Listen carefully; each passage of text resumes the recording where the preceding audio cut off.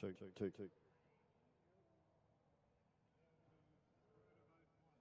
Well, good morning, ladies and gentlemen, and welcome along to the Yarrawonga Powerboat and Spectacular Fair, proudly hosted here by the Victorian Speedboat Club and supported by Yarrawonga Mulwala, the Sun Country on the Murray. This is going to be an incredible weekend of powerboat racing. We've got everything lined up for you. It's going to be an absolute spectacular, as the name suggests. And I'm joined up here this weekend in the commentary all the way from Western Australia, Mr. Motorsport, Vaughan Brewer. Good morning, mate. Good morning, Andrew, and good morning, ladies and gentlemen. I hope you're got yourself securely seated, because this weekend is going to be the pinnacle of Australian powerboat racing, and just so many categories, and the quality of the boats here this weekend, just exceptional. It's going to be absolutely right. Exceptional is the only word. It's Friday morning. It's a little bit early, but the water conditions are perfect. We've got a huge program this weekend. This is the first time ever the E.C Griffith Cup, the Australasian Unlimited Championship, has been paired up with the Australian Drivers' Championship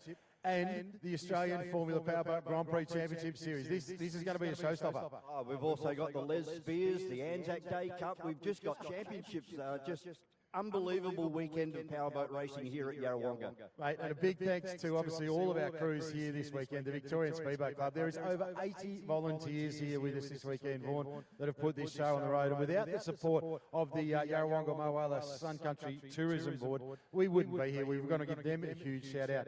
Mate, we're being beamed all around the world, of course, by Scott Lambert and the incredible crew at GP Hydro. And a huge thanks to them. They are going to be taking this all around the world, and I can guarantee there's going to be a lot of people tuning in. Yeah, and of course we've got Sean Henshelwood as well, all the way down from the Gold Coast there, and he'll be putting together a post-production package of the Australian Drivers' Championship, which will air on 7 May later on. It's going to the world, mate. Okay, this morning, as you can see, as we pan around and have a look at the beautiful Lake Mulwala, we're situated here on the border of Victoria and New South Wales at Yarrawonga Mulwala. The lake here is a man-made lake, and it's actually the riverbed of the Murray is just out in front of us here, Vaughan. A man-made weir to our left-hand side, and this is the head of a massive irrigation network that pumps water right the way through southern New South Wales and the western parts of Victoria. And conditions here, mate, absolutely perfect. I don't think you could ask for a better day, and particularly on the opening day for the E.C Griffith Cup here in Yarrawonga. Just that little bit of wind chop out there, but glassy conditions at the moment, although for the formula boats, glassy doesn't mean fast. No, that's exactly right. We'll talk a little bit about all the real technical aspects, because the first category we're going to see in open practice this morning is our formula powerboats. So they're out there talking about water salinity and the specific gravity of water, and this is an incredible sport. And we've got a huge field of formula powerboats. I think we've got 18 boats competing here this weekend, and unlike many of the other categories, we'll run all 18 at one time, mate. How's turn one going to be?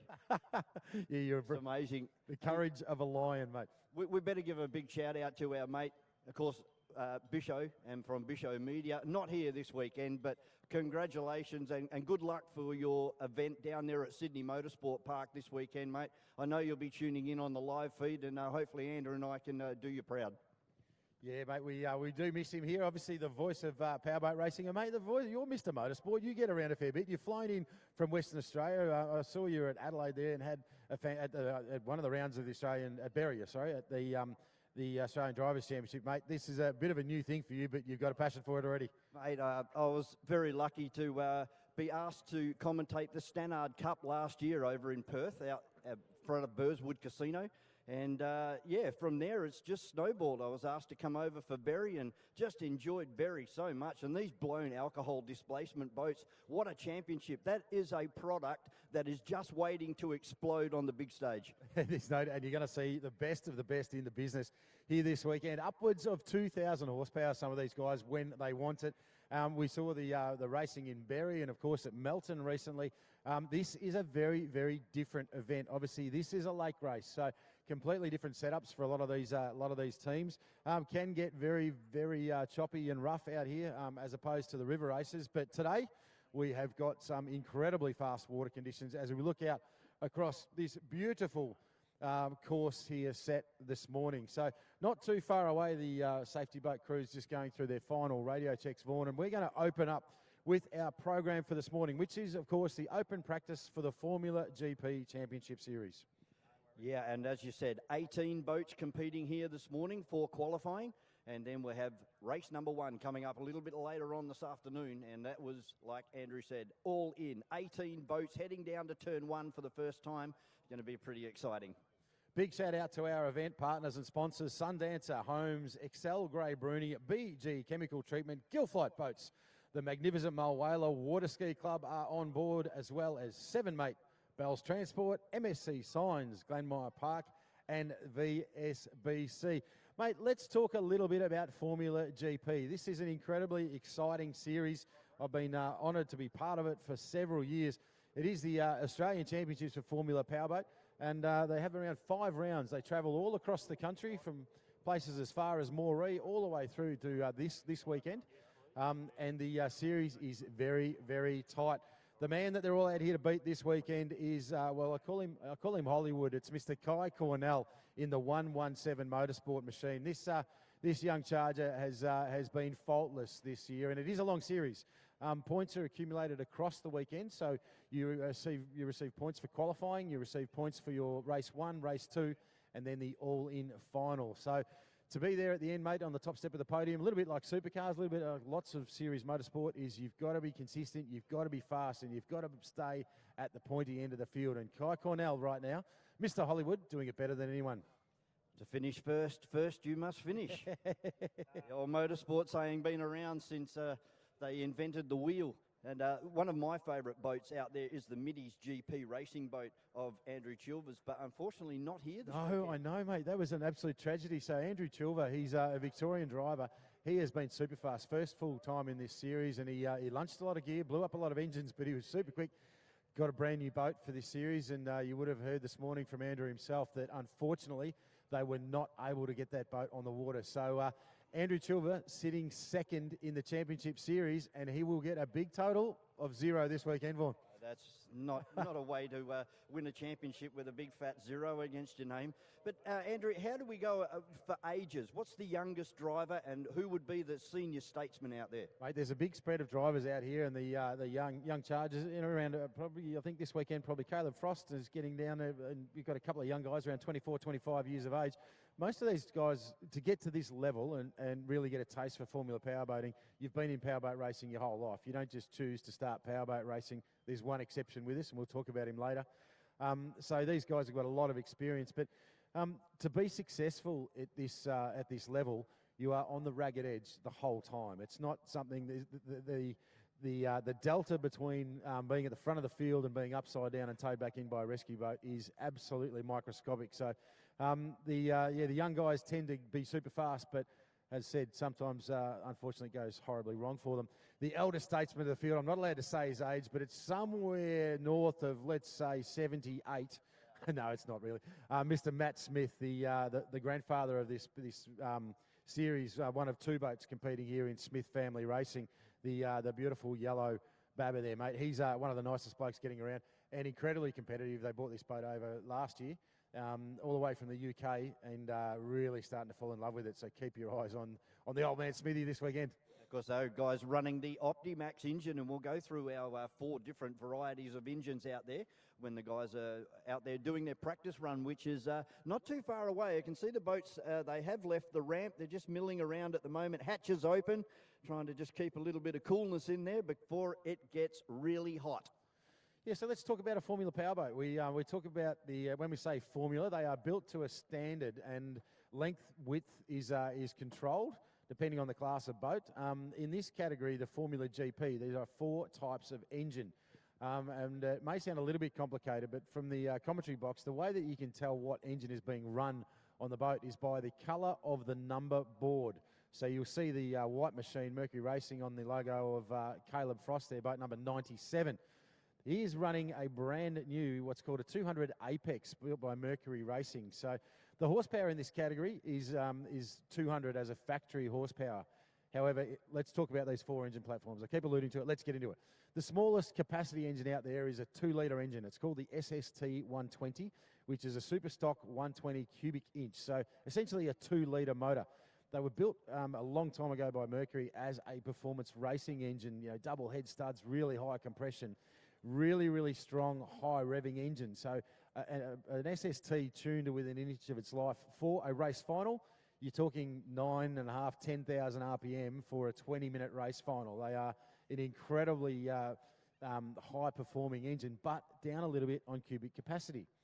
The second engine is what we call the Mercury 2.5 litre. It's a two-stroke 2.5 litre V6. It's an old-school technology engine. However, the limitation is up to the builder. So there's a lot of controls here, and our Chief Technical Officer, Pete Massner, is here as far as the cubic capacity, the heads, the cylinders, no exhaust port modifications, that kind of thing. But again, if you build the engine well, you can potentially run that engine up to around 8,700 RPM for full race distance. After that, they tend to run out of air, and the ignition packs really were never designed to run and throw enough spark to go beyond that point. But a good torquey engine, you find that they've got a lot of early acceleration, but in the top end they tend to lose a little bit of their horsepower, if you like. So the third type is what's called the Mercury Optimax 200XS. It's a race-built engine by Mercury Racing in the US. It's a control class engine, and it's a high-technology two-stroke. Essentially, it's direct fuel and air injection. So it's a two-stage injection system. The fuel injectors have a fuel pressure, and then there's an air compressor on the engine as well. So the fuel charge is squirted into a small holding chamber, and then the air charge comes in milliseconds later and blows it into the combustion chamber. That then reduces the atomization of the fuel particles, gives you a cleaner burn and more power for the same amount of fuel. However, there's an Achilles heel on the Optimax, and we're going to see that when we get into our dock starts a little bit later on. Unlike something like an SST 120 or a 2.5, the moment that the compression, the cylinder pushes up to the top of the combustion chamber and that spark plug fires, you get an instant bang, you get power, the engine starts to rotate. With an Optimax, they have an engine management system. The crankcase the crankshaft has to rotate until the fuel pump can build enough pressure and the air injection system can build enough pressure. Only then will the ignition module sensors turn the spark on. It sounds very complicated. But all of this is happening in a millisecond. Exactly right. So what it means is you've got somewhere around 7 to 8, maybe even 9/10 of a second from a hit the start button to first ignition disadvantage with a Mercury Optimax. So you'll see that on the dock. You'll actually see the 2.5s and the SSTs. They will leap the instant the flag drops. But the Optimax powered boats, they tend to take that split second longer to actually, for the ignition to turn on. It's not a system you're allowed to bypass. It's a standard factory racing engine. You're not allowed to modify it in any way. So it is a negative of running an Opti. The positive, however, because it's such an advanced engine, is you get better top-end torque. And you're going to see that when we come race day, that as you sort of get that mid-corner pull, so the acceleration out of the corner, the Opti has that big top-end grunt. And what that can mean is propeller selection. You can choose a different set of wheels to go out there and race with, Vorney. So it sounds complicated. It's not. Now, there's a dark horse out there. I've mentioned it already. Caleb Frost Racing, Wes Frost Marine on board. This is the first time ever at an Australian Powerboat Association event that we have seen the Mercury Apex 200 racing. This is a V6 3.4 litre 4-stroke racing engine. It has some incredible technology in it. How will it translate for young Caleb Frost out here? Only you and I are going to find that out a little bit later on when we get into our qualifying, mate. It's going to be super exciting. Definitely. So there you go, folks. That's our rundown of our 4 engines. But as Andrew alluded to, wheels. When we talk about wheels on a tunnel boat, we talk about the propeller and all of the different pitches and the size and where do you want the power to come on? Do you want to torque, get it out of the corners? Do you want top end? All of that comes down to propeller selection. It certainly does. And to put that into the layman's perspective, if I said to you, Vaughan, okay, right, you've got a manual car, you're going to drive from here to your home, but you're only allowed to choose one gear. Which gear would it be? Would it be first, second, third, fourth, or fifth? Now, you could choose third and say, okay, well, that's a pretty good all-round gear. I'll be able to start at the stop sign and I'll be okay when I get onto the freeway, right? I could choose first because otherwise I might stall in fifth. That's what these guys are facing. They've got to choose the balance between a propeller that will give them the top speed they are looking for and yet the acceleration out of the corner. John Fowler, our official for the Australian Formula GP, hoists the green flag high, ladies and gentlemen. So the practice session is about to get underway, Vaughan, and for the first time here at Lake Mulwala in 2024, brought to you by the Victorian Speedboat Club. This is the Australian Formula Powerboat GP. There's 18 of them out there, mate. This big track's going to look very, very small in a couple of moments' time as these boats start to work their magic. So a big field of boats making their way out down to the side chute. Of course, these guys will be running in a triangle this weekend, which is a little bit different to the other categories of boats. Yeah, there certainly are. Formula racing tends to be endurance racing. So these races the final would normally be around a 20-minute race. So tactically, driver fatigue, fuel loads, all those sorts of things come into play. Now, we'll take a moment while we've got a little bit of quiet. Let's talk about the actual hulls themselves. A Formula powerboat is what we call an air-assisted hull. And if you're down on the bank, as you watch these first boats come around the corner, the blue and yellow machine, let's pick that one up because that is Dave Meads in Bud Light Racing. You'll notice underneath the boat, there's nothing there. They are basically a mini catamaran. And as Bud Light, boat number 101, heads down the front straight for the first time, you'll notice how little of it is in the water, mate. It's as I said, we call this an air-assisted hull. The drivers themselves are referred to in the industry as pilots. These aren't a boat, essentially, they are a flying wing. Floating. Absolutely right. They start to make their way down the main straight for the first time under load. And as Andrew was just alluding to, probably 6 to 8 inches of the rear of the hull only making contact with the water. Now, there is a simple reason for that. Obviously, you've got a known amount of horsepower, you've chosen your propeller. The simple thing is contact with the water is friction. So the specific gravity of the water here, we can talk about that a little bit later on when it's a bit quieter. But the more of the boat in the water, the more friction on the hull. So the less of the boat touching the surface of the water, the less friction. Therefore, you're not wasting any horsepower or energy. So the idea being with a Formula powerboat, as you look underneath these boats as they come past, the gap between the sponsons or the two hulls on the outside, as it moves towards the back of the boat, it narrows. So the air that's forced underneath the boat starts to compress as it goes towards the back of the boat, towards where the motor's mounted. That creates vertical lift. So it physically lifts the boat up like an aeroplane wing and gets the boat up and dancing out of the water. Therefore, maximum boat speed.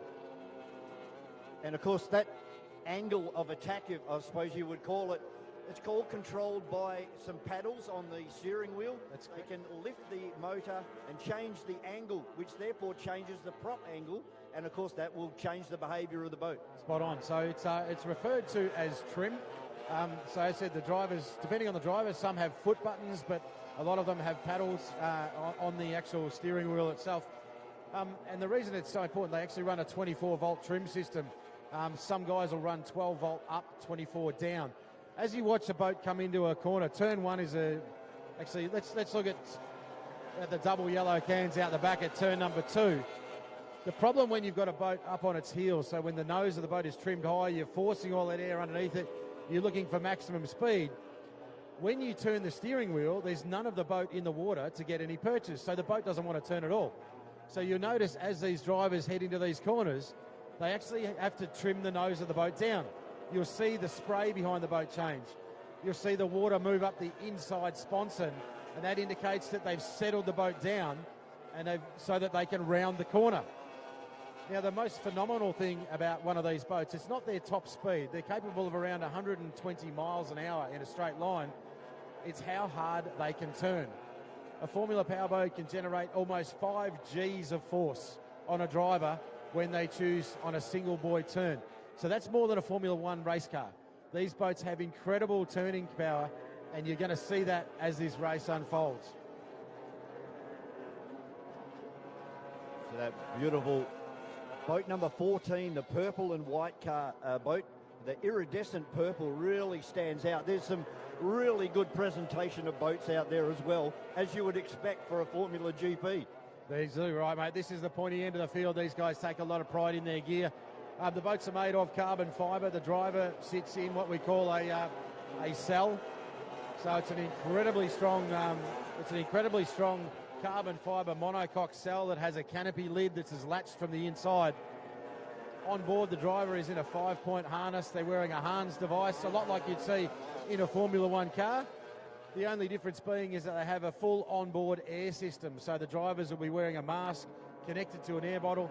So should it all go wrong, should they over-trim these boats, mate, and they end up upside down, that they have the capacity to sit in the water for up to 10 minutes and comfortably evacuate the cockpit of these boats. So let's have a little bit of a look at our field as they roll around now.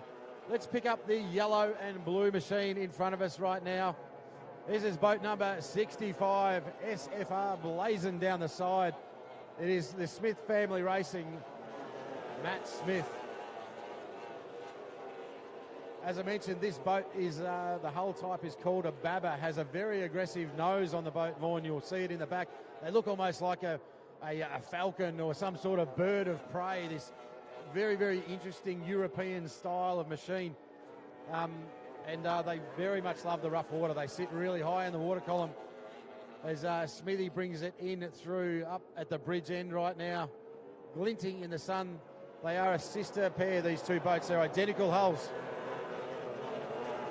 Just trims the nose of the boat and allows it to drift onto the front straight away. And that's one flying lap. If you have a look at the gearbox at the back of these boats, you can see the torpedo, just only half the propeller, just the tips of the blades contacting the surface when they're at full noise in these straights, these semi-surfacing race propellers. And one of the things that I've picked up on since coming to powerboat racing is the leg on the motor is not a long traditional leg. It's a very, very short leg. Absolutely right. And again, it's about the drag. You want to get less of the hull in the water, less of the leg in the water. The more contact with the water, the less boat speed that you have, essentially. So trying to get that boat up and running just on the blade tips with a cushion of air underneath you gives you maximum speed. Boat number 85, the white and black machine, comes past the commentary box. This is a young man by the name of Austin McDonald, supported here this weekend by Copper Coast Marine. He's all the way from Wallaroo in South Australia. This hull is a Molgard hull. It's a beautiful machine, built over in Europe. Austin's a very serious sprint car racer, mate. He's been racing sprint cars for a long, long time in Class 1 and decided to give it away, and he's got the powerboat bug, so this is his first full hit out in the series, is young Austin. And his first round for the season was back in Albury, back in December, so a few months out of the boat.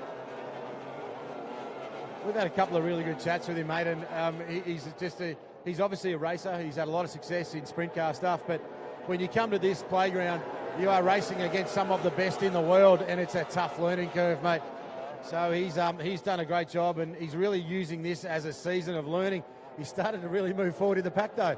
I've had a couple of laughs with him about, hey, when you're learning, normally you're sitting behind everybody, but you're starting to make gains. So they've done a great job. The presentation of the boat is immaculate, and I really expect good things out of Austin McDonald this weekend. He'll be worth keeping an eye on. That's boat number 85 of Austin McDonald.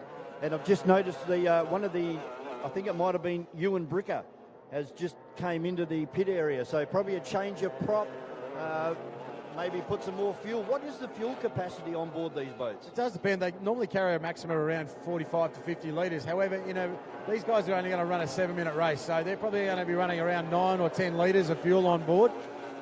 The boat really does depend. I should have mentioned when I was talking about engine types, each engine category has a minimum hull weight, including driver. So you'll see over in pit lane, there's a set of scales. So as the boats come out of the water, they are lifted and weighed. The SST 120, which is the smallest engine in the field, they get a 50 kilo weight advantage. So because it's a smaller cubic capacity engine, they're allowed to run at 450 kilos, whereas the 2.5s, the Optimaxes and the Apex all run at 500 kilo hull weight. So it's a slight advantage for those smaller, lighter, faster boats.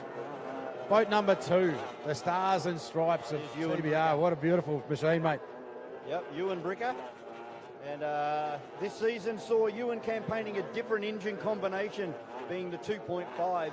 And Ewan is still up there on the series leaderboard, currently sitting in 3rd position. So that's another boat worth keeping an eye on, out of 18. Mate, he's a young guy. He's probably one of the youngest in the field, actually. I think he's 24, in fact, from Langwarrin in Victoria. The boat is TBR, Team Bricker Racing. It's actually a DAC or a DAC hull built in Europe. And this is one of the factory DAC machines. It is a work of art, this thing.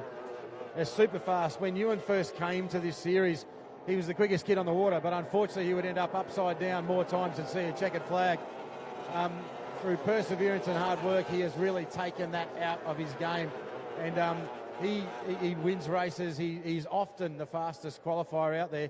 And for such a young guy, he's really matured as a driver. As I said, he'd be at the front of the field and then he'd end up upside down doing a full 360-degree barrel roll with 2 laps to go. But, drive into holes that weren't really there. He's had a lot of contact with other competitors. But credit to Ewan and his father, Gavin, who's down there on the cans with him this weekend. He has really come of age as a powerboat racer.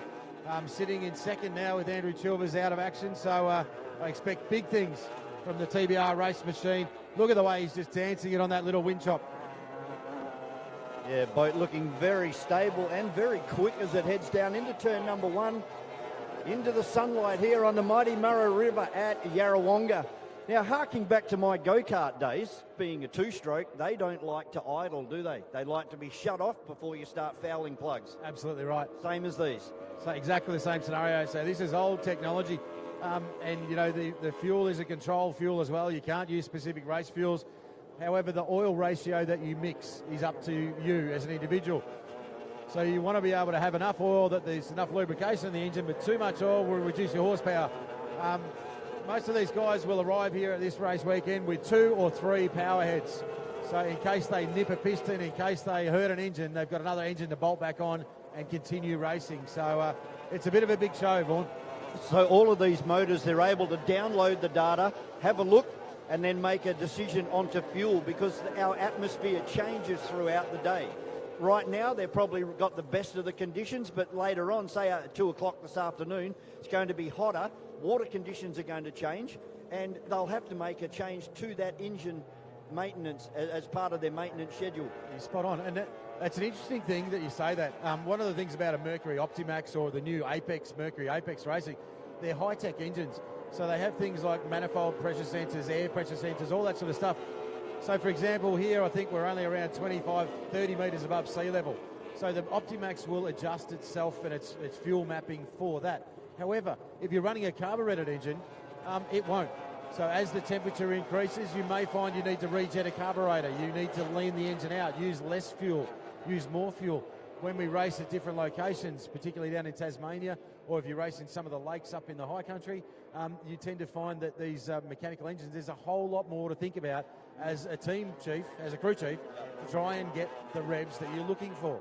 And the atmospheric pressure plays a big part of that decision. It certainly does, mate. Local if you know any helicopter pilots, ask them about local area atmospheric pressure and they'll tell you all about it.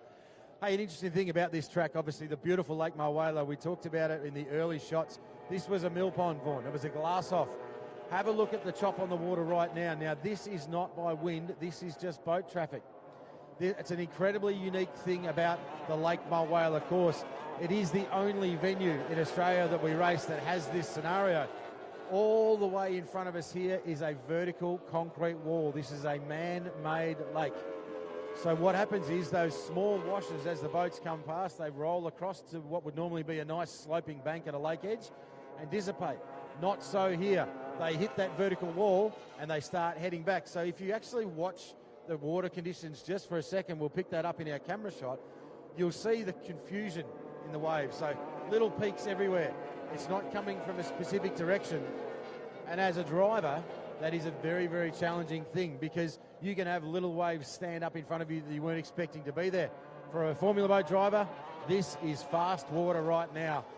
Those little waves, they're breaking the surface tension, they are breaking the friction on the hull, and these boats are really putting on.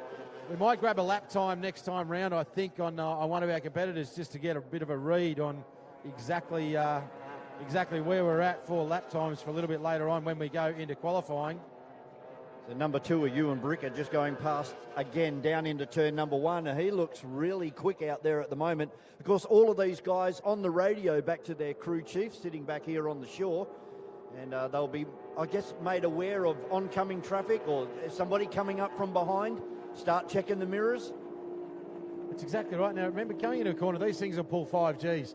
You'll see as they hit a corner hard, they're 100% throttle. They don't back off for the corner at all. 100% throttle. Trim the boat down. Let the friction of the boat. What's Paul saying in turn number 1? Bang, on the trim. The spray builds, hooks the boat around the corner. So the actual boat is what blows the speed off. They'll tend to hold full throttle into a corner. It takes a lot of courage to do that. because 1 millisecond wrong and you've overshot the corner by 10 or 20 metres. And if there's a boat on your inside or your outside, you've either lost the race or you've just driven through the side of one of your competitors. All right, Joel Smith will just try and get a lap time on that one, Ryan. So about a 45-second lap in this early part of practice. Now, this is a short track, Vaughan, 45 seconds a boat, 18 boats out there. When we go racing, mate, it is going to be on all over the field.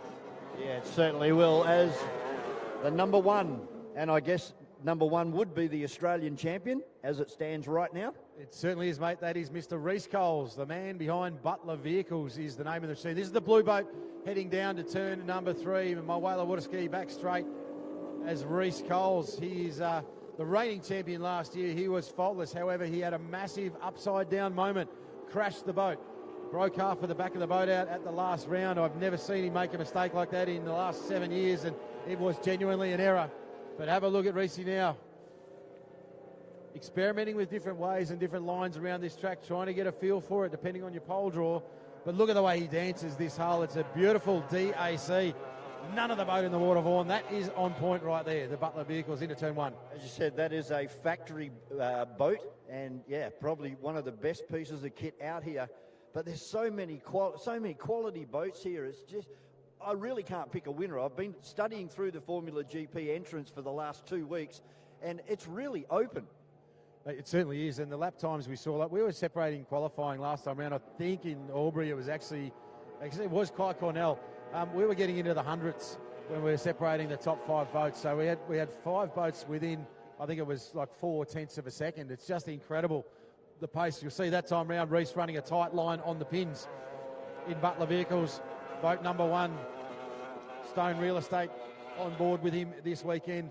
Reece Coles is an incredibly successful Australian powerboat racer, has raced all across the world, has won just about everything there is to win. One of his best mates and absolute arch nemesis he's up against here this weekend is Simon the Iceman Troy in the red and white mainline Dynalog machine. We'll see Simon out here in a very short space of time. These boats aren't very wide, Vaughan, mate. They're only about 7 foot wide, I suppose, maybe 7.5 feet wide. Reece has that incredible ability to make that boat about 47 feet wide when he doesn't want to get overtaken. And it's one of those tactical things.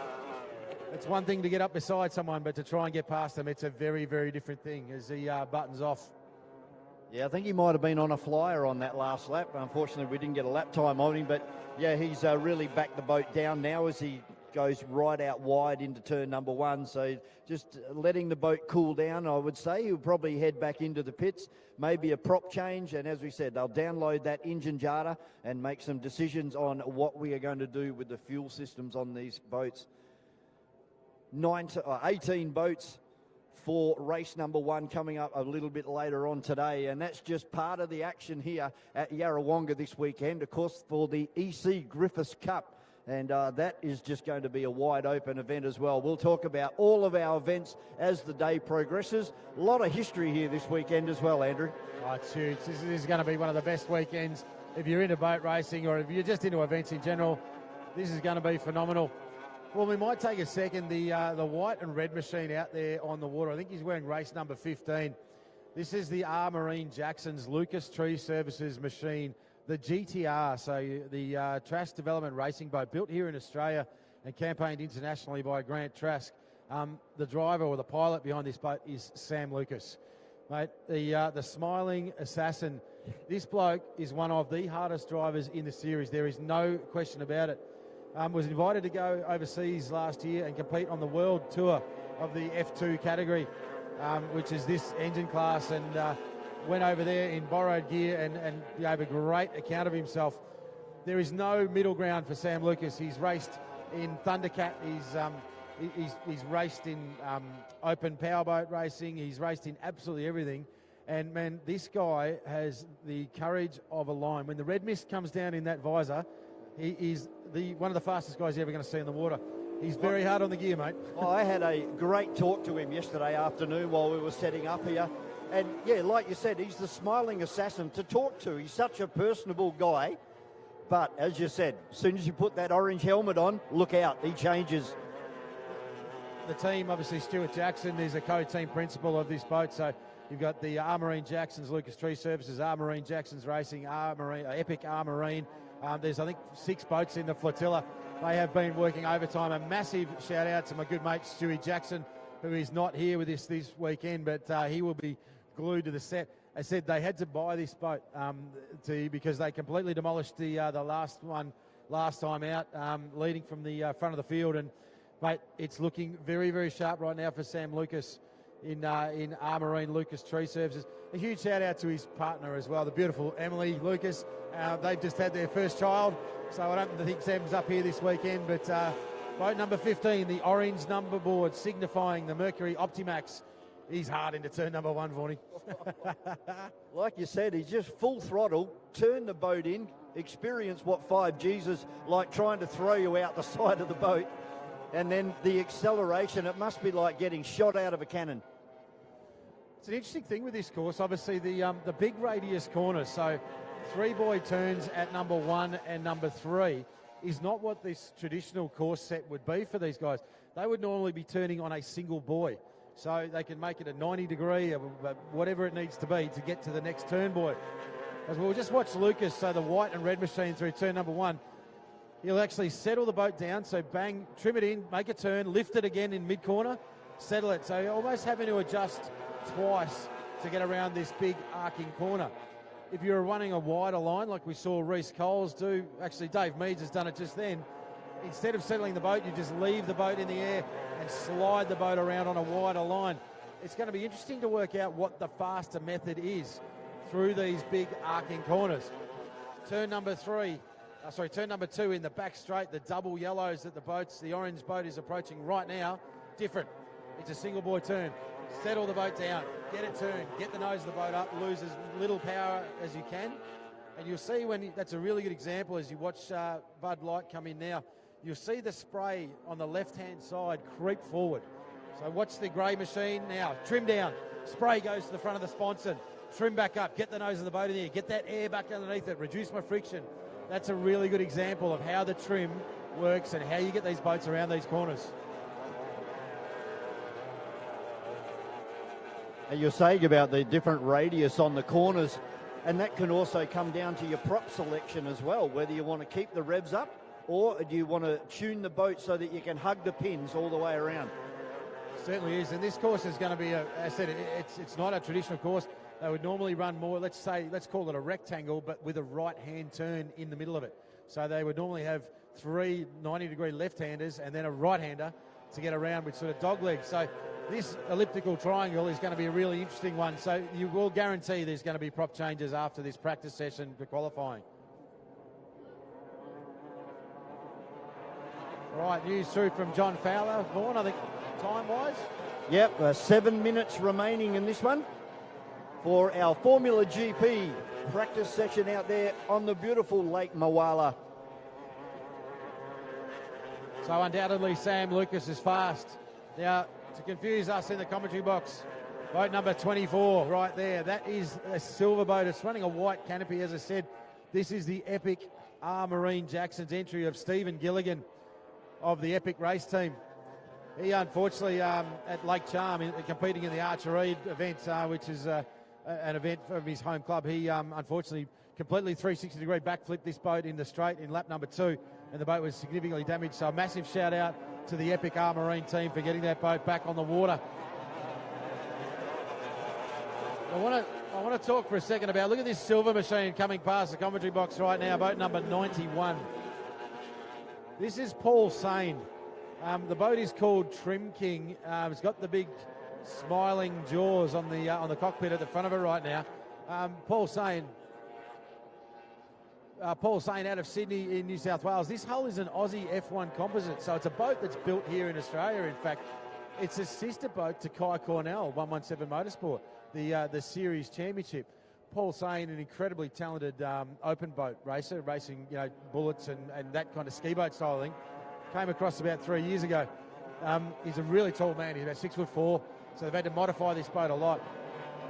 They're calling this boat Trim King 3.0. They've done a massive amount of work to the underneath of this boat. They've been changing the shape of the hull to balance it to the way that Paul wants. And I tell you what, that boat is looking super fast here this weekend, Vaughnie. Well, there's just another contender here for the Australian Formula GP Championship here. Of course, race 1 coming up later on today. And a huge field of boats, quality field of boats, and some of the best tunnel boat racing you'll find outside of Europe and America. Yeah, without doubt. That's several of these drivers out here have campaigned on the international stage. A few not joining us here this weekend. Obviously, big shout out to Grant Trask and a couple of others that'll be glued to the TV set. But again, the rules around powerboat racing are relatively simple because we are simple people, let's be honest. There is no minimum side gap. So I can pull up to within 30 centimetres next to you if I choose so as we enter a corner. However, if I overtake you, before I can come across and take your racing line is a minimum of 3 boat lengths. Now, if you look at the pace and the speed and the ground these boats are covering, and you multiply 3 boat lengths in your mind, that is absolutely nothing. It puts you right in the rooster tail of the boat in front of you. So it's a very, very aggressive race format. One of the things about an air-assisted hull, you can have the boat trimmed to absolutely perfection and it's jamming air underneath it and you're looking $1 million. You decide it's time to move across to take an inside line into turn number 1 and have to drive through the spray of the boat in front of you. Obviously, you're now driving through air that's laden with spray. It's physically heavier. It's got more volume. There's more lift. It's often when you see a boat as it tries to come across the back of another boat to get an inside run, they grab too much air underneath them, bang upside down, a full 360-degree backflip up to around 60, 70 feet in the air, and all going well, land back on its wheels and continue on. And all of that at 120 miles an hour, mate. Yeah, it's a hell of a sport, this thing, the Formula GP. Boat 117, Kai Cornell Motorsport, Mr. Hollywood, this young gun, he's an unbelievable kid. He pedals the wheels off this thing. Big shout out to his family, to Lauren, his partner, and everyone supporting him here this weekend. This is the orange and white machine into the back straight. He is the series leader. He is the guy they all want to beat. He's got a massive target on the back of that 117 Motorsport machine this weekend.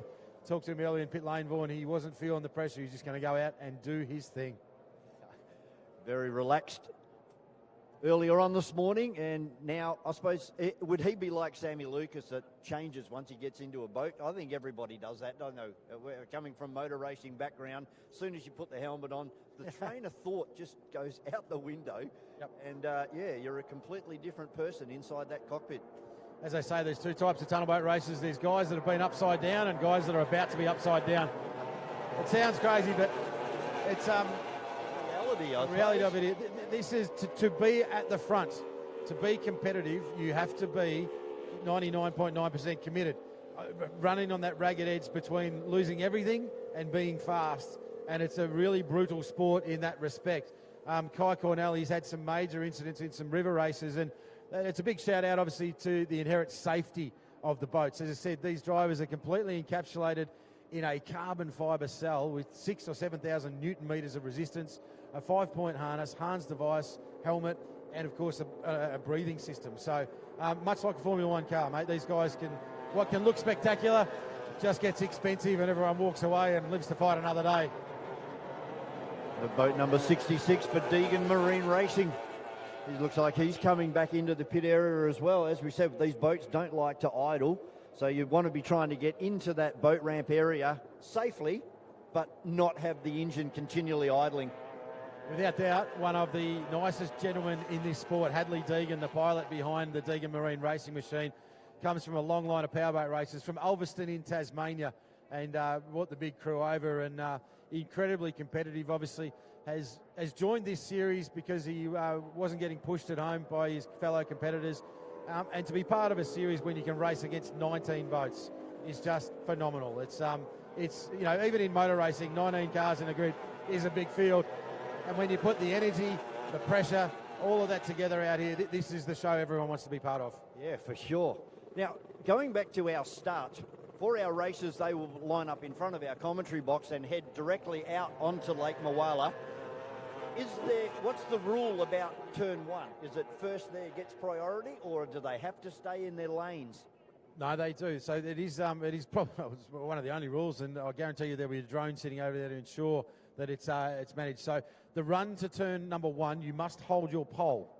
So you cannot, even if you get to the corner first, you cannot take lane 1 if you're in lane number 2.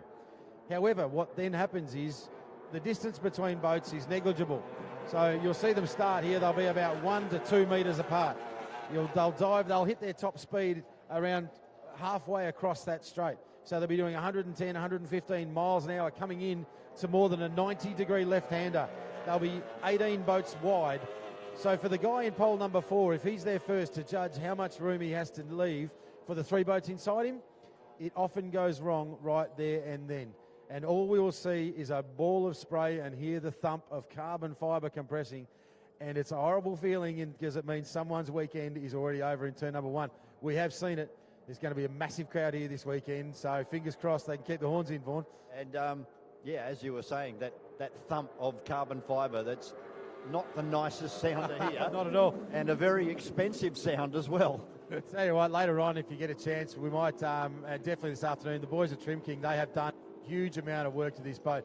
The airbrushing on the deck, it is looking $1 million. Paul Sain has come of age as a driver. He really has. He's in qualifying. He's now, what has been a weakness. He's moved his way forward in the qualifying grids. That boat, I reckon he's going to frighten a few people here this weekend. The boys were quietly confident when I caught up with them this morning. So big field, checkered flag now shown by our AFPGP race controller, John Fowler. And it's a good time to give a shout out to all of our officials here with us at the Yarrawonga Spectacular this weekend.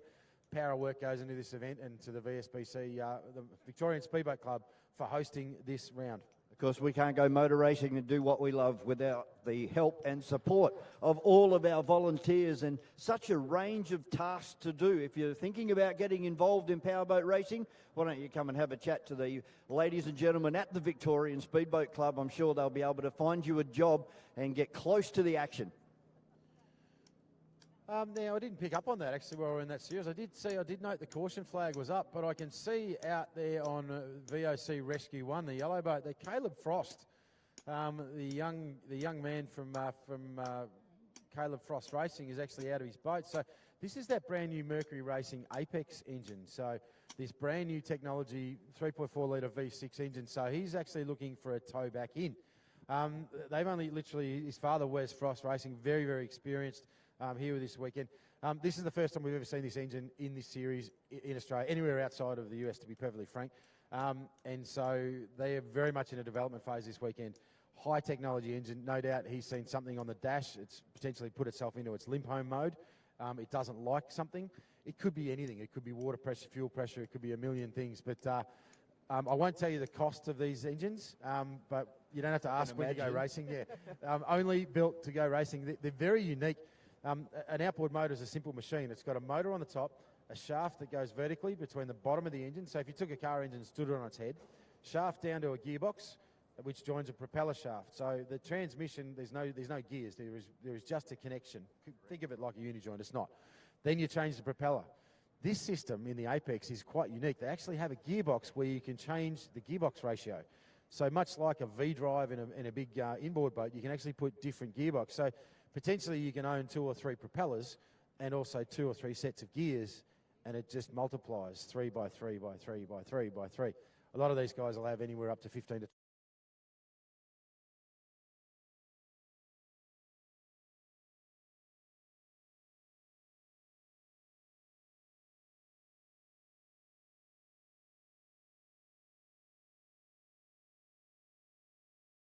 propellers. And they are super thin, so any twig or any stick in the water and throw that one in the bin. But let's not talk about the cost of racing, because that's not why we're here. We hope you are enjoying yourself here at what is going to be a spectacular weekend, and there's a big crowd here just waving to a couple of my fans. Hello, Geordie Murphy. My beautiful daughter has arrived. Vaughan, that must mean it's coffee time up here in the commentary box. Yeah, I think we'll take a break and lubricate our throats, Andrew. Thanks, everybody, for coming here so early on your beautiful Friday morning here at Yarrawonga. We'll take a short break and we'll be back with more coming your way here at Yarrawonga for the E.C Griffith Cup for 2024.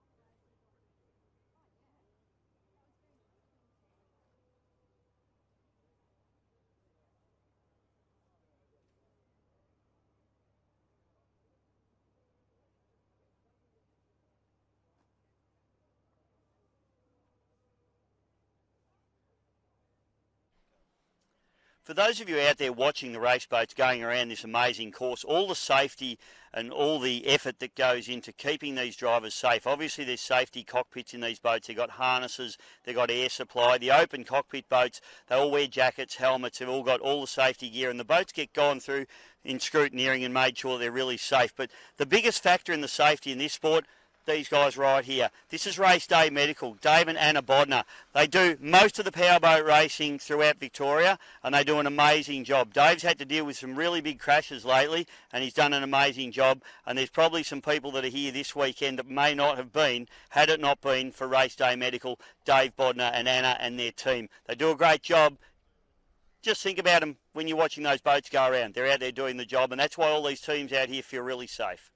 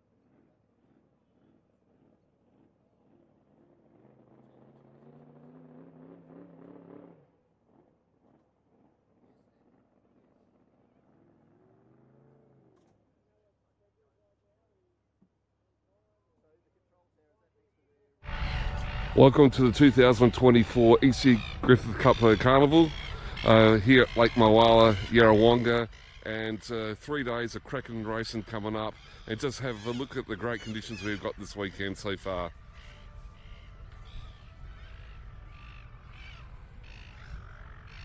Anyway, we're going to go for a tour of the pits. See you shortly. Bye.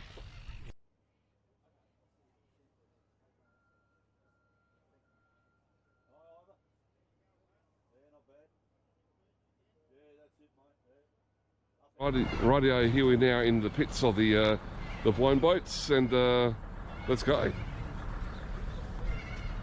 Alright, first up we have got here Brett Nidgery's new deal. He bought out at Melton and backing it up here at Yarrawonga. Some pretty good results first up, the first time around at Melton. See what he can do this weekend, but no doubt he'll be up there somewhere. And on we go. There you go. Part of the championship, obviously. 4 rounds this year. Started off at Melton. Here, the second round. Third round will be in Adelaide in about 4 weeks' time. And then we go back to Windsor back in September again, like the usual date. About the second or third weekends in September. Here we got the ever reliable Chevy Chase.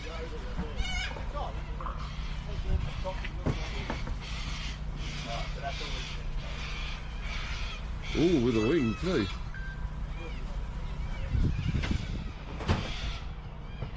There you go.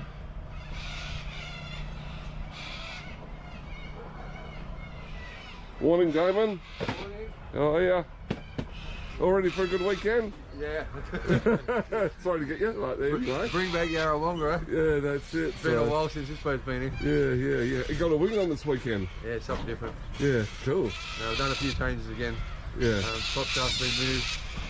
Yeah. Wings been put on. Yeah, no, I've done a few changes. All right. Hopefully it goes for the best. Yeah. Anyway, good luck for this weekend. Thank you very much. All right. Have a good weekend, Yeah. All right. We got the Reckless there. Going away. Here we got the nice green boat of Avago. Morning, gentlemen. Morning. All right. How's it going? Very good, thanks. Hello. Make sure I get rid of the You're down there on your knees begging already. It's an early day for that. Hope everything goes well for you guys this weekend. You got everything all sorted, you reckon? Everything seems pretty good, so Yeah, yeah. it's another race meet, another day. So Yeah, that's it. So, all right. All right. Good luck. thanks, mate. Okay. All right, now we come down here to the Adelaide boy, David Sadley in Titan. There you go. Morning, Dave. Morning, how are you? Don't run away. No, it's all right. So currently 7th in the championship, and yeah, always up there. Very consistent boat. So again, hopefully it'll happen this weekend. Consistency is the main thing of this championship, isn't it? Yeah. Finishing a race. Starting a race and finishing a race is the most important part. Yeah. So Being very consistent. yeah, that's right. So Don't need to go out there to win, just get out there. and then of course save the hardware for Adelaide in 4 weeks' time. Oh yeah, I got Adelaide, then a couple of months after that we're heading to Sydney, so Okay. Yep. finish, you got to finish. Yeah, that's it. All right. Good luck for today and the rest of the weekend. All right. All right. Ralph. Thanks. Okay, we continue on.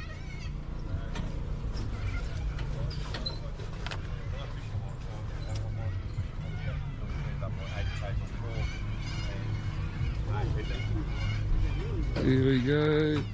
We're going to come around here. We got the tunes going on in here with a Barry camp.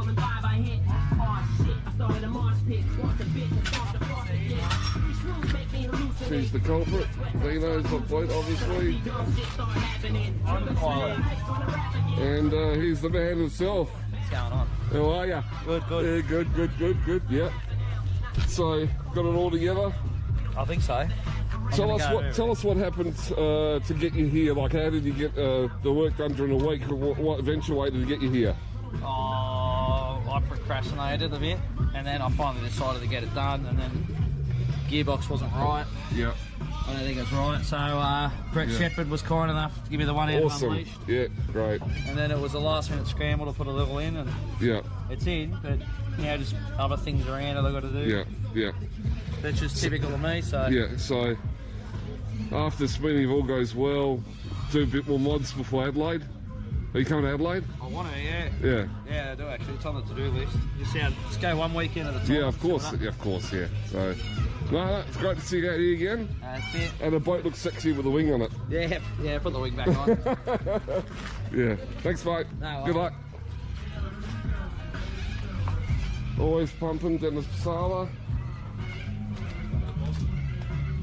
Had a decent run at Melton. Yeah, so on onwards we go.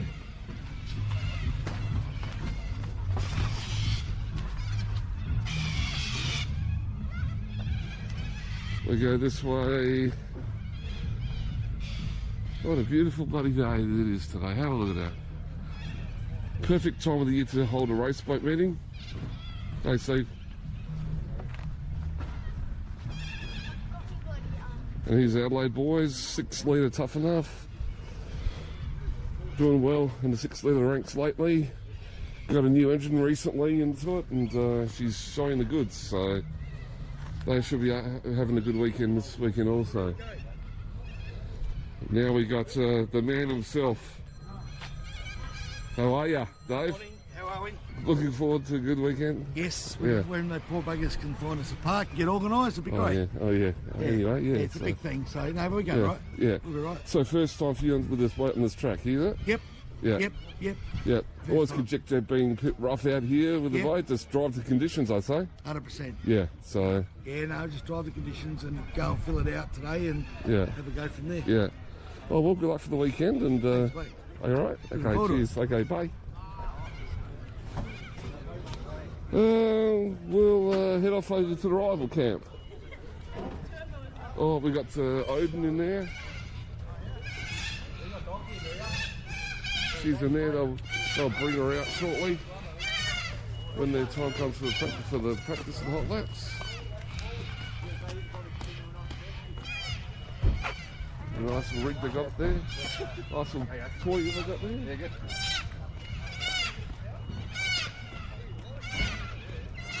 Now we come to the rival camp, Johnny Backer. John's been around since about 1988. This boat, I'd say, would provide the engine holds together, will be up there,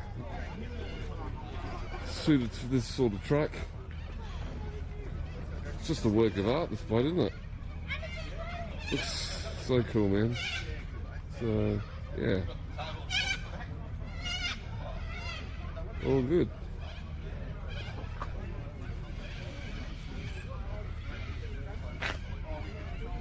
So, anyway, we'll call it quits there for the moment and get back to you shortly with other content. Okay, bye.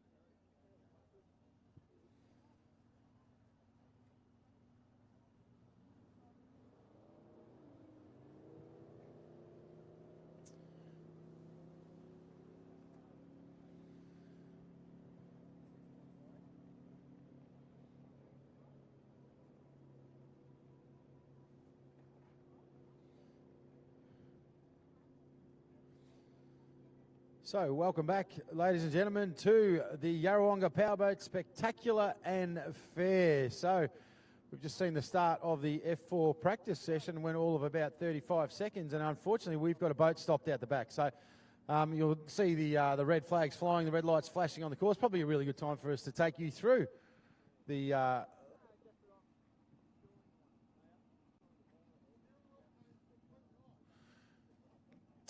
the system of flags and communication with our race drivers out there this weekend. So this event is held under the sanction of the Australian Powerboat Racing Association, and they use a standard system of flags. Red makes sense to everybody. Red means stop, that something has gone amiss on the course and the recovery or rescue crews need to be deployed. So it's up to each driver to pull their boats up and stay stationary whilst we get things under control. Green flag under race conditions, the checkered flag, I'm sure I don't have to explain that one to anyone that's ever been around any form of motorsport. White flag is our start flag, and the other flag that you may see out there today is the white flag with a red cross on it. And now that is referred to as the caution flag. When that flies, you'll see these flashing lights out in the main straight. They will flash white. It's a signal to drivers to say they are to continue racing. They don't need to slow down. They don't need to do anything. It's just that something on the course has gone amiss. So it may well be a boat that has stopped, so potentially off the racing line. So the OD has decided it's not in any real danger to a competitor. Could be a bit of floating debris in the water. It could be that a turn buoy has moved slightly. It could be the wake of a large wakeboard boat that's heading out the back of the course. So yeah, simple system of flags. Yellow flag, 1 lap to go, and the checkered flag to bring it home. So we're about to see our Formula 4 practice. So I think they've got about a 7-minute practice session out there, and then they will roll straight into live qualifying times. The F4 category, another of our Formula categories here, competing in the Australian Championship Series. So this is an Australian Championship over all 5 rounds of the series. Now the young guy that's being towed in at this point in time, the white boat with the green flash, is the boat of Phantom, and it's Mr. Lockie Bride behind the wheel. Just had word through from his crew chief down here on the ground. I said these drivers are fitted with radios. They can talk to the crew that he's actually had a steering wheel failure. So the quick coupling that connects his steering wheel to the main shaft has decided to do exactly what it's not designed to do and disconnect. So unfortunately for young Lockie Bride, he's got no steering wheel out there that of use. So they're going to obviously bring that boat straight back into the boat ramp, and then they'll be under pressure down there in pit lane, the Bride Racing team, to try and get that issue resolved. Just trying to get a word through from race control. They may well, it looks like they're towing him out off the course, so that may exclude him from that practice session. We've got a very tight timeline here this afternoon at the Yarrawonga Powerboat Spectacular and Fair, proudly brought to you by Yarrawonga Mulwala Tourism, Sun Country on the Murray. If you're coming here for the first time, well, you haven't really lived. You need to get up here and book yourself into one of the many motels or B&Bs or resort-style accommodation and enjoy the magnificent surrounds that Yarrawonga Mulwala has on offer. Big day lined up for us today. Obviously, we've got our, straight after this, we will qualify our F4s. Then we will move into the Formula GP qualifying sessions. And that will set the all-important pole position for our big 18-boat first-in race tomorrow morning. And then later on, we will open things officially with our Welcome to Country, start practice for the big bangers, and then move into our National Drivers' Championship qualifying. They are single-boat qualifying, flying hot laps. These are big and fast and loud. And the man in MSC Signs, Connor Patterson, he's the guy with the target on his back, but my good friend Vaughan Brewer has been doing a lot of homework on this field, and he's going to take us through that field a little bit later on. Big shout to all of our sponsors that have supported the Victorian Speedboat Club here this weekend and brought this show to town. It is a huge event. It's one of the largest events that happens in the region. If you've were a bit slack getting your accommodation booked, you'll know exactly what I mean. So great that you could all be here. So big shout to Bell's Transport, MSC Signs, Glenmire Park, the crew from 7 Mate, Mulwala Water Ski Club, BG Chemical Treatment, Gill Flight Boats, Sundancer Homes, and Excel Grey Bruni.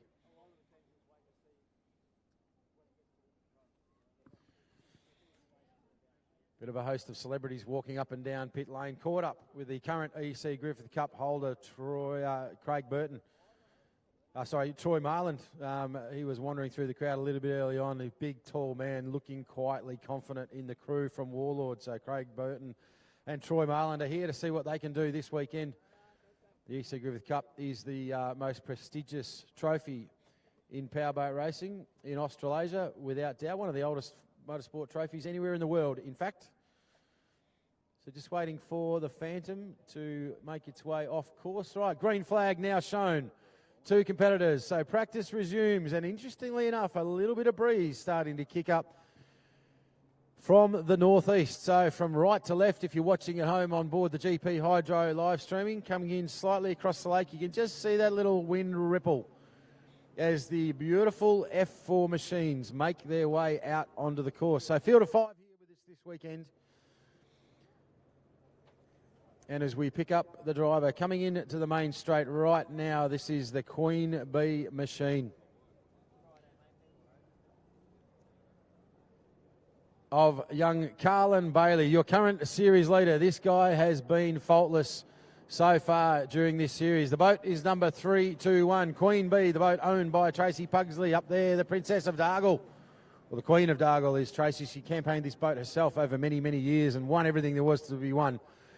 And young Carlin Bailey, when he's not racing one of these boats, he's playing a pretty serious game of football. As the young fella is being watched on by his father, Craig Bailey, here this weekend. Super fast in this boat is Carlin Bailey, and currently holding down position 1 on the leaderboard. Bud Light Racing, good to see this young Victorian gun here with us. Young Meads, so the son of Dave Meads out there. His brother's also racing in the junior category.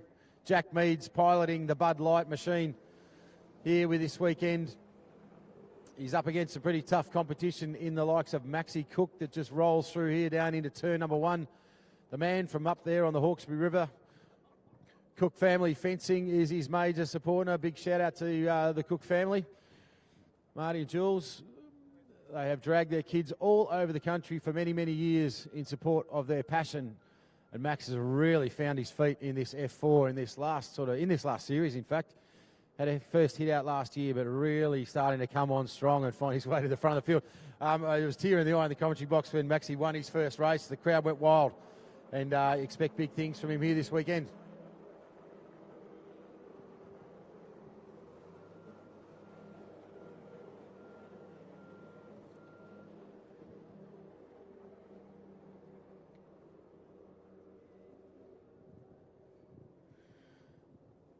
Boat number 24, the all-white machine of Tyler Gilligan. This is one of the epic racing machines. I think I wasn't 100% sure. They've got, I think, 3 boats campaigning here this weekend. We saw Stephen Gilligan, dad in the Formula GP, the epic R Marine machine. Tyler is out there doing the work in the F4 right now. Beautiful to see some local sponsorship on board. So big shout out to Yarrawonga 4x4, your ARB Supercentre up here in Yarrawonga. So Mikey Johnson, thank you. I think that's Mikey Johnson's business. So well done to Yarrawonga 4x4 for getting behind this young gun Ty as we watch him just drift that boat nicely, settles it through turn number 1. Let's take a second to talk about these F4s because they are an international category. They are an incredibly challenging boat to drive. They're powered by a Mercury Racing 60 horsepower EFI 4-stroke engine. Every engine in the category is identical, so no modifications permitted to the engine. They take it to the next level, the engine management system. It's controlled by a computer ECU or electronic control module. The AFPGP has a bank of those units, so the drivers are randomly allocated an ECU at the start of each weekend. So they're numbered and they're allocated it, so therefore they're not able to, hack the program, if you like, and jump in and change the RPM settings or the fuel mapping. So completely standard powerhead. The hulls have a minimum standardised weight. I think from memory, 350 kilos total weight is the weight of an F4 when it's out there rolling around. And what it does is it teaches these young campaigners to actually drive the boat as cleanly as possible. And that is a beautiful example of that. I'm trying to pick up who that is. Yeah, that's Carlin Bailey, boat 321. I think we had him in shot there. See the Queen Bee machine. So when you've got limited horsepower, you can't use the right foot. So the big stomp on the pedal has very little yield. So you really have to flow the boat. and reduce the amount of energy that you're taking out of it in through these corners. You've got to pick the breeze and get the boat hanging on exactly the right angle, so you're getting the right amount of air to lift the tunnel. And as we watch Carlin through that back straight, very, very quick right now. You can see the boat, the sponsons or the pickle fork, the nose of the boat just in the air. Nice clean wash behind the boat, so very little rooster tail, so getting good prop drive. It's a good indicator when you see a lot of rooster behind the back of the boat is that they're actually aerating the propeller maybe a little bit too much and not getting the forward momentum, so the propeller's got a bit of slip. It looks very nice on a flying lap around there is Carlin Bailey. As is Jack Meads, that beautiful yellow and blue Bud Light machine picking up a lap. We'll watch him now into turn number 1. A lot less experience in this boat, but just stepped out of the junior J3 categories and the Meads Family Racing, the support of Leisure Sports Marine down there in Dramana, Victoria, putting this boat together and doing a really good job. He drives this very hard, this young fella, so he's always on the ragged edge. A little bit like his dad, in fact, and his younger brother, Harry, but looking really nice in the back chute there. So you can see Carlin, who's the series leader, making no ground at all. So boat speed is good. Now, remembering, same thing, propeller selection is going to be critical. This is the first look they've had at this course, and not a lot of time in practice to potentially make a propeller change for these teams. So they want to ideally roll it out of the box. They've been given the briefing prior to the event as to the length and shape of this course. So essentially just trying to make the right choice here, but beautiful corner there from both these two. You can see just the way these little tunnels just drifting on that cushion of air. That is full throttle all the way around the corner and letting it roll through. So we'll wait for the, it won't be too long before we'll go into timed laps. I'm waiting for the call from John Fowler. Won't be too far away when practice finishes and we go into time. So 6 minutes of timed, 6 minutes to go in practice. 12 minutes to go in practice. There you go. Sorry.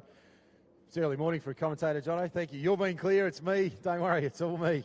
Maxie Cook, maxed out. The kid from up north, Lifeline, on board as long as Cook Fencing as his major sponsors this weekend. Real quiet young fella. Got a lot of time for Maxie. I've watched him come up through the J1, J2, J3 category. And also his sister, Macca. Good big shout to Mac Attack. She'll be watching on. She raced this boat as well for a little while, but Max has really found a lot of comfort inside the canopy. So looking very, very nice out there. This is perfect conditions for these Formula boats. The breeze is absolutely what they want, and look at that for a drag race. Interestingly, Bud Light on the outside, maybe with one or maybe about a mile an hour in straight line boat speed, but Carlin Bailey obviously a little bit quicker through the corner, so maybe half a pitch in propeller difference between those two. So the lower pitch propeller, meaning essentially a lower gearing, giving him a little bit better acceleration. Remember, Carlin's had a lot more experience in this category, slightly older than Jack Meads, but this is exactly what Jack wants to do. Sit right on the wash of the boat in front of him and watch the lines, because this is a learning category. As I mentioned, it's an international category, therefore campaigned all around the world. So you can buy yourself a ticket, go to Europe, jump in exactly the same kind of boat, and campaign anywhere in the world. Some incredible Australian talent has done so. There's a whole lot of drivers, and actually even some drivers here with us that have campaigned on the international circuit and had a lot of success. So the Australian category very, very strong, and 4 of the best here with us this weekend. So clock ticks down in practice. You can see the crew chiefs here looking on. They've got the stopwatches out as Ty Gilligan, Yarrawonga 4x4 centre on board boat number 24, the Epic Racing Machine. Looks very good as well. Had a moment actually last time out, which was pretty tough on the young kid, but shook it off. A lot of work for the crew to get that boat back and running again. As I said, these are very high technology 4-stroke EFI racing engines. So got a boat slowing in the back chute, which is Bud Light Racing actually. So in the back straight there, that's Harry Meads. Now maybe looking at a practice start. So he's come right off the plane in the back straight. So the boat's still making headway. You can see the little wash behind the boat. So yeah, maybe a practice start there from young Jack Meads in the back chute as the clock starts to tick down.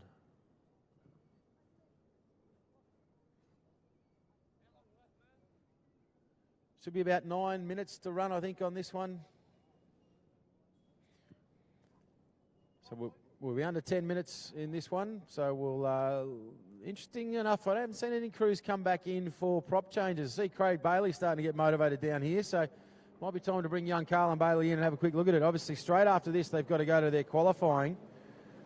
So really not a lot of time for them to make a change, get a couple of laps in, see if they've made gains, and then go out and throw down their qualifying lap.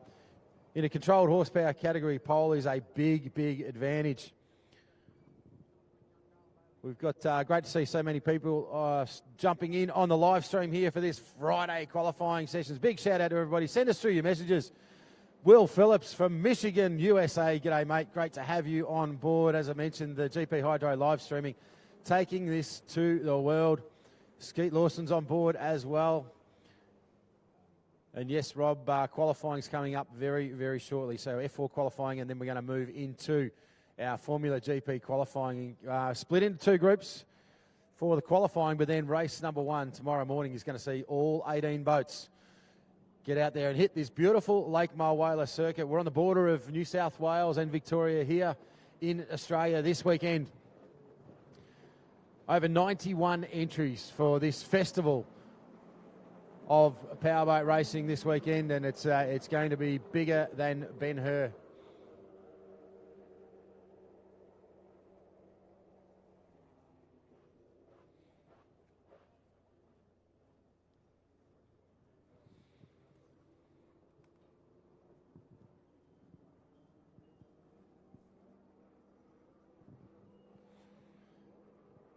Just one boat on the water now. You can, if you sit quietly, you can really hear the revs of these little 60 AFI. So revving up, I think the rev limit on these is set nearly 7,000 RPM on these race versions of these engines. So 4-stroke technology. They use about 4 litres of fuel all weekend. So incredibly reliable as far as a racing package, which is one of the reasons for their selection. But also very, very fast. These boats are topping 70-odd miles an hour, so well over 115, 120 kilometres an hour. Because they're quiet and they're small, it doesn't necessarily look like it. Ty Gilligan taking a little bit of a bite, so running a different line that time through, and it's a really good thing to practice because depending on how you go off your start, you may find yourself in pole 1, 2, 3, 4. You know, it's one thing to be able to run your own line of choice around a corner, but it's also another thing to practice an alternate line should you have a boat to your inside and outside. So he's got great racecraft, this young fella. I've watched him race through the junior categories and make some really good decisions on the water. As I said, you can throw a blanket over this field. In fact, as far as that goes, there's not one of them that hasn't come up through the Formula Junior rankings here in Australia, and we'll see some of our legendary Formula futures. I think tomorrow they're going to get out there and give it a red hot go for you. So clock continues to tick down, and then we will move into our qualifying session. There is a hive of activity out in the Formula GP pits, so downloading all their information from their practice runs. Propellers being debated because after that they are straight out. When that flag drops, if you're not on the water, you do not get a qualifying time. So the crew in the timing tower will be working overtime.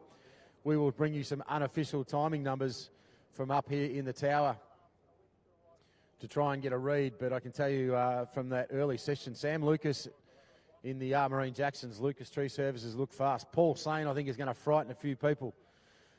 But you cannot look past the likes of a Hadley Deegan in Deegan Marine, or actually, to be honest, any of the top 10 for this qualifying shootout. This course is going to really reward pole number 1. That hard left-hander in that first lap is really going to spread the field. I think boats 11 through to 18 will be sent around the checkered splitter buoy out there. So you want to get inside that top 10.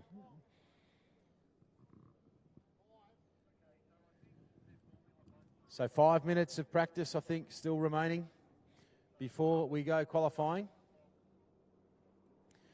In this F4 category, Tyler Gilligan just lapping and lapping and lapping out there in the VO24. These are young guys. I think Ty maybe 16 years old. So obviously had a big moment, boat upside down. So shakes the confidence a bit, and it's great to see him coming back so strongly. Got a lot of support both of his sisters racing, dad racing, mum team managing, grandma, grandpa, the whole Gilligan clan. There's 6,000 of them here this weekend. Big shout out to all of them.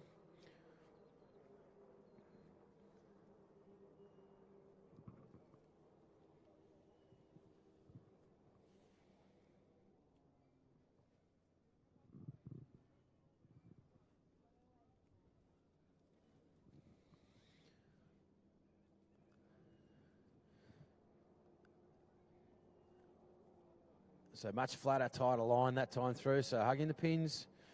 Interesting, obviously, the lap times will be taken down here by the crew. So just experimenting with the fast line through this track. So for those of you watching at home, not with us, we're looking at about a 750 metre front straight away. It's around an 80 metre arc on these boys, 75 to 80 metre arc around the turn. And then you've got a long haul with about another 800 metres out. A triangular style, of course, but a compressed triangle. So the turn number 2 that Tyler's making his way to right now is almost a 90-degree left-hander. That's going to certainly sort the wheat from the chaff when we go starting. So canopy lid pop, so that's he's just eased off the pace a little bit. That is a signal to race control too. So if you see that out there, that if a boat is to stop, the canopy lid is popped. Which is signal to race control that I'm okay on board the boat, and then the lid is then re-secured to ensure that driver safety remains paramount. It won't be too bad in the cockpits of these boats today, but I can tell you I've been at events where it's upwards of 35, 38, nearly 40 degrees, and the drivers do it pretty tough in their race suits in these carbon fibre cockpits. So Ty just coming past the crowd to give you a really good look at the Yarrawonga 4x4 machine of epic racing. Great kid, big smile. Big shout to MSC Signs as well as DTG Products for supporting Ty Gilligan and Epic Racing here with us this weekend. Great to see so many of you logging on to GP Hydro live streaming.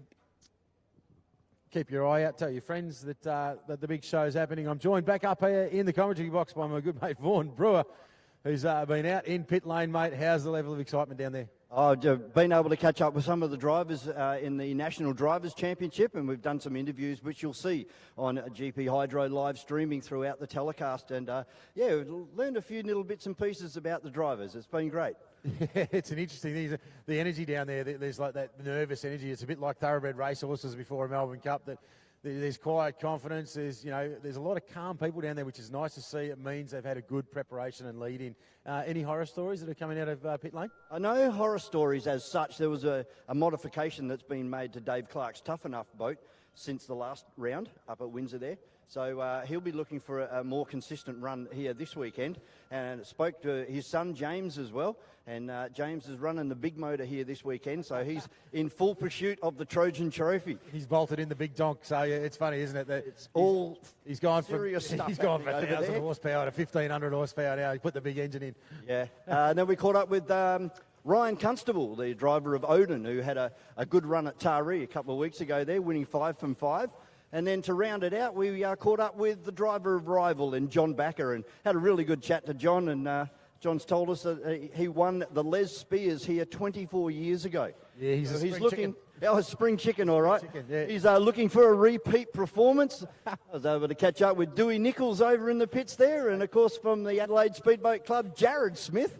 It's great to see Jared all the way over here for Yarrawonga weekend, the E.C Griffith Cup for 2024. Mate, Jared Smith, what a hell of a nice play. Actually won the archery, did Smithy. I actually have his shirt. I took his shirt off him at the presentation. We auctioned his shirt, and I got to wear it to raise money for SIDS. And I do intend to wear that to the next Victorian Outboard Club meeting, Smithy. So if you're listening, I'll be rocking the Impulse team shirt to the next the VOC meeting to celebrate that big honour. Mate, you've mentioned some big names in that one. So I tell you what, we will go through the field as the day progresses.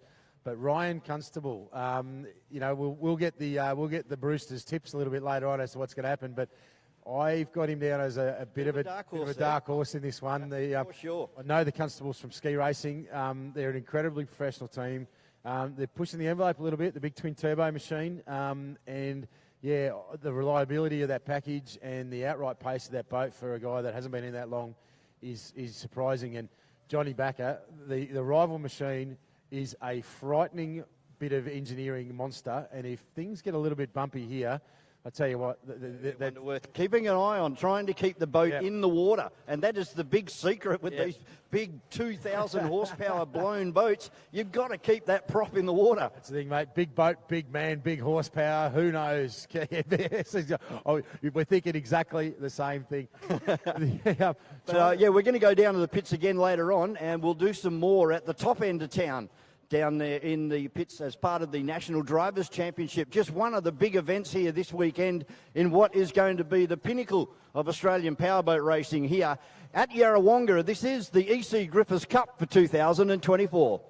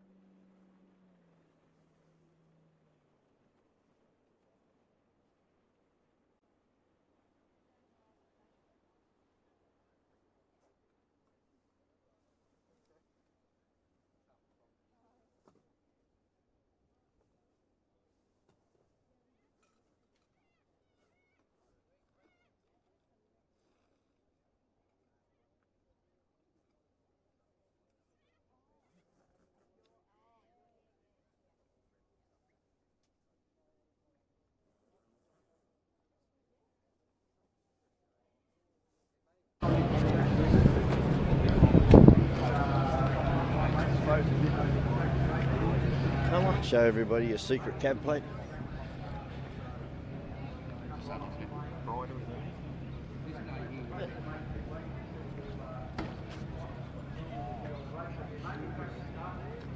Well, thanks for joining us back here on GP Hydro live streaming, catching up with the driver of Rival and John Backer.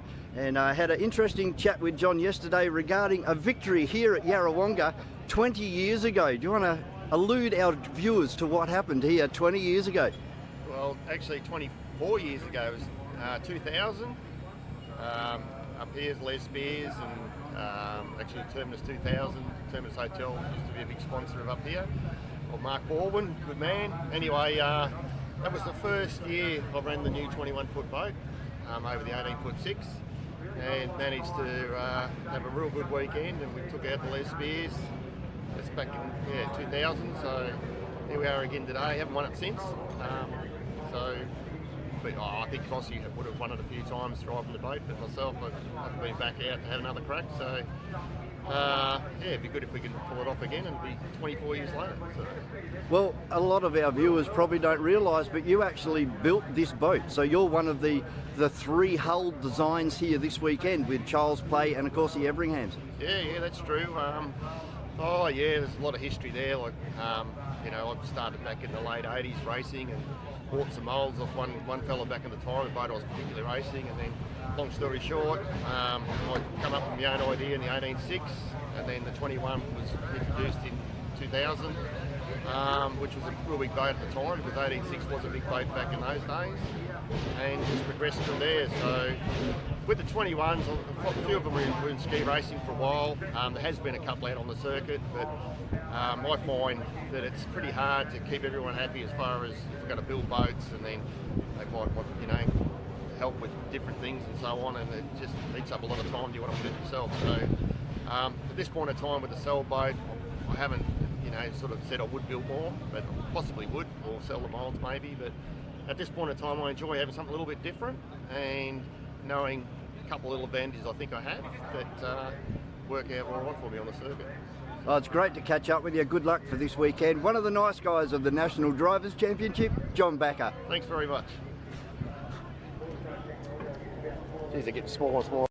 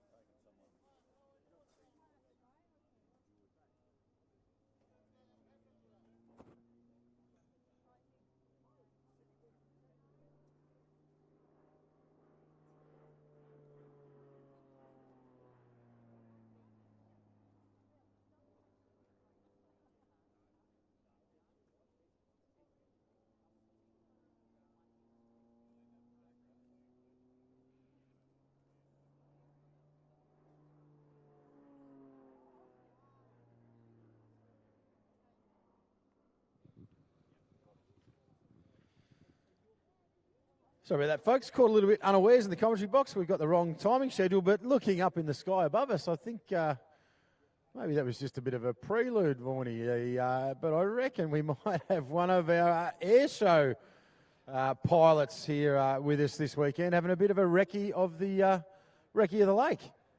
Yeah, as you would. And of course, up there in the sky, in the Red Bull Air Race, world champion. And, of course, it is Matt Hall. Yeah, so I think he's just had a little bit of a sneaky peek at that one. I'm not sure. We'll try and get word from Race Control if we are going live with the show right now, because I tell you what, when he does turn it on, Mr. Matt Hall, mate, he's one of the best in the world. I won't say the country. He travels all around the world to do this cool stuff, and part of the Yarrawonga Fair and Festival of powerboat racing is going to be an incredible display. They got some very cool stuff lined up. It's really cool, and Matt's first attempt at the Red Bull Air Race, he came third on debut, and he's one of the most successful air race pilots in the modern era. He retired from the Royal Australian Air Force as a wing commander and a combat veteran, with tours in Iraq and scoring some medals, as you would. The US Air Force medals for heroism under fire in his F-15 Strike Eagle fighter. So as we've got a lot more information on Matt Hall, and when Matt does come at 12:30, word is there's going to be a drag race down the back straight. Yeah, we're not giving too much away. All right, John Fowler, the Australian Formula Powerboat GP officer of the day, has hoisted the green flag, ladies and gentlemen. So I think we will be moving into our qualifying F4 qualifying session, right? So we're going to get the old iPhone timing out and get a bit of a read, and we will bring you the official timing a little bit later on. Getting lots of messages from people on the chat, which is fantastic. So keep them coming. We'll do the best we can to keep up with what's going on. But you had a message from our beloved colleague down there in Sydney Motorsport Park this weekend. No, I haven't, mate. Dave Bishop Racing. Big shout out to Bishop. Yeah, racing his dado up there at Sydney Motorsport Park. It's the only thing in life that would mean he's not here with you in the commentary box this weekend is he's driving something himself. But I've got to give a big shout out while we've got a bit of action starting back up on the water, because we've got a birthday in the crowd, and this bloke's going to hate it, but of course he's Dennis Pasala's son, Christian. So big happy birthday to Christian, mate. And if you're embarrassed now and you're wondering why I know and how I know, thank you, good mate Michael Platts, who's just messaged in. So happy birthday, Christian, mate. I see he was working pretty hard over there. But yeah, Platsy's got a few picks on the board, and he knows a bit about the sport, and I don't disagree with him on those ones. But let's talk F4 qualifying, mate. So it's a simple thing. You put down the fastest lap in this next window, you are going to get pole number one when we go racing a little bit later on tomorrow morning. So this is an 8-minute session. An 8-minute session on the schedule. So I'm going to put the clock on the first boat around. So Maxi Cook. So let's try and get a run time. These boats capable of about 75 miles an hour. And Maxi Cook has been finding some serious speed. We pick him up into turn number one now. He's running a nice wide line through there. So trying not to blow off too much boat speed, Vaughan, as he picks the nose of the boat up into the straight. So this little puff of breeze is perfect conditions for an F4. Now, a bit of a wobble in Maxi Cook's boat in the back straight. So you can see what we call porpoising. You can see it in the wash as the spray behind the boat. Now, that's losing boat speed. What he's done is that he's trimmed the nose of the boat too high. He's got too much air, so it blows the prop out. The nose of the boat drops again. So you want to just have it hanging there. He's very nice through turn number two over at the Mulwalis Water Ski Club side, a sponsor here with this weekend, as he rolls into turn number three. Is he going to run a tighter line, or is he going to let it drift out wide? So he's going to choose to run tight line. So we're just going 50 seconds for Maxi Cook as he rolls through this time round. So we'll try and get a read. This is, of course, unofficial commentary box timing up here, and Maxi Cook now. So he's gone about a 1:02 for Maxi Cook. So nice, clean run for the Cookster. Let's have a look at series leader, Carlin Bailey, this time through. Boat number 321. We start the clock. Yeah, Carlin Bailey heading down into turn number two at the moment, and as Andrew was giving us a great explanation about all the nuances with these formula boats, or tunnel boats as they're referred to, these ones underpowered when you're talking about an F1 or an unlimited tunnel. So maybe keeping that wider line and to keep the revs up, keep the momentum, and you're moving forward all the time. That's exactly right. So you've really got to make that decision. Now, this turn 2 that Carlin's coming into now, that's a 90-degree left-hander. It doesn't look like it on the camera angle or where you are from the bank. So you see, has to slam the boat down, get the boat turned, and straight away you can see the arc in the rooster. So he's hard on the trim to get the nose of the boat up. They will be full throttle all the way around this course, just using the trim now. Watch Carlin here. So see how he dances that boat around, Vaughan. Big wide line. So this is going to be a very quick lap time. This is our current series leader, the kid from up there in New South Wales. So I'm going to put that down at around a 1:01. So 1 second quicker. Yeah, so maybe a second up on Maxi Cook. So that's a very, very nice, clean one that time through from Carlin Bailey. He has a habit of doing that, puts a fast early one in and then settles in and starts experimenting. I love the name of Maxi Cook's boat, Maxed Out. Maxed Out, yeah. It used to, I think when Michaela ran the boat, it was Mac Attack, and yeah, they're very clever on their names. Obviously, Dad, very experienced hydroplane racer, Marty Cook. Let's have a look at Bud Light Racing. Jack Meads. Start the clock on the little Meadinator. His beautiful boat, less experience, this young fella, than the rest of the field out there, but has come on leaps and bounds. So he's aggressive into turn 1 there, Vaughan. Yeah, as we said, it's a three, almost a 3 point. He's hooked the boat in mid-corner. So we'll stop that lap time because that will have cost him 3 or 4 seconds then. So really hooked the boat in there. The boat just wanted to keep turning left. As he gets it back under control now and heads out towards turn number 3. Now, Ty Gilligan coming across back to pit lane. So something not right on board Ty Gilligan. And just thinking about it, we're missing one boat. Yeah, so Tyler went around down in the bottom corner as well. So he's come back in. Is it Lockie Bride that's missing? Lockie Bride, the Phantom. Now, he's currently sitting second in the series. We saw him. He had a drama with his steering gear. So the crew will be over there working flat out to try and get that boat back together to get this kid out there, or he's going to qualify out of pole 5. 3.5 minutes to go. Meads goes through, so he's looking to improve this time round. Was that a 1:01 last time for Meads? I didn't get a time on Meadsy, so we watch him through now. See, he's got the inside sponson very flat. This is where it hooked, so caught a bit of crosswash. You see he lifted it a little bit there, so that's smart from that young guy. He's picked up the inside sponson because that's where it caught on the exit of that corner, and the boat looking very, very quick in the back, so there's no wobble. It's just perched there beautifully. Not too much angle on the nose, so that boat driving forward. We'll watch him now into turn number 2, the double yellows on the Mulwala Water Ski Club side. Slams the boat down hard. Actually, no, he's left it a little bit wide, so running that little bit more exit pace, Vaughan, as he pulls it into turn number 3. And one thing that we didn't pick up on earlier this morning, or let our viewers know, not every lap is going to be the same. Water conditions are going to change lap after lap. We get a lot of traffic out there. We get a lot of chop. And this looks very good for Meadsy as well. So, yeah, nice run there. So I've got him in right on the heels of, actually almost splitting Max Cook and Carlin Bailey right now. I'm going to pick up another time on Carlin this time through. That boat's looking really settled as it comes out. Very fast through there. So he's got really good run onto this front straight. So, and it does mean all the difference. That air coming straight onto the nose of the boat right now. So breeze from right to left of screen. If you're watching on GP Hydro live streaming from around the world, watch him into turn number 1, Vaughan. As Carlin going down into turn number 1, just drops the trim down a tad, and another one just on the entry on the second part of the corner. Now sets it up for the run down the back straight here, and as Andrew said, that boat is just sitting beautifully at the moment. None of the porpoising action that we've seen by the previous boats.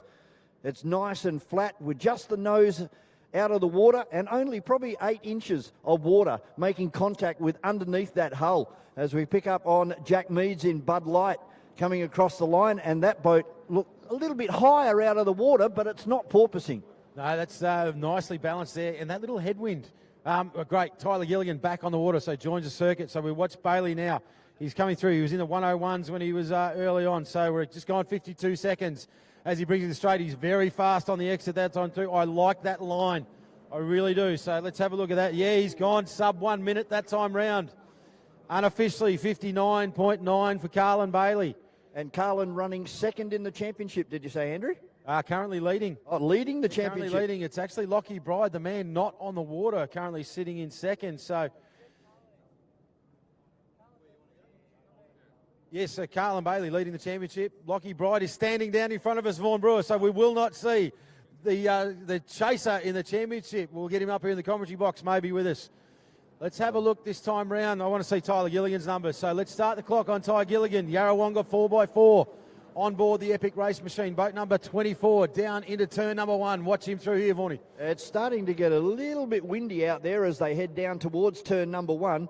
And I suppose the headwind in with an F4, it's going to make a big difference to your terminal speed down into turn number 1. Certainly does, and it also means that you've got differing conditions. So less trim required in the front straight because you've got that additional 5-6 kilometres an hour of breeze coming under the boat. But in this back straight, you've got it coming over your right-hand rear shoulder. So you've actually got to carry more trim because there's less available wind. You're running with the wind. This is quite a challenging wind angle, and it's probably playing a part to those couple of errors in the back part of turn number 1 because the waves are directly beam on there. They're not big waves, but again, these are super sensitive little race boats. Tyler Gilligan looking very nice so far. So tight on the apex, but lets the boat drift around. So he's gone 53, 55 seconds right now. So this is going to be a good run from Ty Gilligan. Missed a little bit of time, so let's have a quick look at him. So he's around the 101, 102. Settle it down, Measy. We'll try and get a lap time on him this time through.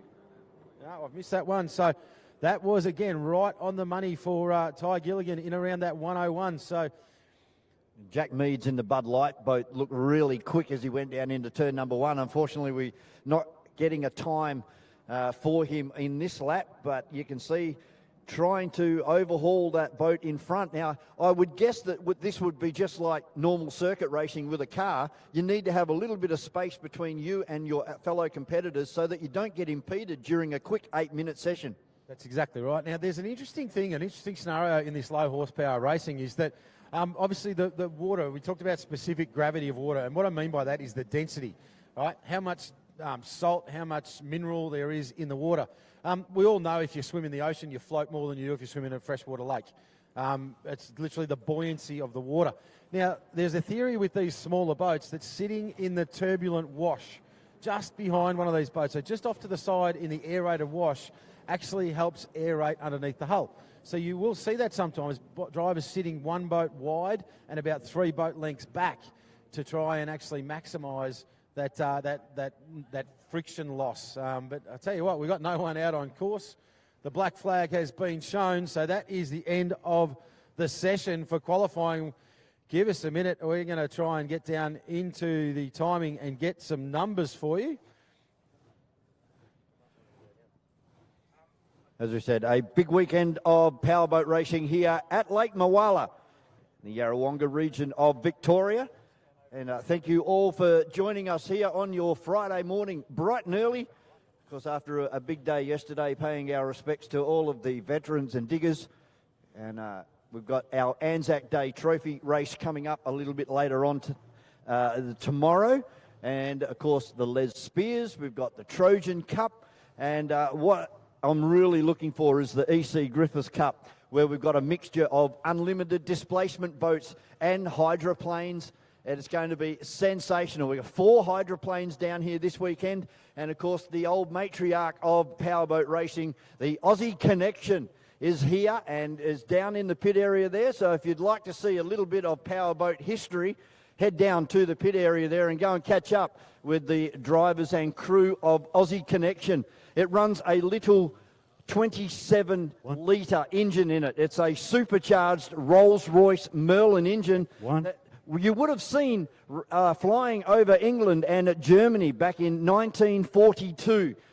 It came out of the Spitfire aeroplane, a very successful fighter aeroplane for the English, and a 27-litre supercharged Rolls-Royce Merlin. And if you haven't heard Aussie Connection before, you are in for an absolute treat. This thing only revs to about 3,500 revs. And the noise on it is just something that we don't hear anymore in Australian powerboat racing. So keep an eye out for Aussie Connection coming up a little bit later on this afternoon. We're going to take another short break here on GP Hydro live streaming. Thanks for joining us here at Yarrawonga. We'll be back very shortly. Over here so they can film it. Who knows how it's going to play out? I just hope the weather's good. I obviously want to win the race. I want to win against all the competitors without them breaking down. and we've got some really strong competition. You're going to see the fastest boats in the world racing this weekend. Ourselves, Troy, Ricky, going to be hammer and tong, and then there's the fast displacement boats that are going to be there nipping at our heels. It's like any motorsport event, isn't it? You can have a massive failure and an accident and the boat blow up or an engine blow up, or you can have a small little component fail that puts you out. And as happened last year, we had a fuel line break off. Well, next race we're back there racing again. Yeah, I don't predict anything. What comes is what comes. We'll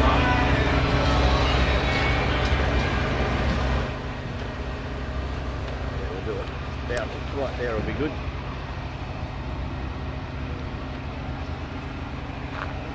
We've been able to catch up with the driver of Odin in Ryan Constable. And Ryan, a good round at the last race meeting for Odin. Yeah, we had a pretty good weekend up at Taree. Yeah, 5 from 5, so it was it's a good lead up coming into this weekend. And of course the National Drivers' Championship rewards consistency, and that's the big key, isn't it? You must finish every event. Yeah, that's true. Unfortunately we weren't able to get to round 1 in Melton. We'll still wait for some parts to turn up after we had a bit of an engine mishap in the final at Berry, so we'll wait for some parts to come from the States, and they just didn't turn up in time, so unfortunately we didn't get to round 1, but yeah, we're here at round 2 and ready to go. And yeah, just harking back to Berry there, it was a fairly consistent run up until they had a bit of engine failure. Yeah, up until the final, we had a component failure, and unfortunately put us out in the final, but yeah, we're got it back together and ready to go. Can you give our viewers a bit of a rundown of this beautiful engine that's sitting in the back of this boat? She's a 540 Chev, twin turbo, making around 2,000 horsepower. Yeah. You can't give away all the trade secrets, but it was more the cubic inch capacity and whether it was turbocharged. Yeah, it's a 540 twin turbo. Pretty. What influenced you to go turbo rather than a supercharger? Well, we come from a ski racing background, and obviously everything in ski racing is turbocharged. There's not a real lot of blown engines in it. So obviously we had a lot of components, and we used that at our ski race engine as a bit of a base, and then obviously customised it for circuit racing, changed the fuel it runs on, and a bit of compression ratio and stuff like that, and adapted it to circuit race boat. Well, mate, it's great to see you here at Yarrawonga, and good luck for the rest of this weekend. As I said, consistency wins the race in the end, and it's not too late to gain some points back and be right up there at the end of Windsor. Well, that's the plan, mate. Try and put 3 solid rounds in and see where we end up at the end of it. The driver of Odin, Ryan Constable. Thanks, Wayne. 2.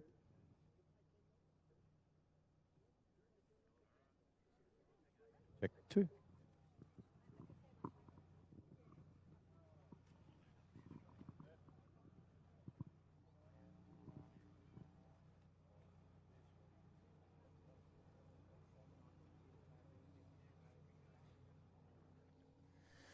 Well, ladies and gentlemen, welcome back here on behalf of the Victorian Speedboat Club to the Yarrawonga Powerboat Spectacular and Fair, brought to you by Yarrawonga Mawala Sun Country Tourism. We've got a special thing for you. We're joined here by Eric and Auntie Iris, and for the welcome to country, good morning. You have brought the sunshine. So good of you. Thank you so much.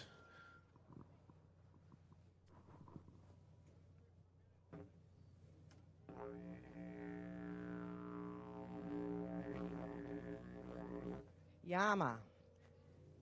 Hello, my name is Iris Troutman, and I am the CEO and co-founder of Many Mobs Indigenous Corporation. On behalf of Many Mobs, I'd like to acknowledge the traditional custodians of the lands we live in Yarn. Pay respects to the Yorta Yorta Nation and Bangarang elders, past, present and emergent. We recognise the important role Aboriginal people in this community play, and acknowledge that these lands have been under our custodianship for over 65,000 years. Look after the land will look after us all in return. Yama, until we meet again.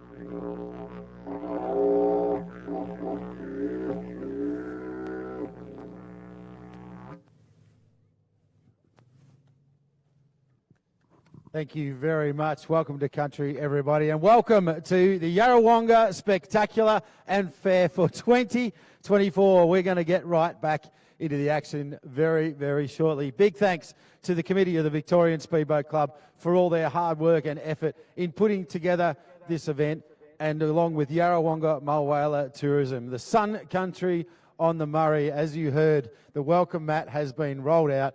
Please make sure you enjoy yourself here this weekend and take in all that this magnificent area has to offer.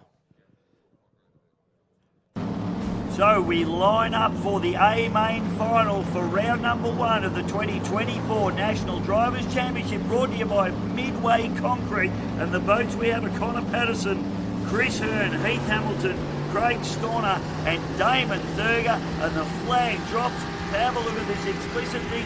In fact, everybody super fast down into turn number 1. This is going to be hectic. Oh, Heath Hamilton, we're on board with him. He drives through the wash of Storner there and had to get out of it. Let's have a look at the replay. It got wild down into turn number 1 here at the beautiful Melton Reservoir. Watch the boat with the flames. You can see him goes through Storner's wash. Then he has to turn. Thurger had to take a little bit of evasive action. Nothing too bad, but poor old Heath Hamilton, he was blind there going into turn number 1 with all the spray, could not see, and you can see what happens there. Connor Patterson there on pole position, trying to use that to his advantage, but the hard charging barra of Chris Hearn charging down the outside. Both these guys very, very hard at it here, and this is going to be an epic battle between these two. Keep your eye on Heath Hamilton there as well as he runs through. He'll be ready to pounce. Damon Thurger not too far behind as well, but it is absolute gunnel to gunnel, side by side and deck to deck racing between the supercharged small block Chevy and the turbocharged Ford Barra engine on the outside. Chris Hearn actually completes number 1 lap in P1.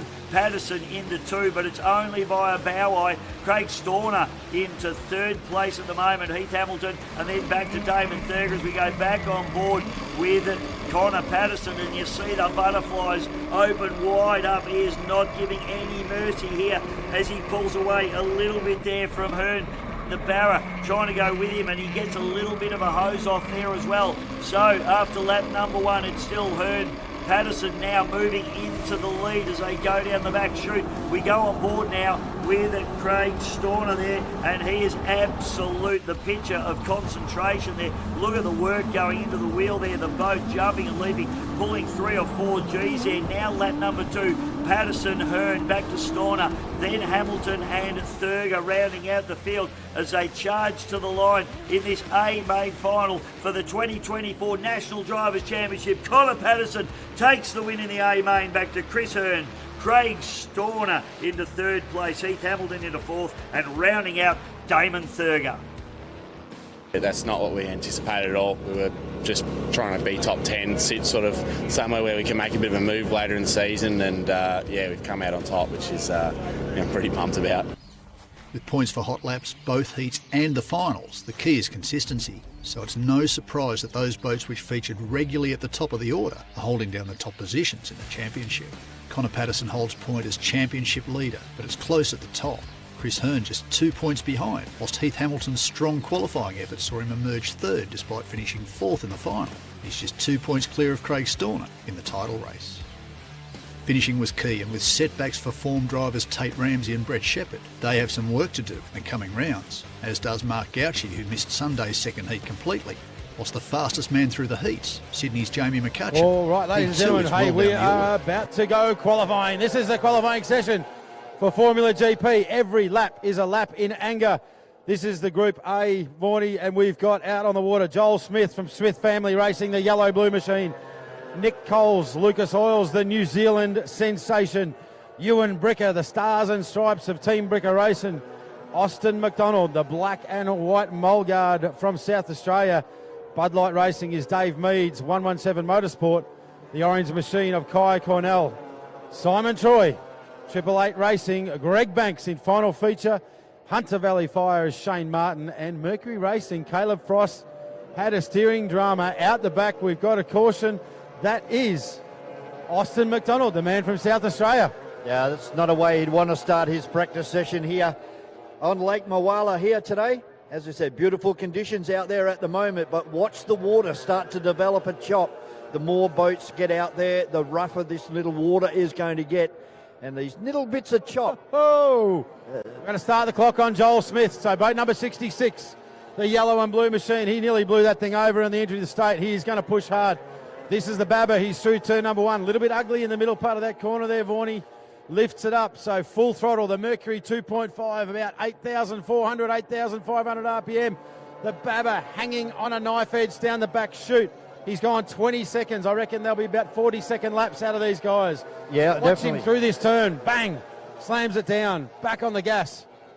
Oh, a little bit late on their trim up on the way out of that corner. Lost a bit of a speed there, but let's pick up a time on him. Well, this is only going to be his first lap, so we'll see how we go this time. The front of the boat seems to be up a little bit higher compared to the other boats as he blows down into turn number 1, flies the boat again. It gets a little bit untidy on the entry into turn number 1. Our 2 apex corner down there in turn number 1. Need to have 2 bites at that corner, get right in close to that middle pin and then accelerate hard down the side straight. Joel Smith, 45.2, unofficially in the commentary box. I've got the clock on Ewan Bricker right now, which is the Stars and Stripes machine. So Bricker is going to be fast. We know that about him. He qualifies incredibly well. Just keep your eyes everywhere. Greg Banks, I think you've got the clock on him. Got him on this one. 43.47 for Greg Banks as he heads down into turn number 1. And looks like that was a flyer because he's gone very wide on the entry into turn number 1. So this one's not going to count. On the ragged edge. Ewan Bricker now comes into the final straight. He's looking fast as well. So can Bricker put some numbers together? I tell you what, he's into the 42s. I've got Ewan Bricker unofficially. So right now, Bricker into the 42s. Right, I've got the clock on the Lucas Oil boat now as it goes down into turn number 1. Looking very nice. Oh, he's clipped the buoy. So that's New Zealand, Nick Coles. He's hit the turn buoy now. Kai Cornell, 117 Motorsport. The orange and white coming through now. He is your series leader. Let's get a run on Cornell. I've missed him. You missed it. I'm on the Lucas Oil boat at the moment. Just down there entering turn number 2. He's coming out towards the bridge and out onto the main straight. The boat looking very, very stable in the water as he lines up this last corner.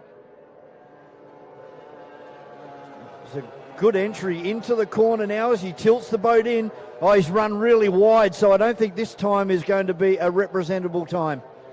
All right, Bud Light Racing, Davey Meads. Let's get some numbers out of the mediator, but I tell you, at the minute, I reckon Ewan Bricker's pulling some big numbers. So Bud Light Racing in the back straight right now. Geez, this beautiful GDR. She is hanging on the ragged edge. Meadsy's got a bucket of trim into this thing into turn number 2. Settles it down. He's clean through 2. So that's a nice run. Comes into this final straight back at this big crowd starting to build here. He's 35 seconds in. He's Bud Light. Very, very quick on the exit. Let's see what we can do for Davey Meads. This is going to be good. Needs to settle a boat. Whoa, that's a cracking time as well. So Meads is into the 44 earlies. There comes the Lucas Oil boat that I've got my eye on as he comes across the line in a 44-second lap for Lucas Oil. So Lucas Oil's into the 44. That's a great number from him. All right, this time round, Kai Cornell, series leader. My finger is poised. Let's see what numbers we can get out of the orange and white machine of the 117 Motorsport. Oh, he's just come out of it. Yep. Commentator's curse. Ewan Bricker going past again in one of the best presented Australian Formula Powerboat Grand Prix boats here this weekend. Bud Light going through again down into turn number 1, and that sounded a bit fluffy as it went past. So the yellow and blue machine. Now all these guys, as the time clicks down, I'm trying to get lap times. They're starting to take wide lines on me. Shane Martin, Hunter Valley Fire. Let's have a look at where he's at. Unbelievable competitor, this guy. He's nice on that pin. He's tight. So running a different line completely.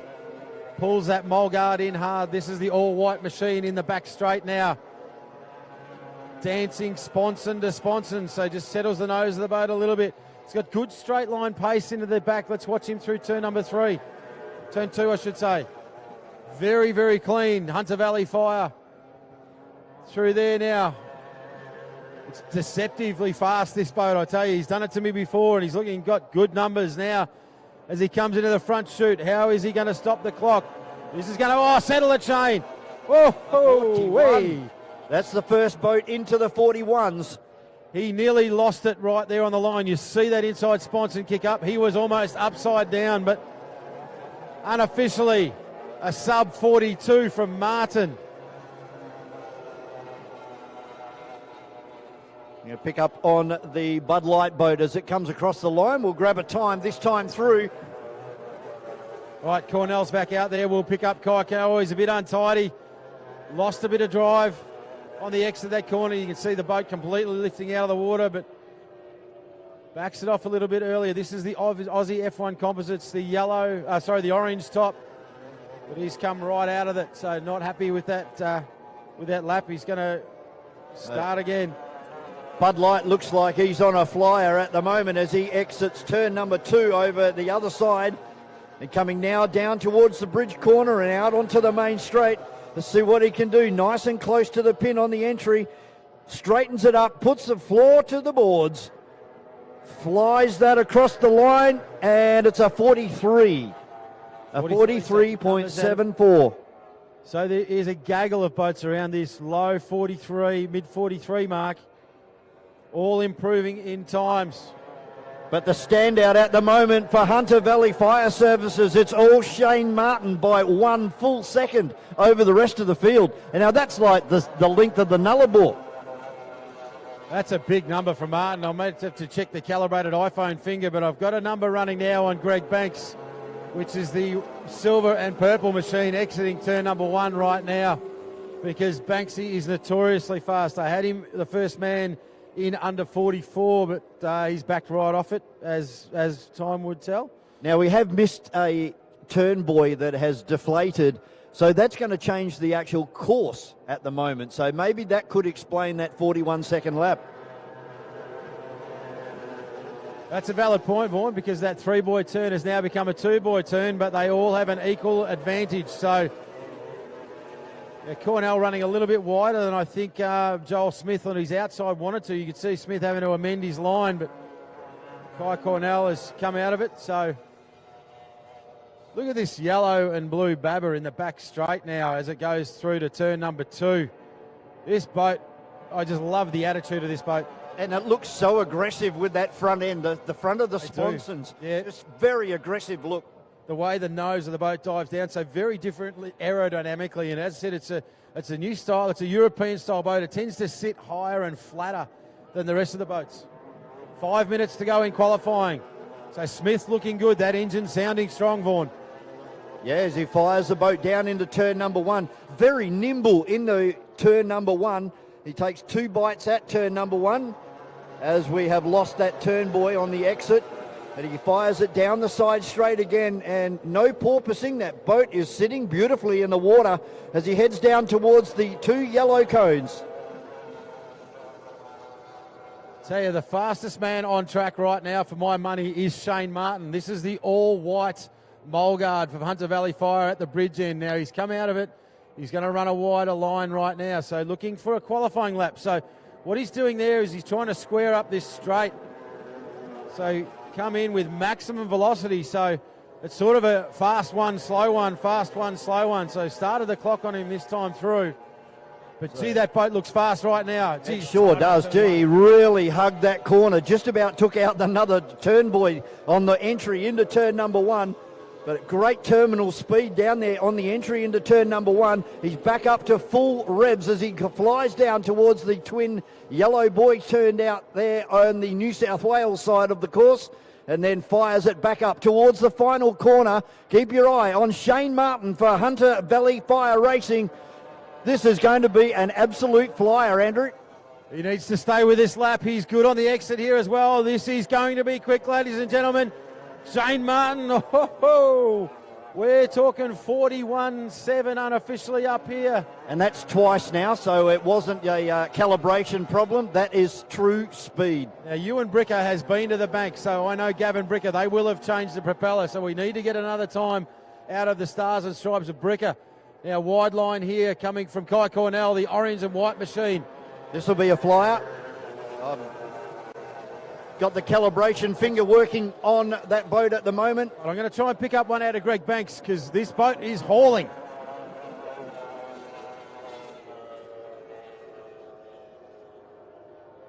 You can see what I mean when I talk about having to drive these things to the ragged edge, Vaughan, that they yeah, you've already said that one of the boats just about on the brink of blowing over. So it's going to be really exciting. 18 of these boats out there for race number 1. Remembering this is only half of the field, ladies and gentlemen. This is giving them a bit of room so they can qualify. You wait till we go racing. The Stars and Stripes in the back straight. Here's our man. Ewan Bricker, the DAC of TBR. This has a different attitude, so they have made a propeller change. The boat running flat and hard right now. Gee, he's quick on the exit of turn number 2 to the bridge end, running a real wide line, so he's given that one away for me. I had the clock on him. As you said, going out really wide on turn number 4. Yeah, this is tactical, so he's now got maximum velocity into this front straight, so he'll want this one to count. This will be a flyer. As he heads down into turn number 1, boat sitting beautifully as he goes into that headwind and then starts to get it from the starboard side now. They'll be pushing the boat towards us over here on the foreshore as he flies across the top of Lake Moala. As Andrew said, these guys referred to as pilots. Yeah, young gun from Langwarrin in Victoria. He started in junior racing in the J3 category, took a little bit of time off and then came back when they were running a 2-boat team. So father and son, Gavin retiring now and putting his son into the boat. This boat came from Europe. This is going to be a good lap. It's going to be a very nice lap, very clean. A 41.68. There is nothing. Hey. Now, the guy that could upset them all out here right now is this guy coming through right now. A 41.6 on him. 41.6 versus a 41.7. Now, remembering this is commentary box timing, so we will get the official times, but Shane Martin, Ewan Bricker, who else have we got up there? I reckon Greg Banks is right, knocking on the door. Kai Cornell, in my book, needs to find a little bit of pace. He seems to be fighting this Aussie F1 Composites hull a little bit. Oh, we've got a boat over. Ooh, to the left. Ewan Bricker has gone over. So that'll be a red flag, ladies and gentlemen. The crowd, the big sigh. So Bricker, unfortunately, as I said, you can see that turn buoy's deflated on exit. So he's actually cleaned up the turn buoy, and that will be what has turned him over, unfortunately. So a little bit of, you can see the sponson tip on the inside. Heartbreak for the young kid. I talked about it. He is super fast, and he looked super clean. So the rescue crews will move in and get him sorted out and back in the boat. So divers into the water. But mate, there are some really strong times. Yeah, definitely. And like a 15th between our top 3 runners, it all bodes well for a great weekend of Australian Formula powerboats.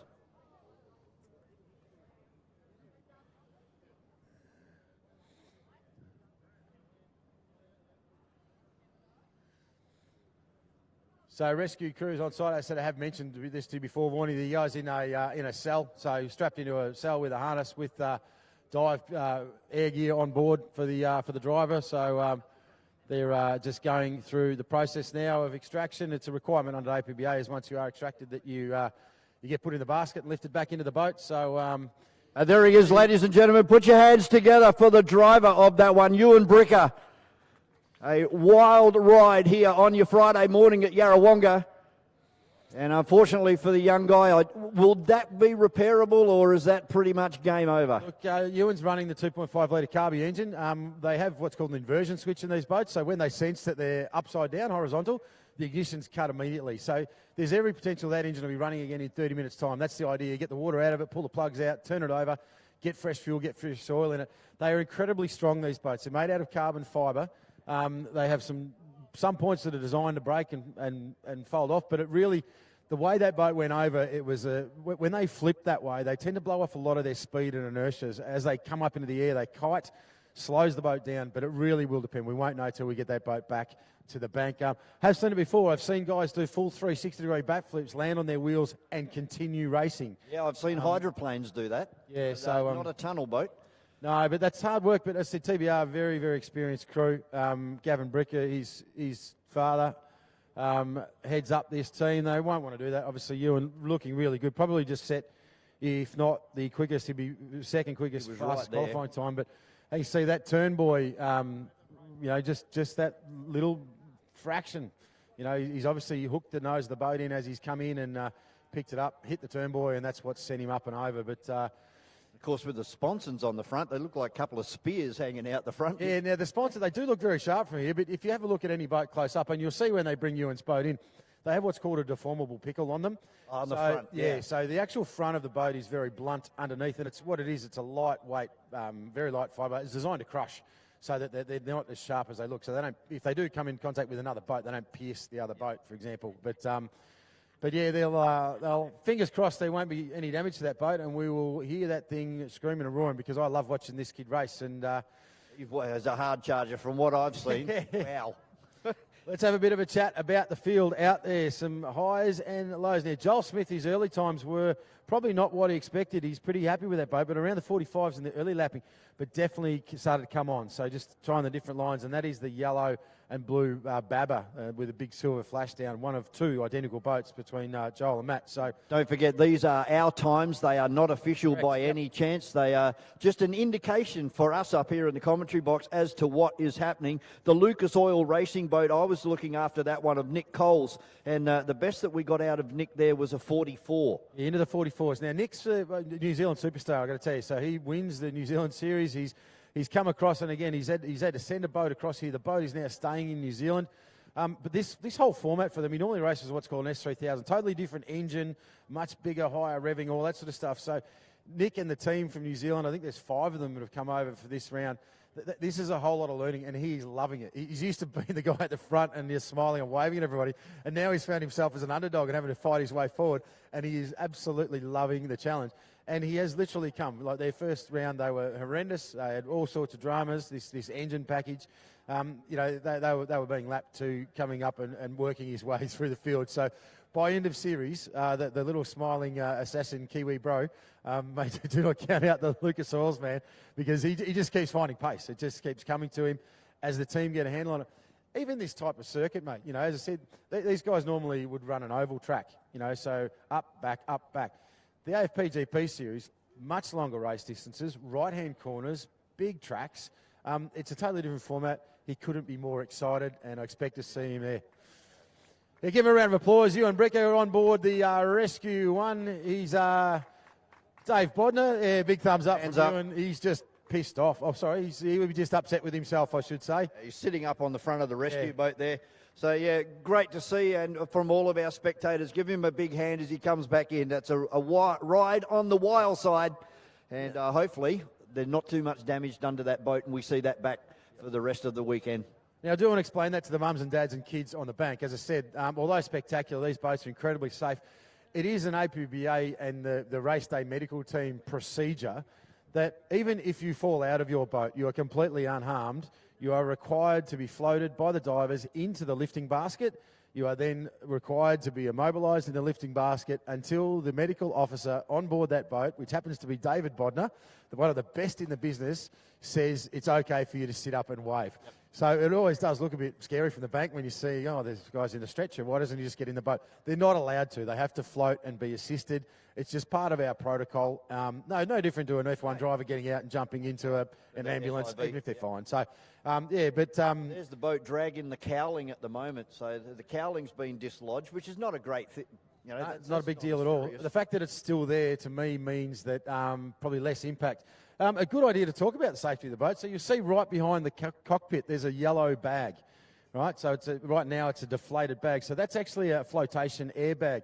So what happens when these boats go upside down? So in the back corners of the sponsons, so right at the rear, left and right, they have 2 valves. So once it senses that it's upside down in the water, it detonates a small gas charge. It opens those two valves in the back of the boat, which actually allows the back of the boat to sink.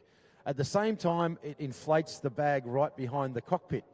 Right, so what it does is it lets the boat sink down and it floats the cockpit vertically. Yep. So it actually can keep the driver completely out of the water, depending on the water depth and bits and pieces. But looking at this boat right now, having experienced what I've got, the cockpit lid is still on it. The canopy's trailing behind it. The cowl of the engine is still there. If that boat hit a lot harder, all those things would be obliterated. They'd be gone. So there's a very real chance that they will get this boat back to the boat ramp and they will be able to dewater it, get that thing running again, and we're going to see the magnificent stars and stripes of the factory DAC of TBR out here racing tomorrow. So, as I said, it's probably a really good example of the safety at this level of sport, and it's why so many people are flocking to it. Yeah, it is certainly a sport to be rivaling other sports, you know. It's a hell of a thing. A lot of potential. Yeah, well, I'll tell you what, and the Brickers are unbelievable. So if they can't get that boat back on the water for tomorrow's racing, I'm going to ask Gavin if he wouldn't mind bringing it out and putting it on show out here. And, you know, if you get your kids floating around, we might be able to even sit you in one of these things and get a full sensation of what it's like. It's like being an F1 fighter pilot. You're sitting in this tiny little cockpit. You're strapped in. You've got a Lexan bulletproof windscreen and a little slot of vision and a couple of tiny baby mirrors. It's a very, very cool thing to pilot one of these boats. So black flag now being shown by the officer of the day, John Fowler, which is the signal to return to pit lane. So I think that will probably finish our qualifying session, trying to get acknowledgement from Johnny Fowler that will be the end of session for Group 1. Okay, yeah, so end of session for Group 1. And to be honest, they all got some pretty serious lap times in. I cannot wait. We got Beck Fowler and Maddie Fowler, the official timers, downstairs, Vaughan. Okay, and I was just talking to her up, actually, and she's just said she's just sent us through some times for the F4 qualifiers. So let's have a quick look here.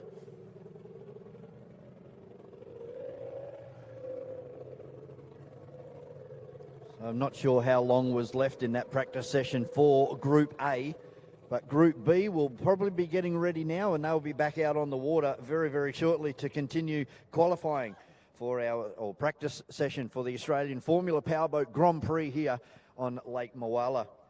All right, so we've got some Formula 4 qualifying times through. These are the official from the tower. Now, Lockie Bride, he was downstairs. I had a chat to him. No time for the man out of number 2, unfortunately for Lockie Bride. They've snapped the steering boss. I've never seen it before, so they're on the hunt. They're trying to find the replacement parts they need to get him back on the water. So no time for Lockie Bride. He will start out of 5. These times are unbelievable between this lot. Out of 4 with a 101.02 is Maxi Cook.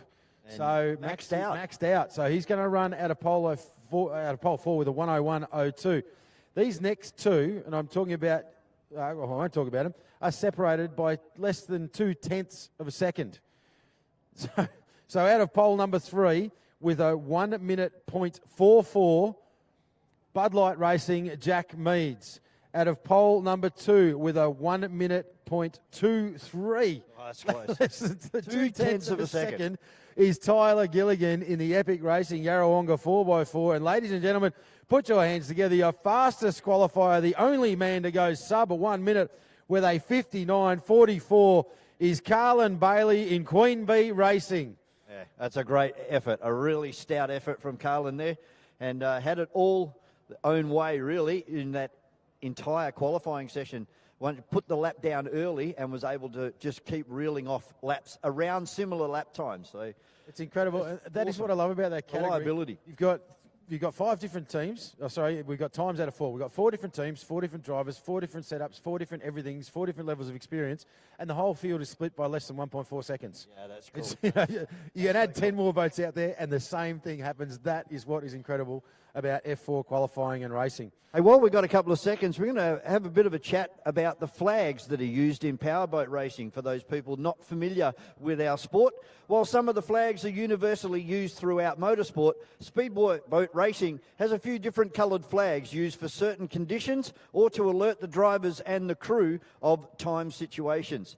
The white flag is used by the pole boat. We'll see that pole boat out for race rolling starts over the weekend. When it's raised, all the drivers are to form up in their allocated starting positions, and when race control is happy with the starting formation, the white flag is dropped and racing begins. The blue flag at race control indicates 3 minutes remaining till the start of the race. A green flag obviously means that will be shown when the race is in progress, and the white flag with the red cross indicates caution. In most forms of motorsport, the yellow flag would be shown. However, this is one of the differences that is used in circuit boat racing. The black flag will be shown immediately after the last boat has crossed the finish line, and this black flag indicates to drivers to return to shore. So maybe one day all of the motorsport disciplines will all get together and agree to like an international standard for safety flags. It's been a long way off, and myself, I really don't think it'll ever happen, Andrew. It's just one of those things with one team wanting to do it one way and another team wanting to do it their own way. We've had a couple of meetings with Motorsport Australia about that, and we just can't get past this oil on track.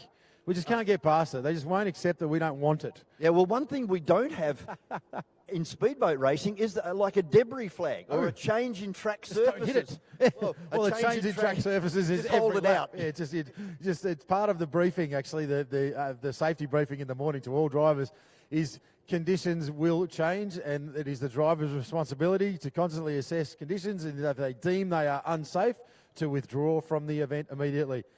Haven't seen that happen too often. The blurb that is at every drivers' meeting, at every race meeting held around Australia when it comes to speedboat racing. And as Dave Bischow would say, we're just waiting for the circuit to rubber up. Yeah, to rubber up. Well, so I might try and get a word with you and Bricker or Gav Bricker a little bit later on and get an assessment of the status. So boats coming into Group 1 qualifiers, they were pretty hard and fast and said unofficially, I reckon, Shane Martin. There's going to be nothing between Shane Martin and in Hunter Valley Fire, and I think probably Greg Banks in final feature. Yeah, Banksy went okay there. That was the white and purple boat. Yep. You and Bricker. Now, I said if you can get that boat race, if they get boat running again, he'll be back and he will take his rightful qualifying spot. Well, actually, I should come back. There's a couple of things that I should mention. By causing a red flag stoppage during a qualifying session, you will lose your fastest lap. That's the penalty as such. In a race, red flag stoppage means you would lose your result. So there's a couple of things. You mentioned about the white flag start. We will see that when we go to some of the unlimited and open class racing. There is penalties associated with a lot of things, impeding in turn, in a turn, if you change lanes, change poles, take another driver's line. And all importantly, on that white flag, so the start boat will hold the flag, the field forms up in their grid positions, and it's up to the starter to ensure that the field is lined up. And so, they will literally be holding the flag, watching it. The driver, the race boat driver, needs to position his boat just off the stern or the back of the start boat in their line, and then when they drop that white flag, they go. If you're ahead of the white flag and you've been given enough opportunity and you don't drop back into line, it's a one-lap penalty. There's another thing called charging the start. So if you're an outside pole and you hold back and then deliberately try and anticipate the start and come at the start boat with speed, again, there's a penalty for that. So it looks pretty simple for me, but there is a lot of drivers have got to think about. Yeah. I'd like to see a rolling start with 18 boats. Yeah, it's not a lot of fun. Here to New South Wales. It's funny when you talk about the rules and the flags and all those sorts of things, the caution flag, the stuff like that. If you really want to know how they work, just watch the juniors. The kids are so good at it, and we're going to see them out there racing tomorrow. It's most of the time, the only time you see a driver making the wrong decision on a flag is one of the senior drivers. The kids always get it right. Well, Andrew, I think we might take a break because we have to install 2 new turn buoys out there. And it'll be a little bit of a delay. Our rescue guys just coming back into the shore around here on the eastern end of the Lake Mawala. So I think we might just take a break for a little while. Everybody on GP Hydro live streaming, thanks for joining us wherever you may be from around the world. And I know that we do have international people tuning in over this entire weekend. And I'm hoping the great man over there in America, Duff Daly, hopefully Duff is going to be able to tune in over the weekend and see what we believe is the world's best speedboat racing here on Lake Mawala this weekend as part of the E.C Griffith Cup for 2024. We'll take a short break. We'll be back very, very shortly. I'm joined this morning by the father and son team from Tough Enough. It's Dave and James Clark. G'day guys, welcome to Yarrawonga. Big things in store this weekend for the Tough Enough team. Yeah, 100%. It's another round for the Trojan, which is pretty cool. It gets to come here with a lot of boats. It'll be it's a good competition. I think there's 8 of us this weekend, so it's got a couple of big races for myself and sort of with Dad with the National Championship this weekend and a lot of other trophy races this weekend. Yeah. So with the national forced induction thing, we unfortunately Melton made a problem with the boat, so we're starting off at the end at 0 and playing catch up. So we'll just see how we go. Yeah, last time I caught up with you, Dave, it was back in Adelaide, South Australia, up there at Berry, and there were some modifications being made to the boat, and then that's when the problem occurred. So they've all been rectified, ready for this weekend. Yeah. We went home after Melton and put the chine back on that we took off, and then went to Tassie, raced there for the 2 weekends, and the boat was heaps better, back to normal again. So hopefully, fingers crossed, we'll go a little bit better and try and salvage some points from the one we missed out on. So just a quick explanation, you removed the chine and it tried to throw you out of the boat. Yeah, we had a chine each side, been there for a while and we couldn't get the turn, and we cut the left hand side one back because they were too deep, and then we left the right one there, and after Berry we went home, and the general consensus was, look, we don't need the other side, let's take it off, which is what we did. And then we went to Melton in the first corner, and the practice Melton, it sort of tipped up on its right hand side. I actually thought it was going to go over. So in those 3 or 4 laps practice, and I tried everything to see whether, fast, slow, whatever, and it was still the same. So we couldn't fix it on the weekend, so we put it back on the trailer and got 50 points, I think, for setting up. Yeah, you did score 50. Yep. But it's all catch up, and as we know, the National Drivers' Championship rewards consistency. Yeah. You've still got a lot left. There's another 2 race meetings to go yet. Of course, exactly. One at your home club in Adelaide, and then of course we'll finish off back in Windsor. Yeah, exactly. So it gives us a bit of time to sort of get up the ladder a little bit. So the rest have all got to finish as well. So fingers crossed, we can get a little bit closer to at least the top 10. And work our way from there, hopefully. Best of luck for your endeavours. And as far as you, James, last time I caught up with you, you had a brand new motor on board your 6 litre, and no problems with that? You're still developing that motor, or you're good to go? No, so we're pretty much fine-tuned with it now. We took it out after Melton, so I ran it at Melton, Berry Melton, and then took it out for Tassie. Put the single carby one back in, and that one ran really well as well. Down in Tassie for the 2 weeks, and come back and chuck the big one back in it. It's got a bit more legs, hopefully, in this big track, so we should be able to wind it right up and get it going nice. It was great to catch up with you both. Good luck for the weekend in your respective race meetings, and this was Tough Enough with James and David Clark, all the way over from Adelaide. Thanks, mate. Thank you.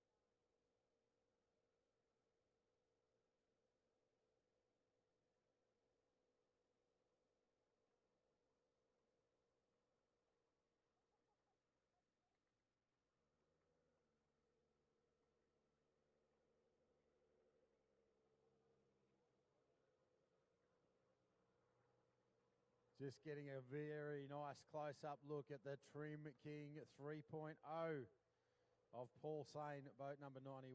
Vaughan, gee, they have done some work on the cosmetics of this machine. It's looking dangerous. Oh, just looking at it makes me frightened.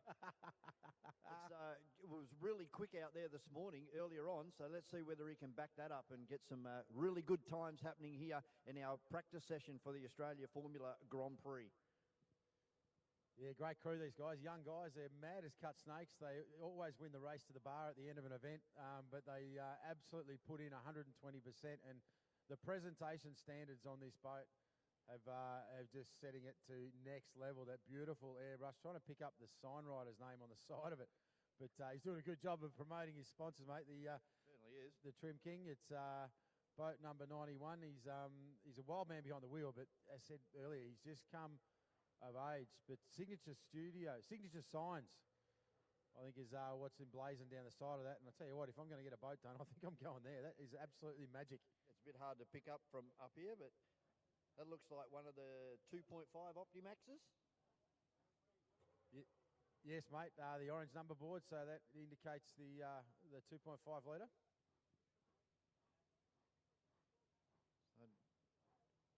I actually don't know what he's up to out here at the moment, just promoting his sponsors.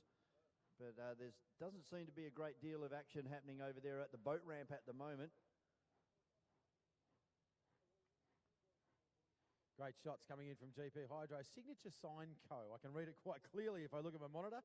So thanks to Neil and the crew for helping us with our old age eyesight. Definitely. But, can we get somebody to give us a hand with our calibration fingers? Yeah, mate. Then we'll be right. Maybe a stopwatch or two. It's great to look around and see all these amazing faces joining us here in the sunshine. The hard-working crews. They got the new turn buoy under tow. It's got to go out there to turn number 3.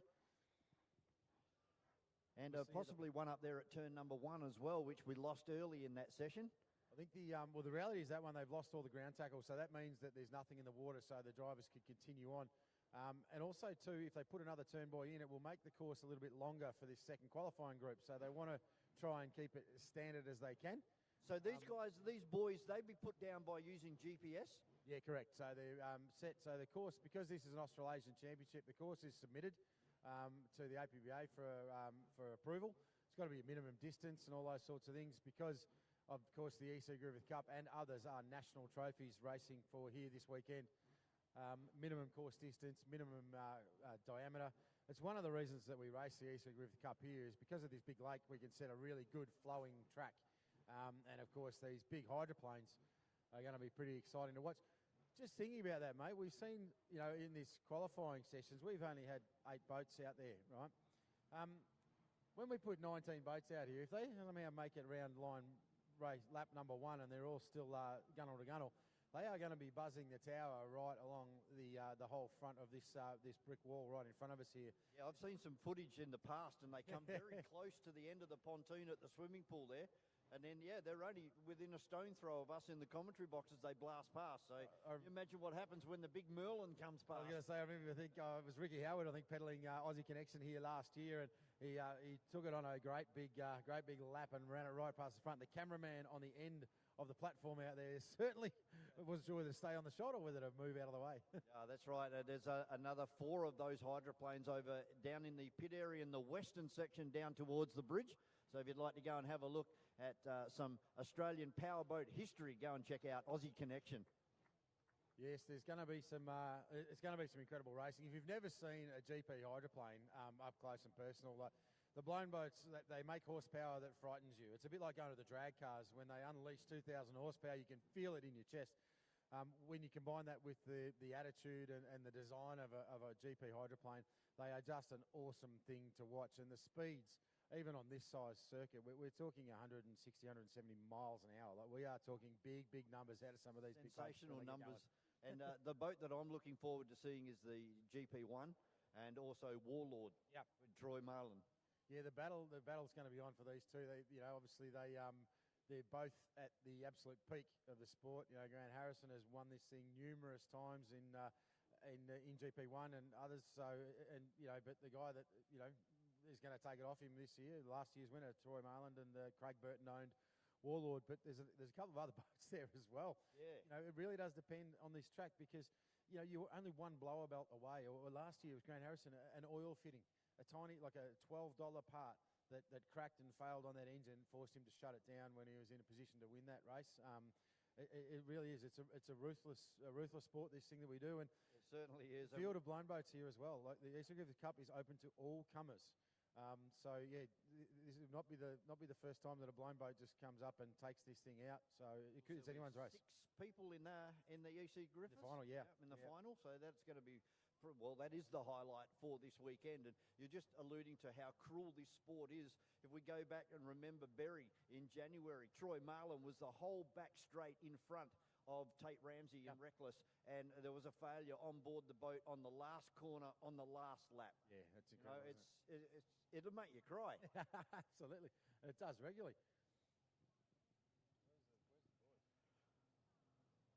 So we got our rescue guys and our course officials out there just anchoring in our next turn buoy down there in turn number 3. We're going to take a short break here on GP Hydro Live, and all of our people here on the foreshore of Lake Moala here in Victoria. We'll be back very shortly with a continuation of the E.C Griffiths Cup for 2024.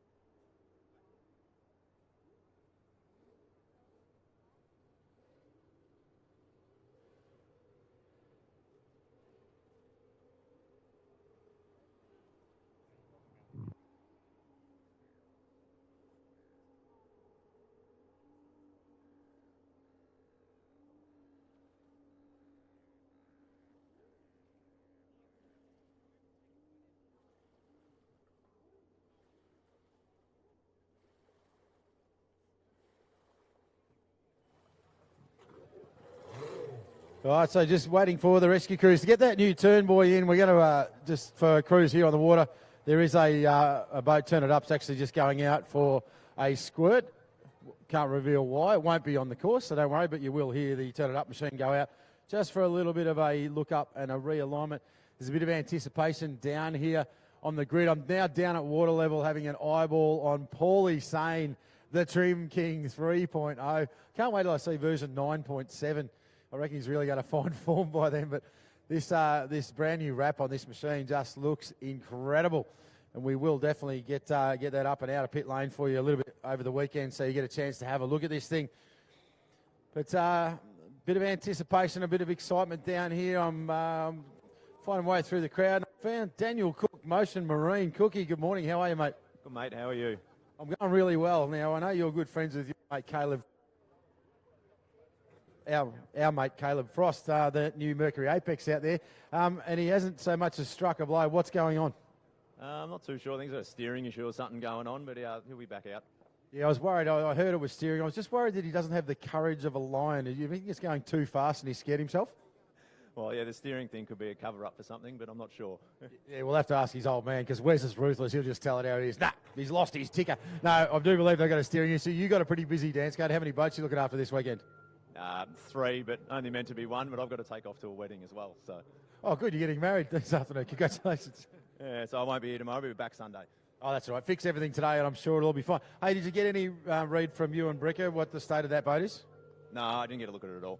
Yeah, okay. We might go and try and find that out. Oh, it's good. Ewan's obviously okay, but we might go and get a heads up from Team Bricker Racing, but won't be too far away once we get this other turn boy in and get that boat off course. We're going to go qualifying in Group B. The man of the minute right now, unofficially from me, is going to be Shane Martin at Hunter Valley Fire in those low 41s, but there's a few people out there in this next heat that can make a difference, and I'm looking at the crew of 888, the mainline Dynalog team, Butler Vehicles, Trim King. Who's it going to be? We'll find out very, very shortly. Thanks for joining us here in the beautiful sunshine at Lake Mulwala for the E.C Griffith Cup Festival of Powerboating and everything wonderful here on GP Hydro live streaming.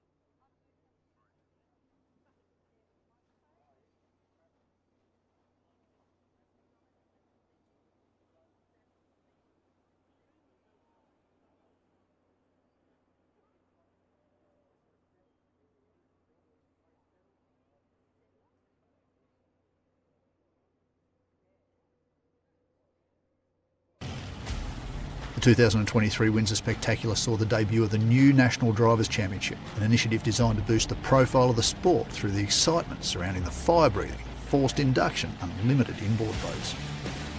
The premise of the series is to award a driver for their consistency across a 12-month program, with 4 events set for the 2024 calendar year, including the 2024 running of the Windsor Spectacular. The 2023 event, a one-off introduction to the new concept. Teams started the weekend with hot laps, giving them a single flying lap to establish a time. That time set the grid for the 2 heats, with the 4 fastest boats starting on pole for their opening heat. Heat 2 would follow a similar system based on race times from the opening heat, whilst the finals were determined by points taken from both heats. The A-Main final would classify the winner of the round, with points accumulated across every session. Victorians dominated hot laps, with Brett Shepherd taking top honours from Mark Gauci and Tate Ramsey. Despite not qualifying due to a setback, local hero Dean Barry recovered to win the opening heat and ultimately made it to the final. Ramsey, Gauci, Shepherd and Jamie McCutcheon joining him in the A-Main. 43.60. Good numbers out of him. Nick Coles, the Kiwi sensation, 44.18. Austin McDonald didn't get a time down. Davey Meads into the 43.2, so good run from Meadsy. He puts himself into about 4th or 5th. I'll short circuit this, but I can tell you what, between Ewan Bricker at 41.69 and Shane Martin at 41.61, Shane Martin is the fastest man out there in the group number 1. So Ewan Bricker obviously did put a little bit better time in, but had to lose that lap. So Shaney Martin, as we were thinking, the fastest man in heat number 1.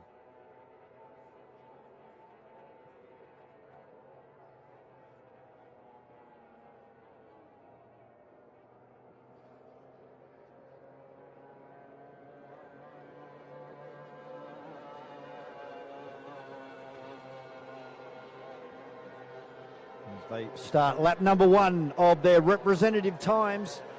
We'll get our stopwatches back out again and do some times as our boats come through. It goes Paul Whitten in Gravy. The grey boat heading down into turn number 1 for the first time. Right out wide and then cuts right across all of the boats wash from in front. And now fires it down the back straight. Boat looking beautiful as it's jumping out of turn number 1. And now sitting right up on the rear of the boat. Now it's starting to porpoise, and there's another boat over. Back. Oh, no, that was Gravy that has gone over. Paul Whitten. Just saying how well the boat looked, and then it just changed its attitude. The wind got underneath it, and over she went.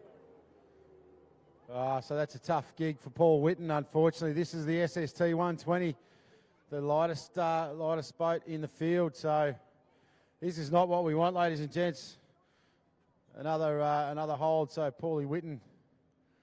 And Andrew, the wind conditions are not bad, are they? No, that's, to be honest, that's it gets to the point of that just being driver error. So conditions out there are just about perfect. So, you know, obviously little rollers and bits and pieces, but it's one of the things with that boat. It's a very light boat. It's running less horsepower. So you, again, I've said this earlier, you've got to be 99.99% to try and make a number that's going to get him up into qualifying. And unfortunately for Paul, he's that's gone wrong for him, mate. So you can see the boat kiting, just too much air underneath the hull and lifting up, full 360 barrel roll. You can see the helmet of Paul in the water out the back, so he's out of the boat. I love the way the boat stands up in the water now. As far as a safety aspect, that driver is probably dry. Yeah, that's correct. If you're still in the, for whatever reason, if you're still in the boat, you couldn't get yourself out. So, and I'll go back through that again. But yeah, so you can see the boat is designed to float with its nose in the air. But yeah, Paul already out of that boat in the water. To be allowed to race in a cockpit boat, I should mention that a little bit. Like all forms of motorsport have their safety rules. You actually have to do what's called a cell test every year. So that means we actually have cells that are built that don't have a boat around them. You go to your swimming pool, it's supervised by the AFPGP, and every driver that runs in a capsule boat here this weekend or anywhere in Australia is then required to go through a series of tests to prove that they can, and to practice extricating themselves from their cells. So the first time you go in, you've got no belts on, then you get in, the divers are in the water with you, that you get out of the boat. So it's steering wheel off, hatch open, steering wheel off, float yourself out of the boat. And then we continue to step that up until the last test you do is you've got to remain submerged upside down for a minute. and then when you get the tap on the cell, it's time for you to get out. So we're actually teaching, some of these kids are 15, 16 driving these sailboats. You actually become quite comfortable that, okay, now I'm upside down, I'm really pissed off, I've just wrecked my boat, I just need to go through my process and get myself out of the cabin. So, do these boats have the escape hatch on the floor as well? No, they don't. We see that in the offshore in the much bigger boats. And the reason for that is because they're much bigger. As they settle upside down, that the amount of time that the water takes to get into the boat, if they can open the floor and climb out through the floor, they can quite comfortably stand up upside, on the upside down turn boat. Yeah, so news in. Thank you, John Thomas. News in from the crews on board. So for all Whitten fans, Paul's absolutely fine. He's just upset with himself. So I know his nephew Levi, his brother, and family and friends are here. So, but yeah, thanks JT. John Thomas is our Australian referee here this weekend. I think officer of the day. There you go. So I'm not sure who the officer of the day, but he's going to do it for the whole weekend. So that's very big of him. Officer of 3 days. He does a lot for the sport, does JT. He officiates at many events around Australia. But I'm sorry about this, ladies and gentlemen. It was very, very early in that session, and it does create a little bit of a delay because I'll tell you what, the guy that will be very anxious is Mr. Shane Martin, Hunter Valley Fire. I'm not sure if you caught that earlier. We're out of the timing down, it says 41.61. The fastest man on track has pole position right now. That was a cracking time. And how far back is his next rival? Did we get that? Ewan Bricker, 41.68, 7/100ths of a second. However, because Ewan Bricker caused a red flag stoppage, he lost his fastest lap. So there was apparently one lap in that mix that was either a little bit better or maybe a bit faster than Shane, but as he loses it, Ewan Bricker moves to 2. Greg Banks was on fire as well out there, so he was in that late 41s as well, I think, from memory. We will get all these times out shortly, but nothing between it. The slowest boat out there was in around the 43s. With our 18 boats that are going to line up along the foreshore here and charge out to Lake Moala, when does it start being a disadvantage, your qualifying? Everybody wants to go fast in qualifying to get the best starting position. So is it the first 6 boats that are okay, and then from 6 through to 18 is a bit of a problem? Pole 1 is everything. That's why they're pushing so hard right now. You can and understand it. It's not unlike, for example, in a car race when you're lined up in grid positions, you've got a person next to you, is the way that they will come across on, like once they leave the bank, their first turn is on a slight angle. So it's like a running track, if you like. The person to the inside has less distance to travel to the corner. So it's shorter to get there, and then you get to set the tone around that corner. So if you decide that you're going to run a little bit wider, the field has to go with you. So sometimes it's funny because we'll have what's called a splitter buoy here. Pole 1 is amazing. Pole 2, yeah, great. You've still got pretty clean. When you get into 3, 4, 5, you're getting pressure from both directions. So sometimes, because we'll probably split at about boat number 10, being boat number 11 means you've got a gap between you. So it's and I suppose like the real disadvantage is pole 18 and you get off to a really bad start. You've got so much water and so much wash to deal with. Yeah, absolutely. And the other thing too is you've got to hold your pole in turn number 1. So even if you draw pole 18 or you've qualified in pole 18, you do have to carry the wide line, even though all the boats might be gone. You can't come in and drop in behind pole number 1 until you exit that turn number 1. Then you could come across behind the field and try and pick a line up behind them. But as you saw, this is a game of millimetres and huge amount of pressure. The heart rate on these guys, some of these guys that wear the trackers and stuff like that, it's like they're running a marathon. They're sitting there trying to stay calm at 150, 160, 170 beats a minute with the adrenaline pumping. And it's a very cool start procedure. Can't wait till we show everybody. Can't wait to see it. 18 boats are going to take off and roar across towards New South Wales and then fire into turn number 1. 18 wide. That's going to be sensational. Mate, for the second time in the day, we've got Davey Bodner, the race day medical man, about the hour with Paul Whitten. Give us a wave, Paul. The fans on the bank. So he's back and safe and sound. He'll be upset and he'll be wet and not what we want to see. We'll get that boat back in and get this show on the road, ladies and gentlemen. They've had their turn. Vorney, let's go powerboat racing, mate. There's enough of that stuff. Yep, I've seen 2 blowovers today, and yeah, that's enough for me. Yeah, it's unfortunate when the dive crews have to work this hard. It's normally it's nice you get to sit out there. I do the rescue boat work a bit because I like it. I don't have anything to do. I just float around out there and get a ringside seat for the action. But these blokes working a little bit too hard today. Speaking of ringside action, look at our swans. They're starting to move out of the race course. Of course, like when we have wildlife, some places we have to deal with dolphins. Yeah. Some places we have to deal with swans or other types of wildlife. Yep.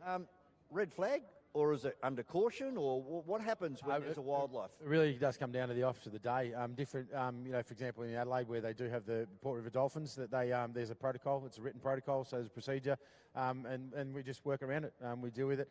It's very rare. I said normally with the noise, bird life or anything like that tends to move away. It's funny though. You should say that up at Newcastle, some really inquisitive seals. They couldn't be more excited about blind boat racing up there. At Lake Macquarie.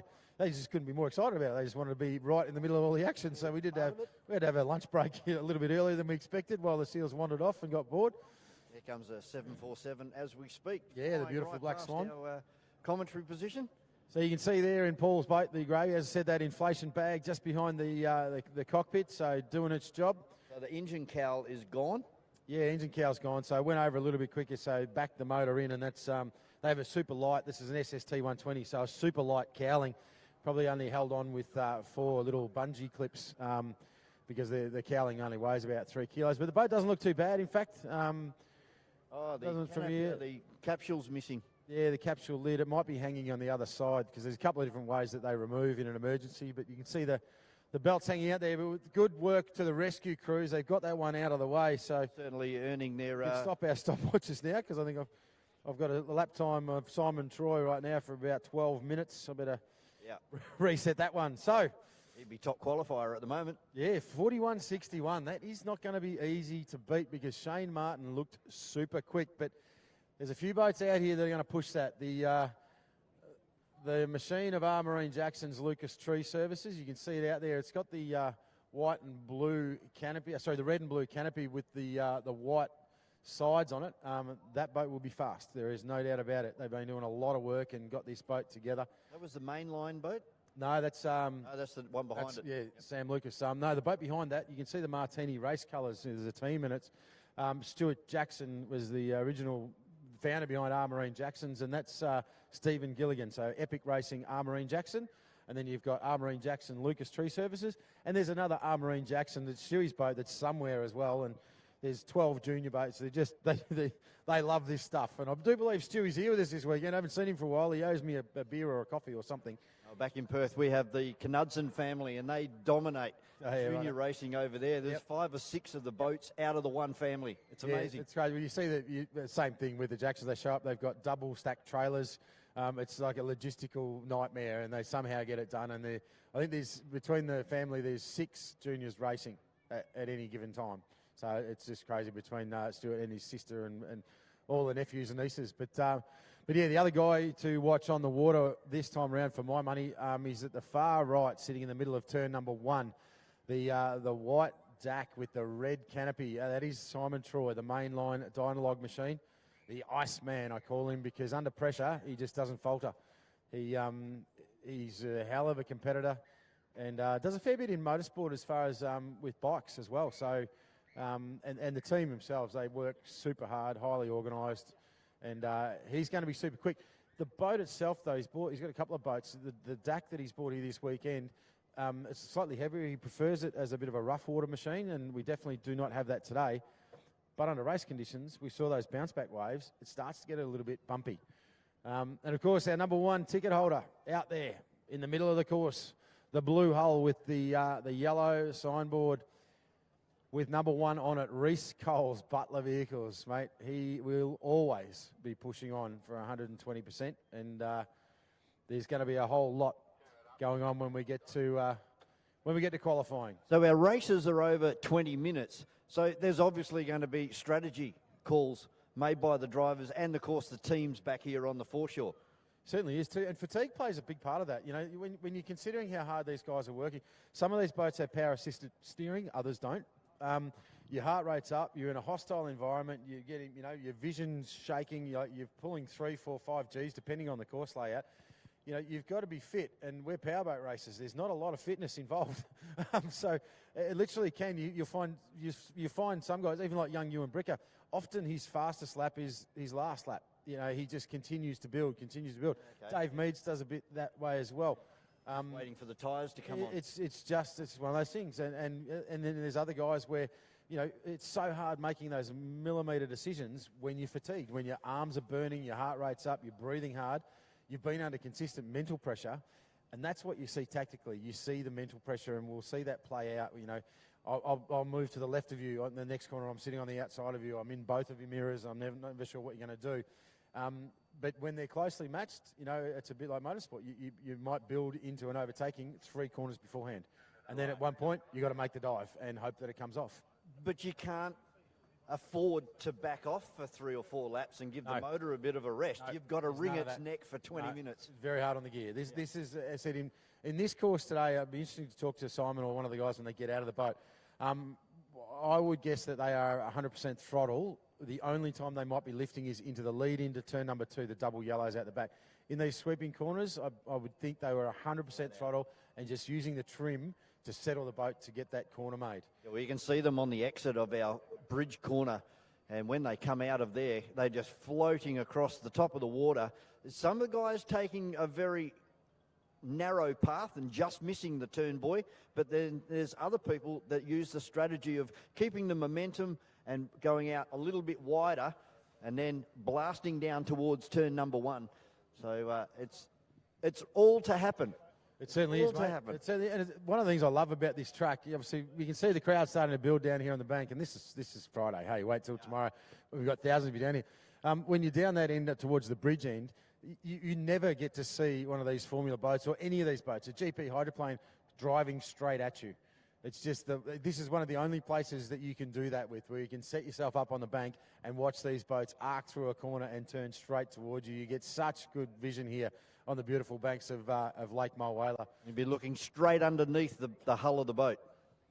All right, so word through, I think, from Race Control. We're half happy. So a big shout out to Dave Bodner, Race Day Medical. As I said, his company protecting our drivers and responsible for rescue and recovery here this weekend. So they do a great job at our events.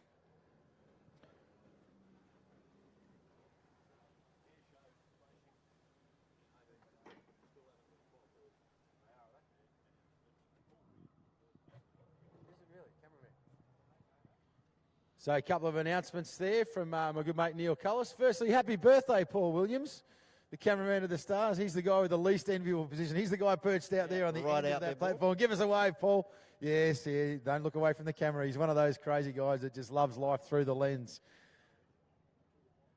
Okay, so another bit of news is that the Matt Hall Air Show is going to move back a little bit. So apparently, I've just been told it's going to go, they're going to run that at 2 o'clock. So not related to on-water activity. Is this, I don't know, maybe he's seen Elvis or something like that. But so we're going to look forward to that at 2 o'clock, but we're not too far away from getting the green flag. Just got some stuff to do on board the VOC Rescue 1. Big shout out to Aaron Hill, skippering Rescue 1. He's done a lot more work than, and is that, that's Tara Bull. It is Aaron Hill, Tara Bull from the Victorian Outboard Club. Out there, skippering the rescue vessel. Done a bit of work this morning, unfortunately. Yeah, it's never good to see the rescue guys, but they do a fantastic job and keeping all of our drivers safe. Yeah, I've been pulled out of the water once or twice by them. It's yeah, and it's always with a smile, which is yeah, it's an interesting thing. Good mate Dave Bodner, but he loves to wind you up when he knows you've made a mistake and you've ended up swimming upside down. Yeah. So Rescue 1 heading back out to the centre of the course. And it won't be too much longer, and we should be back into this practice session. I don't know whether it will be reduced in size.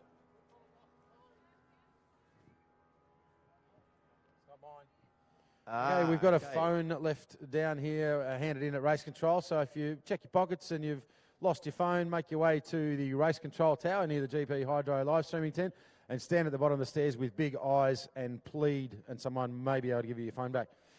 All right, big field out here. Reece Coles, the number 1 ticket holder, the reigning Australian GP champion, is going to be out there in Butler vehicles.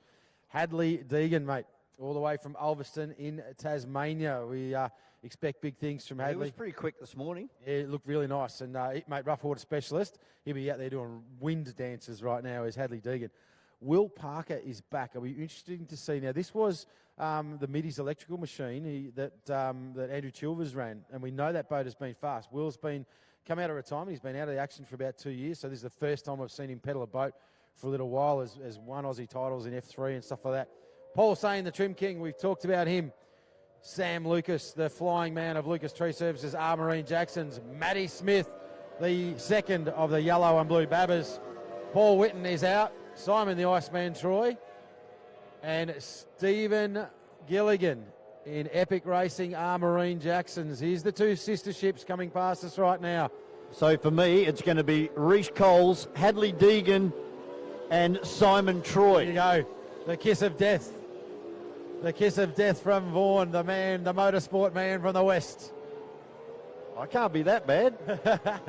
As they all starting to get up now, and they will start the first of their representative times here in practice for the Australian Formula Powerboat Grand Prix here on Lake Moala, coming up tomorrow and Sunday.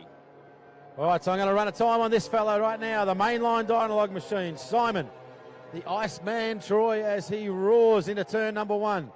He'll put an early quick time down in case there's any further stoppages.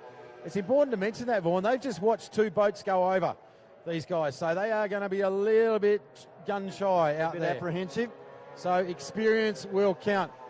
Into turn number 2 for the first time is Simon Troy, the white hull with the red canopy.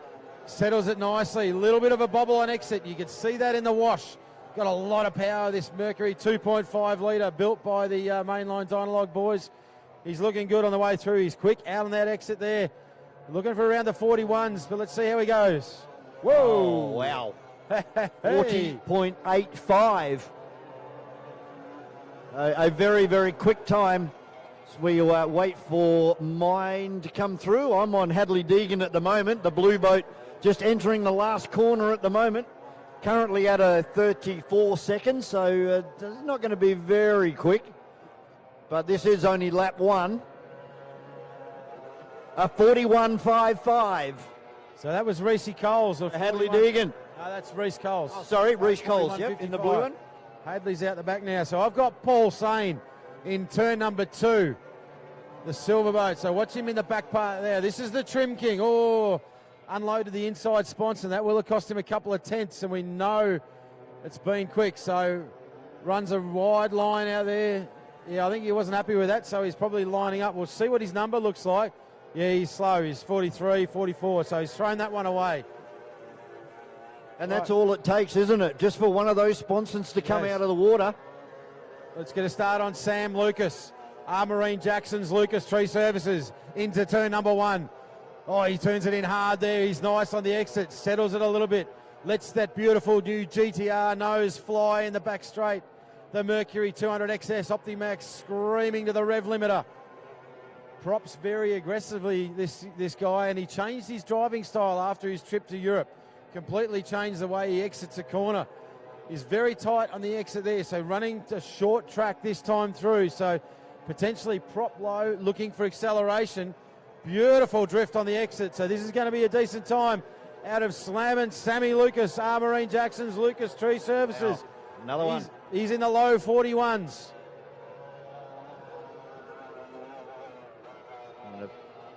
Pick up on 74 as he goes across the line. We've got a time on this one as he enters into turn number 1 at the moment.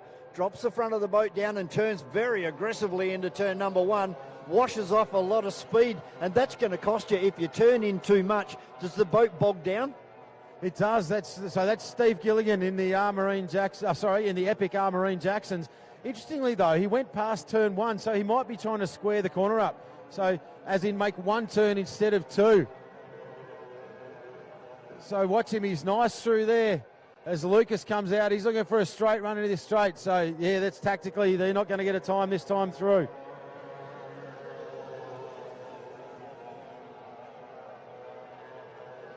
So boat number 24 just going across in a 46.33, so not representative of that fast time. All right, so I'm going to run some numbers on this little beautiful duck of Will Parker, the white boat with the green flash on its top sides now into turn number 1. He's back in the saddle for the first time in a long time. He's beautiful through the exit of 1. Settles it nicely, a little bit cautious maybe on the second part of turn number 1, but stands the boat up on its heels. He had 2 bites at that. Not scared of the trim in the back straight, so he levels it out a little bit now, but he's got good forward pace into turn number 2 is Parker. Working together here as they cross over the start-finish line. Rolls around the back of the straight, so this is going to be very respectable. He's coming out now. Watch him as he exits, so tight on the pins. Oh, settle it now, Will. Oh, got that one on camera. Was on the verge of going over. Right on the edge as well. You can see the hands on the head of the crew there. So needs to find a little bit of time, that time through. So he's in about the 44s for Parker. So as you can see out there, there's a lot of different lines to take around these corners. And this one, the blue one coming across now, that was Simon Troy, really on the verge of going over on the exit of the corner. Right, so numbers running on the Trim King, Paul Sane. Rockets down the back chute, the silver machine with the laughing jaws. This is an Aussie F1 Composites boat. They've re-engineered twice now, and it looks flat and fast. Same hull as Kai Cornell. Oh, a big wiggle of the tail on the entry to that corner. So fighting the boat a little bit there. So that's interesting. That's almost a vertical engine height issue. Done it again. Simon Troy, that boat, I don't know whether he's doing that on purpose or it's a characteristic of his driving.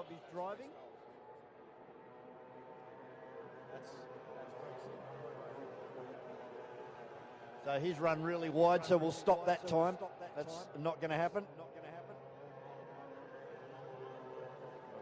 Right. We'll have to watch Reece Coles in the blue boat. I think he's down in, coming out of turn number 1 at turn number 4 at the moment. Or 3, sorry. There goes the end of there. 2, 3. So heading up towards turn number 3. Just watch this boat, Andrew, on the way out of the corner. It really, he's gone a really long way this time, so it's not going to demonstrate what I was going to say. The boat really kicks itself up out of the water, and it looks like it's right on the verge of going over. He's a very aggressive driver, is Reece Coles. That's why he wears championship number 1. Whoa, Sammy Lucas now. I've got him in the sub 41 seconds. So the Epic R Marine Jacksons is looking into the 40s as well. So he is right there alongside. Again, unofficially, I had Simon Troy at a 40.8 and Lucas now in the 41s.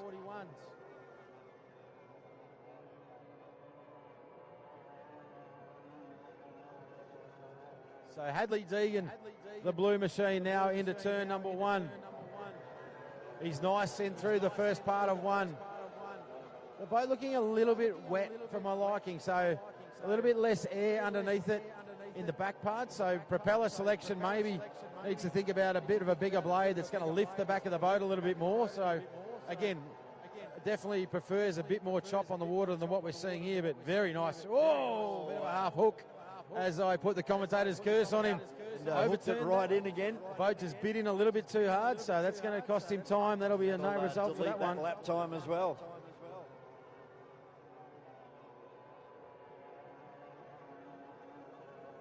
So once you've had a bit of a frighten like that, it's going to put you off probably your next 1 or 2 laps until you can regain that composure and get confident in the boat again.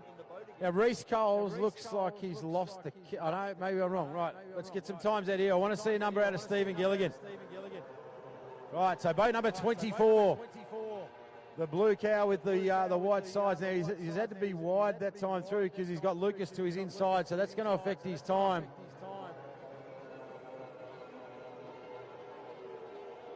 Simon Troy right off the gas as he comes past the commentary box, down into turn number 1.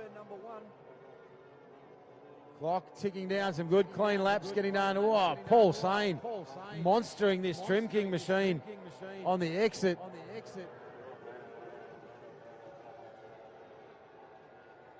Stephen Gilligan, there's a second of these two, Marine. So Marine Lucas Tree Services in 15, Epic Marine in 24.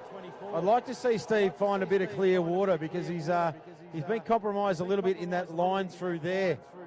I reckon there might be some time in it. Yeah, he's having to run really wide to avoid the Have a look wash at Matt of the boat in Smith. front.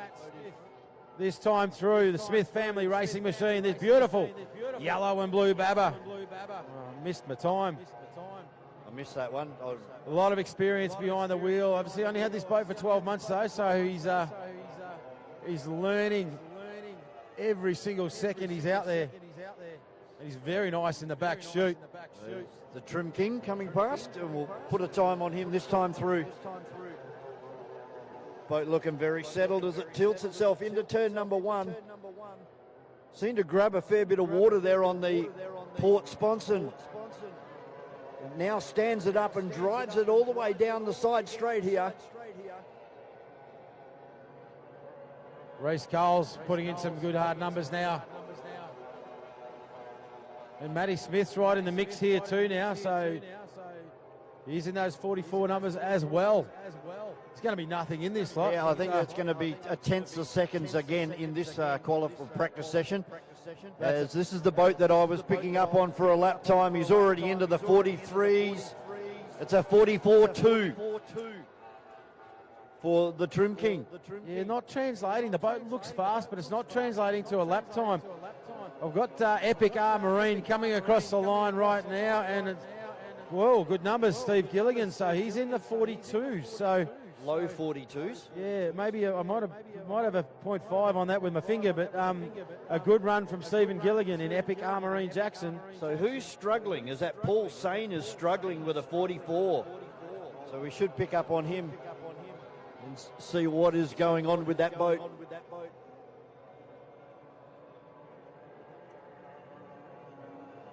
So here's the Marine boat, number 15. Yeah, so Lucas comes back to the bank. So green flag conditions. Looks a better lap from Stephen Gilligan as well. So he's starting to find time. Matt Smith looking good. Now out the back here, we see if Neil can pick it up. You've got Simon Troy in the red and white machine, the mainline Dynalog. He's going right out the back of the course. Now that's taking a breather. He's going to turn up, find some clear water, I'm guessing, and head in for a hard charge single lap flyer to try as the clock ticks down. So there we he might comes try and down. put a number on him. He's got two boats in front of him. Oh, Trim King right out of the water on the exit of turn number 3. Troy's coming back to the bank. So there you go. He's made a liar out of me. Might have been an issue on board that boat. You mentioned Paul Sain. He seems to be fighting the boat. He's a very aggressive driver normally, but he seems to really be fighting some sort, he's working against the boat a little bit in that case. So we'll try and find a Reece Coles number. The Butler Vehicles machine coming onto the start-finish straight now. That was not even making contact with the water as it came out of turn number 3. He's backed out of it the second as well. My watch. It's all right. I can see his dad down there. He'll have a time for me. Caution flag out on the track. Yeah, so it means we've got a boat. There it is.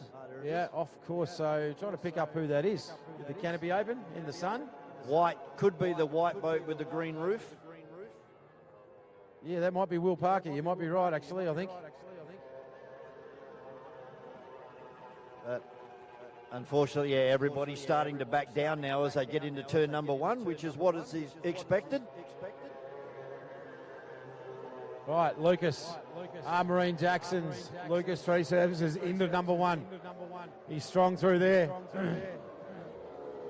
Turns it around there, back of the chute. So this GTR hull sitting very, very nicely in the back chute. Very good acceleration out of there, but I'm not sure about the top end. So prop selection being critical here, but he's got a clean run through.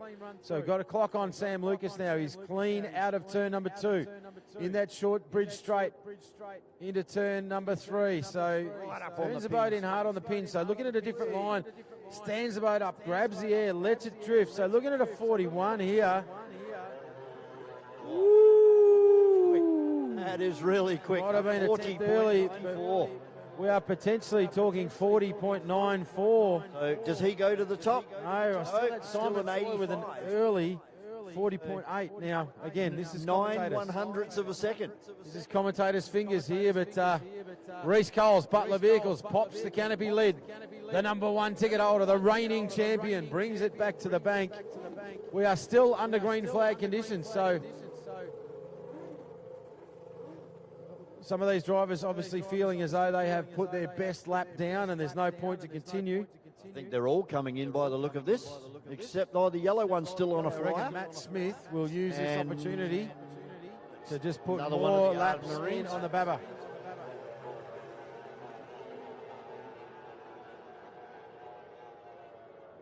Clock on Matt Smith now, so he's beautiful. That's a real nice turn out of turn 1, the way the Baba. Look at the distance it gained in the middle of that corner on the GDR in front of it. They are a fundamentally different boat, and he's got some straight line boat speed. Certainly That's has. the thing about Luke. I reckon they're propped down a little bit too much. I reckon they could do it with a little bit more legs through that part of the track. Smith on the inside, Lucas to the outside. It's a nice turn there, Matt Smith. 28 seconds gone, so Smith up the inside here into turn number 3. Watch him through here. Right on the pins again. So settling on a short track, these Babbas do that. They turn beautifully and they launch themselves out of there. He goes across the line. Yeah, so good time from him. That's low. That's into the low 43s, late 42s there for Matty Smith. So. And checkered flag has been shown to those 2 drivers, so that brings to a close our practice session. Another exciting, and there's nothing between these guys. I don't. You put all 18 of them together, we're probably talking 2.5 seconds between 18 boats. I don't trust my own timing at all with that one, because I'm looking at the number I've written down for Reece Coles, and I don't think that is going to be right. But I tell you, I think unofficially up here, I reckon Simon Troy in one of those early laps. It was a bit of a lap of the gods. Now remember, the fastest time we saw at a Group 1 was a 41.6, and I had 2 drivers, being Lucas and Simon Troy, sub 41. Now again, iPhone timing, looking up there, I could be like at least half a second out. But I tell you what, I reckon Simon Troy got an early lap on that. It won't be too long, and the magnificent Fowler timing team downstairs will give us some numbers, and we'll be able to bring you the qualifying positions, mates, for that Formula GP race number 1 tomorrow. It's going to be exciting. I can't wait. 18 of these tunnel boats coming your way as part of the Australian Formula Powerboat Grand Prix here on Lake Moala. A big weekend of powerboat racing coming your way if you've just entered the circuit. Thank you very much for sharing your Friday with us here on the banks of the mighty Murray River here at Lake Moala. For all of our people on GP Hydro live streaming, hope you're enjoying the coverage here today. Andrew and I are going to take a short break, have a bit of a drink, and we'll get ready for our next event coming your way very, very shortly here at Yarrawonga. This is the E.C Griffith Cup for 2024.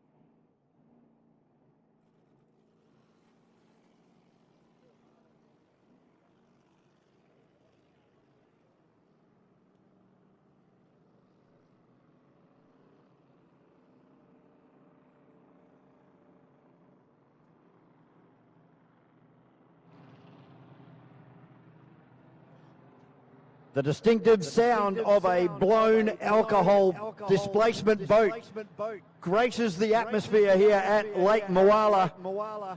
These guys out doing about 3 laps, just as a bit of a shakedown run before they have their official practice. And then we get into qualifying for the National Drivers' Championship here at Yarrawonga.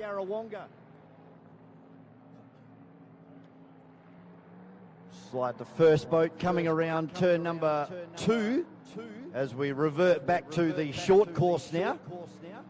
It'll be Connor Patterson in Turn It Up.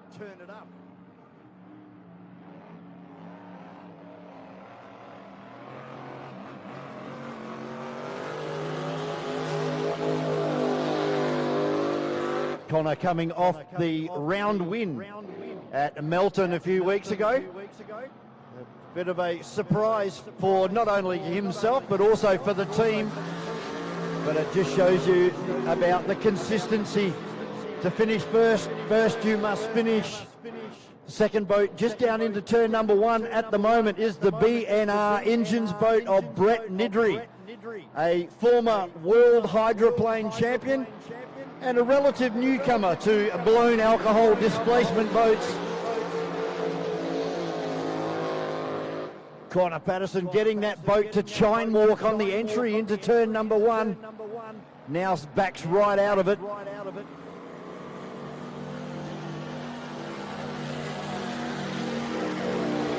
And the third boat out on the course at the moment is Immortal, driven by Mark Gauchi. Beautiful blue and silver boat. So Connor back into it now. Brett Nidri starting to find his straps with this blown alcohol boat. Only probably second or third round, but getting quicker every time he goes for a drive in this boat as Connor Patterson hits a bit of rough water, gets the boat right out of the water.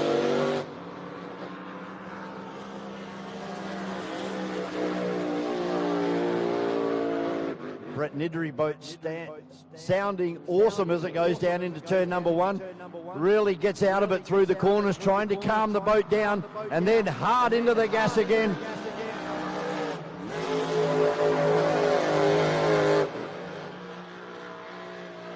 So one thing that you will see over the weekend is these boats, anywhere from about a third of the way down the main straights, they start rocking and rolling from one side of the boat to the other.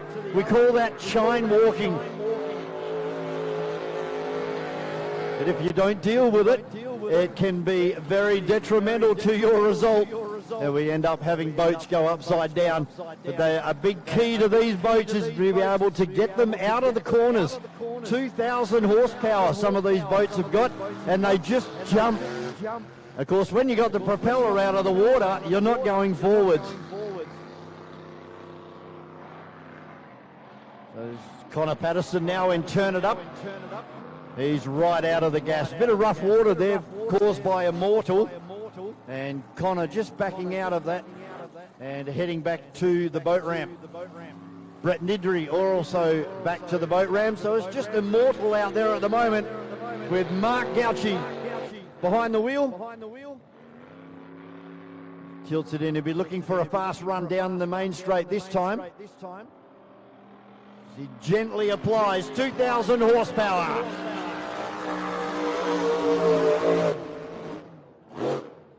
And again, the boat starting to chine walk, and that's when he gets out of the gas to try and calm the boat down.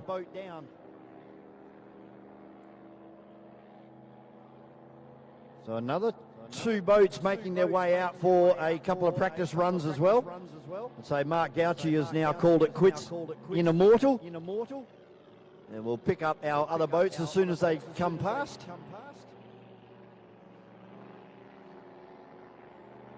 A good opening practice laps here for Connor Patterson in Turn It Up. As I said, the previous round winner of the National Drivers' Championship. And he is going to be an impressive guy to look at over the next couple of rounds. Let's see whether Connor can go on with it. This looks like this might be Odin. Yeah, it is. It's Ryan Constable in Odin, just coming over the start-finish line, down into turn number 1. Mark Gauci in Immortal, he's returning to the pits.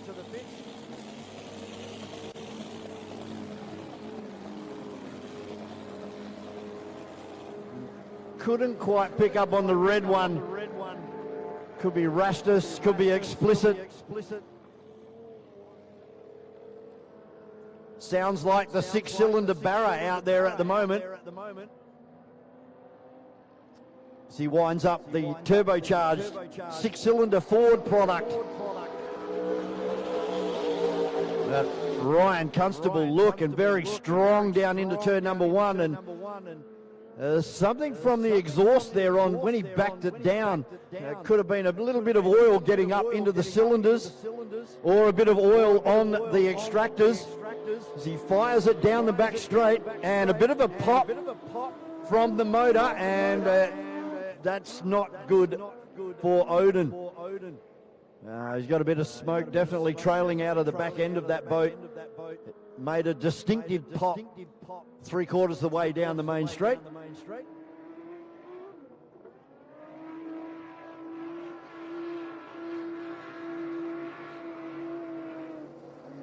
So Ryan and his brother, they have a little bit of work to do on that boat before they get ready for qualifying coming up a little bit later on this afternoon.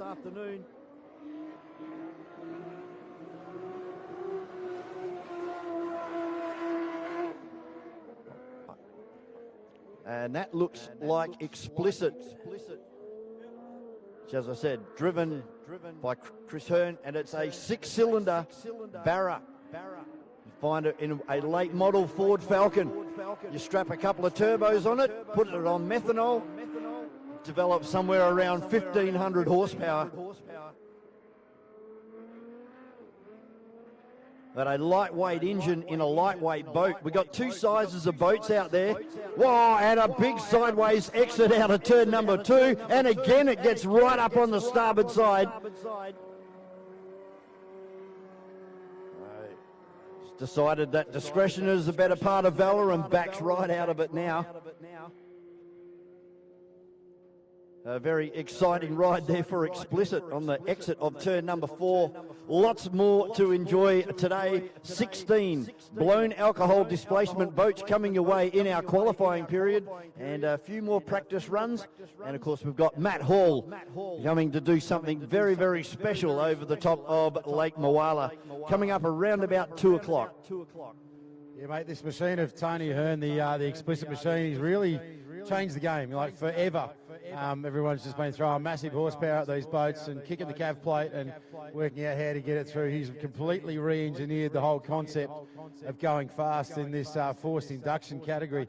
One of the big things I saw in the boat when it was being built up in Sydney years and years back is that, oh, not years and years back, a little while ago, is an important thing is the centre of gravity of the boat. Obviously, the inline 6, the balance, the engine, and the lower centre of gravity in the boat, not only the overall weight, make massive horsepower to the Barra Turbo, and he's working with a lot of these drag guys about how not to get turbo lag, how they, where they spool their boost and then feed it back in. And the thing he's going to see, and you saw it and heard it then, this particular course, these hard bounce back waves, the boat's time walking left and right, it's a reality of racing at Yarrawonga. On a river race, you get this rocket ship out in front in flat water and you can't get anywhere near him. But he's going to need to qualify exceptionally well to get a good pole draw so he can get in front and keep in front of some of these bigger, heavier boats. So that is a 18-foot. It'll be 18-foot 4 or 18-foot 6. But then we got the bigger boats, the 21-footers, and they carry a lot of horsepower and a lot of speed. And we're talking boats like Tough Enough. There's also Blake and Tate Ramsey. Yeah, big rival. Anyone. But it's a credit to them, the engineering that crew have gone through. We laugh about it. The taxi motor had 280,000 on it when he bought it. Put a chuck set of rings and threw a turbo at it. No, it's nothing like that at all. They've completely re-engineered the whole concept of how this boat works, the balance points in it. And it's a rocket ship. You know, he's had a lot of success in it so far, so do not count him out because their reliability has also been exceptional, mate. Well, Chris Hearn qualified in P2 for our last round at Melton. Sorry. It's Chris Hearn. Apologies, Chris. All the way from New South Wales over the bridge there. But he qualified in Melton with a 27.80. The best of the day was actually Brett Shepherd in Unleashed. And unfortunately for Brett, he's not here this weekend, so he's going to lose a big whack of points. Yeah, it is in this Drivers' Championship Series. It's a great concept. It's been brought up and, you know, being beamed, I think, 7, mate, around the country, mate. And it's, yeah, it just, again, we talk a little bit like the AFPGP. You know, people want to come and win a Les Spears. They want to come and win a big trophy, but this is relentless pressure. Like, you know, I heard you, I wasn't in the commentary box, but, you know, the Ryan Constable and the boys, you know, with some smoke on a practice, like, that's not ideal. They need points. They need to get these races finished. Yes, they certainly do. So we had Connor Patterson in Turn It Up out there. He qualified as far as the hot laps session at Melton in 3rd position. And then we had Heath Hamilton in Chasing Cash. And this guy has really been turning it on in 2024. He's been very, very consistent and fast. So he's got the ingredients. Now let's see a little bit of success coming for Heath Hamilton and Chasing Cash. Mate, I'd consider Heath to be a good mate, actually, in the Hamilton family and everyone associated with the Glenmaggie District Powerboat Club, Mick and those guys. And when you talk about a people's champion, Heath Hamilton is one of those guys. They've, you know, it's taken a long time to get the boat to that blown status. One of the things about Heath is that he drives a boat. You know, he's spent so much time in 6-litre and in less classes. A bit like Chris Pugsley, maybe, perhaps, that the man can drive a boat. And so now he's just getting used to all his horsepower. And we saw it at Melton. The results are there. You know, like as I said, there was not a dry eye in the house from a whole lot of his friends with his result at Melton. And he's a lake racer. There's no doubt about it. He's the president of the Commodore of the Glenmaggie District Boat Club. He loves his lake. He loves lake racing. And so he's going to frighten a few people here this weekend, no doubt. Well, let's have a look at our next two on the qualifying order from Melton. And it was in P5, Bad Influence with Daryl Quinn from New South Wales. And one of the guys behind the National Drivers' Championship for 2024, Craig Storner, driving the green Avago. Yeah, Daryl Quinn, mate, what hasn't that guy done in this sport? You know, he's a stalwart of the sport. I don't want to make him sound like a granddad, but always hyper-competitive. They had a few reliabilities issues of late, which is a bit unlike that team. But, mate, on his best day, he's as good as anyone. There's no doubt about it. And a fierce competitor.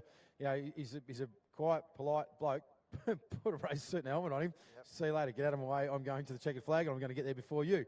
The next guy needs no introduction to powerboat racing. Brett Nidri in the BNR Engines, former world hydroplane champion, and now turning his attention to the National Drivers' Championship, stepping up from a 6-litre into a blown alcohol boat.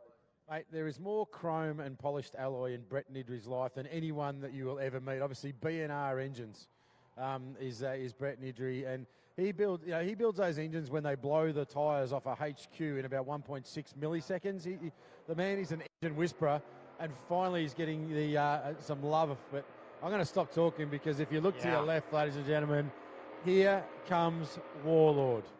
This is Warlord out of Queensland, and another world champion behind the wheel. Of course, we're talking about Troy Marlin. So just out there getting all the fluids nice and warmed up at the moment.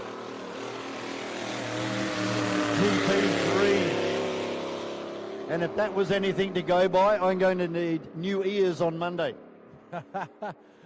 Mate, and GP1 fires up now as well. I should mention, if you've got young children with you and you haven't got earplugs, you need to get some.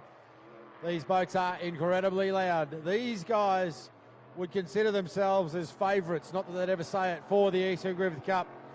Two of the very best in the business as GP1. I beg your pardon, it's White Noise.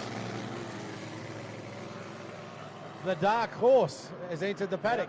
Definitely the dark horse. Troy Marlin opens this blown alcohol motor up this time as he comes across the line. These boats capable of 160, 170 miles an hour. So really looking forward to seeing 4 of these hydroplanes out on Lake Moala over the weekend. The beautiful smell of methanol fills the foreshore. I'll have to check with the boys because I can see there's 3 small turn buoys further out which the hydros are lapping on. So potentially tomorrow's course is a bigger course. But Troy Marland leans on Craig Burton's Warlord. Just a little taste. It's not there yet, but it's starting to get there. He's going to start to unload this time through. We've got another one coming out now. This is possibly GP1.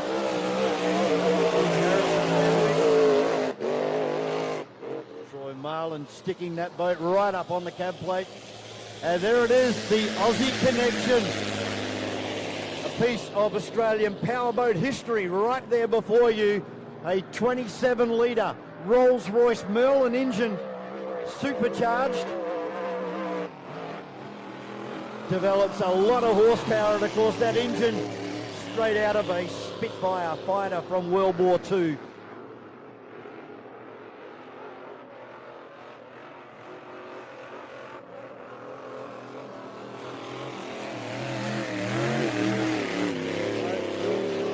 Matthias and Rolf Stanisic showing a fair bit of courage down there on the pontoon as White Noise lights it up in the back chute. It looks pretty good out there. There's some great boat speed. This boat previously owned by Grant Harrison and competed at this level. This is one hell of a hydroplane, the big White Noise machine as he wheels around the bridge end. Well, hopefully this time through we get to experience the noise of this beautiful Rolls-Royce Merlin, 27 litres.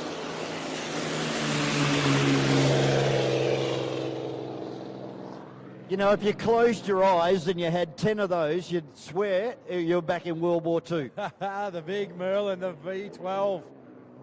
Aussie Connection pedalled this weekend by Ricky. And it's a beautiful thing. The boat weighs, I think, 4.5 tonne. Yeah, it's pretty heavy. Monster of a machine. The hydroplane of old, and still incredibly fast. This tight circuit at Yarrawonga is really going to, it's really going to make it work hard. But it's a beautiful thing to see the big girl out there roaring. Hey, I've just noticed our commentary box up here on top of the tower is at exactly of the angle of the exhaust pipes coming off these boats as they run past the front. It nearly knocked my hat off last time through Aussie Connection. There it comes again. It only revs to about 3,500 RPM. It's just got a lot of bottom end grunt.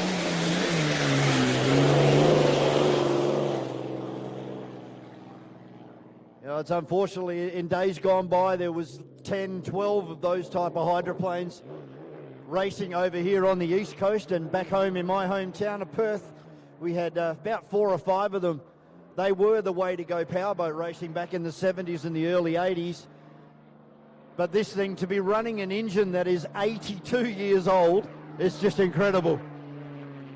Actually have to try and find out who's on board the Aussie Connection as far as piloting it here this weekend. We've got 2 names listed there. I heard yesterday it was McMillan was going to be driving it. Okay, there you go. So Lindsay McMillan. Look at the way the big girl just slides around. It's a thing of beauty. I'm going to stop talking just so we can listen to it.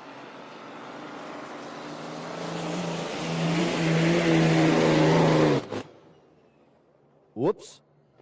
Nah, just backing her off a bit. Pilot to Bombardier, Aussie Connection is in the house. Ricky Howard on board White Noise, so put a couple of laps in and then parked her up. So they're obviously happy with what they've seen on their data, and a good look at this track. I tell you what, it's going to be tight out of this exit to turn number 1 when we go seriously racing. Turn 2, I should say. Yeah, as far as the unlimited open inboards, they are all available for the E.C Griffith Cup. It looks like we've got 4, 8, 12. We've got 13 boats listed as entries into the E.C Griffith Cup. And have a look at the guy down there on the bottom row of our program there. Tate Ramsey in Reckless. It's the only time you're going to see that guy on the bottom row of anything here this weekend. He's been a revelation since they've stepped up. I was just about to ask the question because there's one of these big hydros we haven't seen come out for a play yet. This one is Ben Clark, I think, GP 101. To wait until he gets a little bit closer. It sure is. This is the boat I mentioned before, I should say. Previously owned by Grant Harrison.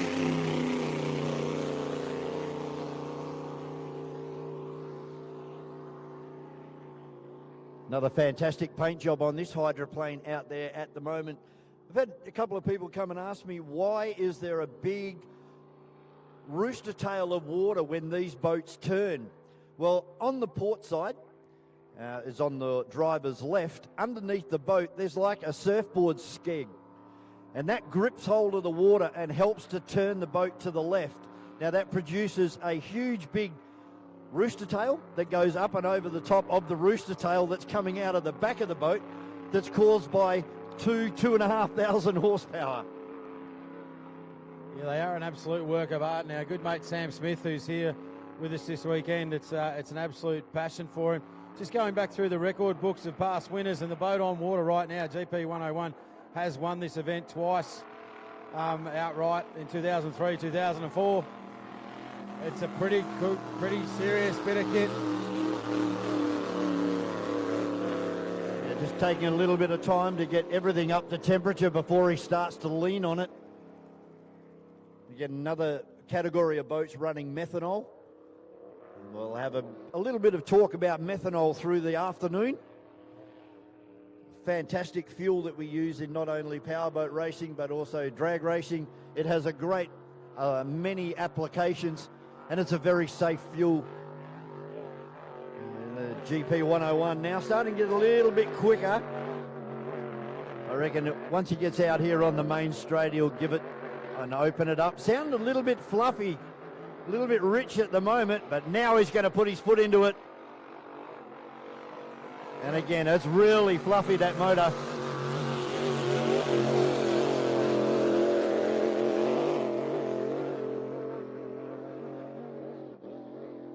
They're not the fastest times out there at the moment for these guys. But you can see that rooster tail coming from halfway down the left-hand side of the boat. That's the skeg underneath that we were just talking about. And then you've got the other huge rooster tail out the back caused by the propeller.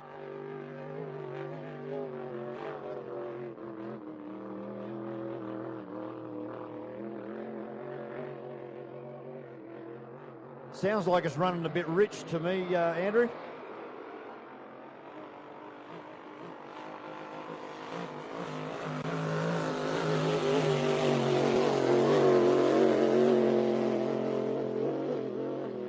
They are a thing of beauty without doubt. That beautiful big inside turn fin, just all that energy just tearing the surface of Lake Mulwala apart, and all that horsepower being delivered into the water. Potentially a fresh engine in this boat, so just bringing it up to its numbers. That definitely not completely being ragdolled out there right now. GP 101 saving their powder for when it actually counts. So great to see this big lineup of hydroplanes joining all these blown boats for the E.C Griffith Cup, the Australasian Unlimited Championship. It'll be decided with us here this weekend at Lake Mulwala. And we've still got Desperado down there in the pits, which hasn't come out yet either, with Liam Holland behind the wheel. Desperado, I think, was 2 years ago, took out the E.C Griffiths Cup. Yeah, certainly did, the 6 litre. So, and yeah, driven faultlessly that weekend. But, you know, obviously things had to go their way, but they were there at the finish and they were putting pressure on, and they got the title. It was a big, big night at the Mulwala Water Ski Club that we remembered fondly by many, myself included. But or not remembered. Yeah, well, there's plenty of photos taken, I'm sure. But yeah, it's going to be one hell of a feel. We hope you're enjoying the sunshine. You've got to get up and have a walk around while we've got a little bit of time, and come and support all these unbelievable food vendors. We've got hot dogs, boost juice, coffee, you name it, it's going on. And I've just been advised that I have now got the qualifying times for our Formula GP series.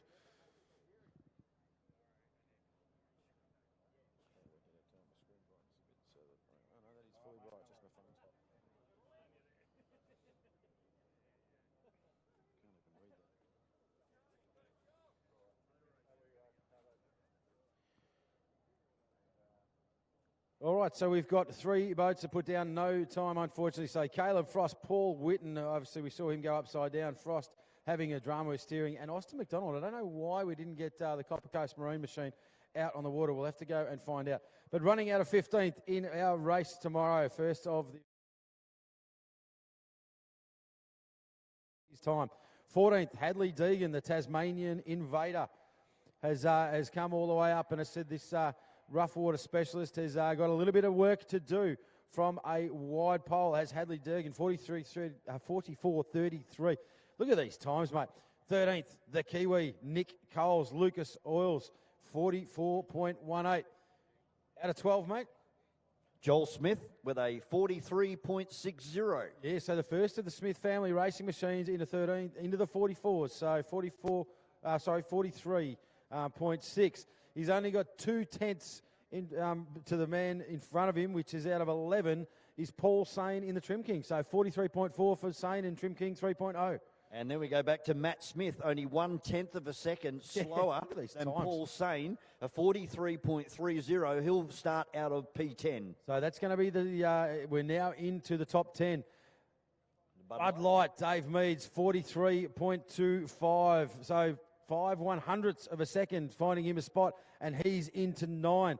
In 8, Greg Banks in final feature with a 42.02. So that's a very, very nice, strong run. So that's a big delta there. Back to Banksy, just going just outside the 41 second mark, mate. But at number 7? Stephen Gilligan with a 41.94. He will start out of position 7. And then Kai Cornell, out of 6 with a 41.73. Mate, great effort from Stephen Gilligan, the epic Marine Jackson's machine. We saw yesterday we destroyed that boat at Lake Charm, and they put it back together and to run sub 42s. That's a cracking run. Kai Cornell, series leader, a little bit of work to do, out of 6, but I said qualifying hasn't always been where he's been at the front. This guy loves to race. Top 5. Now, I've had a little bit of word about this guy, of course. We're talking about, the time was a 41.69. Ewan Bricker, TBR Racing.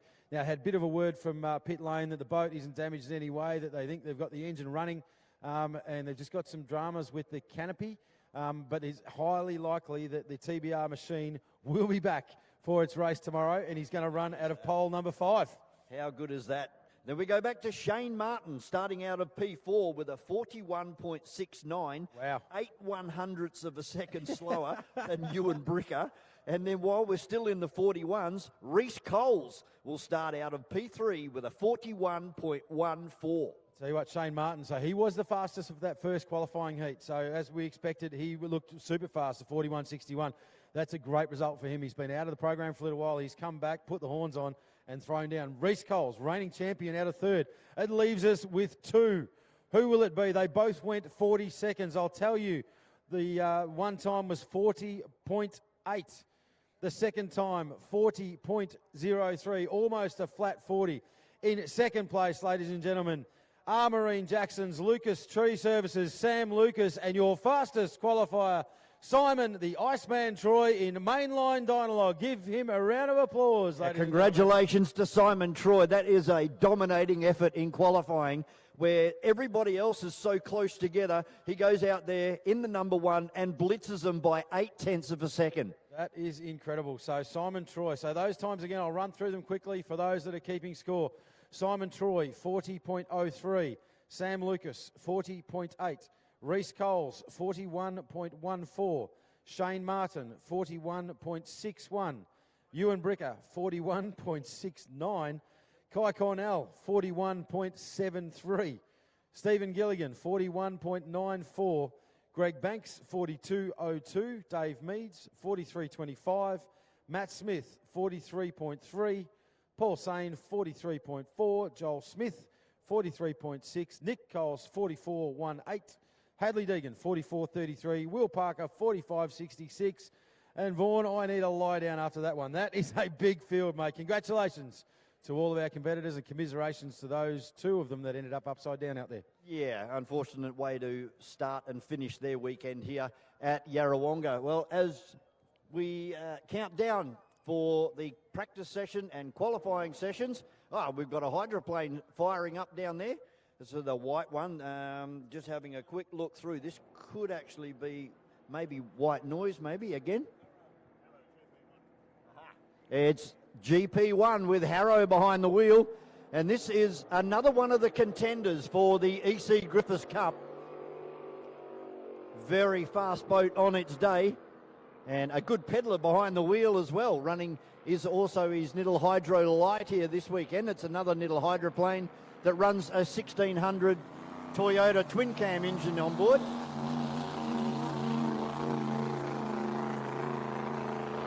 The GP1, I think they're going for 9 wins, I think, for the Harrison family. Yeah, well, GP1, this particular boat has won it in 2012, 2014, 2015, 2017, 2018, 2019, 2021. Probably had 1 or 2 stolen in the middle of it. This is without doubt the favourite for this weekend. But don't tell Troy Marland and Craig Burton that, because they are rear to win this race. The reigning champions, Warlord, up against GP White Noise. This is going to be on our blown boat fields. But let's stop talking for a second, Vorney, and have a listen to this big girl howl.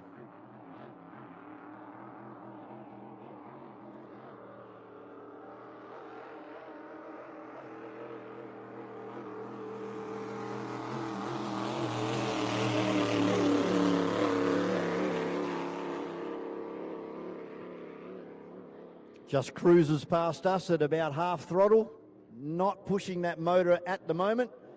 Here's Grant Harrison out there in GP 101. He's starting to get a little bit quicker this time.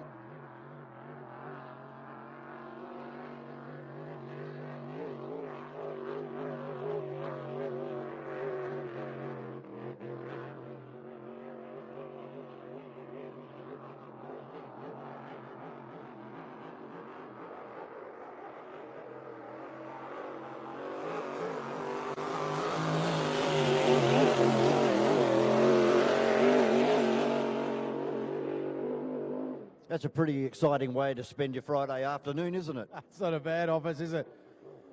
Just a thing of beauty. Obviously, the dynamics of a GP hydroplane are next level. A canard wing on the front between the sponson tips, adjustable canard wing. It literally flies the front of the boat as now Harrow leans on it. Straight out of it. Just a little squirt. Backs it off. You can hear the transmission and that prop shaft rotation and the propeller. Big wide exit out of turn number 2. And not going to stand on it again at the moment.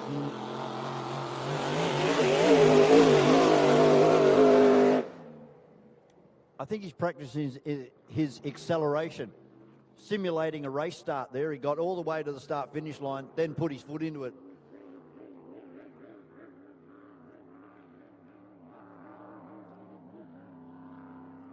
With the boat sponsored by Melton Toyota, an icon in the Victorian automotive market.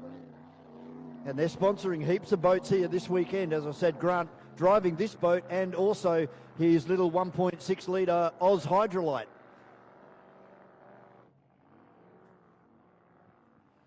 Yeah, incredible racing family. Obviously, the Harrison losing Keith was a big thing for our sport. And obviously this E.C Griffith Cup, not having Keith here with us, he'll be sorely missed. And I am sure that the Harrison team have that in the back of their mind, and they will be ready to throw down everything they can to take home this trophy in honour of the great man. Mate, this is going to be a very, very big day. What have we got up next on our program? I believe we've got our practice sessions and qualifying coming up for our National Drivers' Championship for our blown alcohol displacement boats. I can see some boats getting put down into the boat ramp area now. So it won't be very long before we see some blown alcohol racing and qualifying. 2,000 horsepower, and these things sound like thunder. Up there in Berry a couple of months ago, it was absolutely deafening when they came past, 6 wide to take the start. It was just, it's going to make the hair on your back of your neck stand up for sure. We'll have to double check with race control, but I believe the format for the qualifying is single boat qualifying for the Drivers' Championship. So there's no excuses. It's going to be one boat at a time out there for a hot lap. So go out, do your sighting lap, and then come through, start and stop the clock here in front of race control. So it's one of those things. There's nowhere to hide. It is just a flat out who gets the best lap down on the day that's going to set your qualifying groups for the remainder of the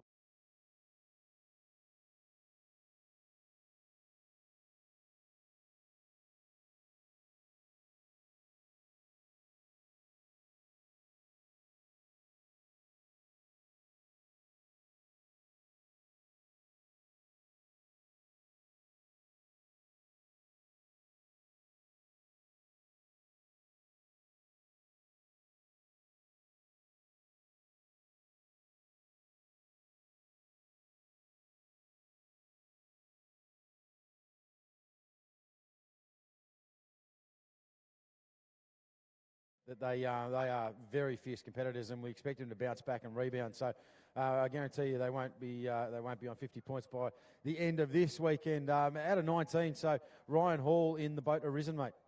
Yeah, Ryan's a fairly newcomer to this, in this national championship for sure. But Brett Lewis, unfortunately for decision, he had problems. So did Darren Robinson in Wild Child, and he found himself back in 17th. Up in Berry in January, Darren Robinson blew the supercharger right off the top of the engine. Yeah, knocked the hat off the top of the head, yeah. Unbelievable. So Brett Lewis' decision, that boat's been campaigning for a long time. He's got a massive amount of experience, quality driver, so expect to find him, find him further up the field, but this is an incredible field. Let's say it like it's easy to do. You got to beat everyone in front of you to actually get anywhere further forward. Hayden Chesser, Fury, mate, good to see him out there. So 71 points in the series so far for Hayden Chesser. Hell of a nice bloke, and pedals that boat pretty hard. Yeah, he certainly does. Unfortunately, the guy's not being able to make this round at all. But the big surprise of Melton was where Brett Shepherd ended up in Unleashed. He had a niggling electrical problems on board that boat all weekend, and he finds himself in 15th position at the moment.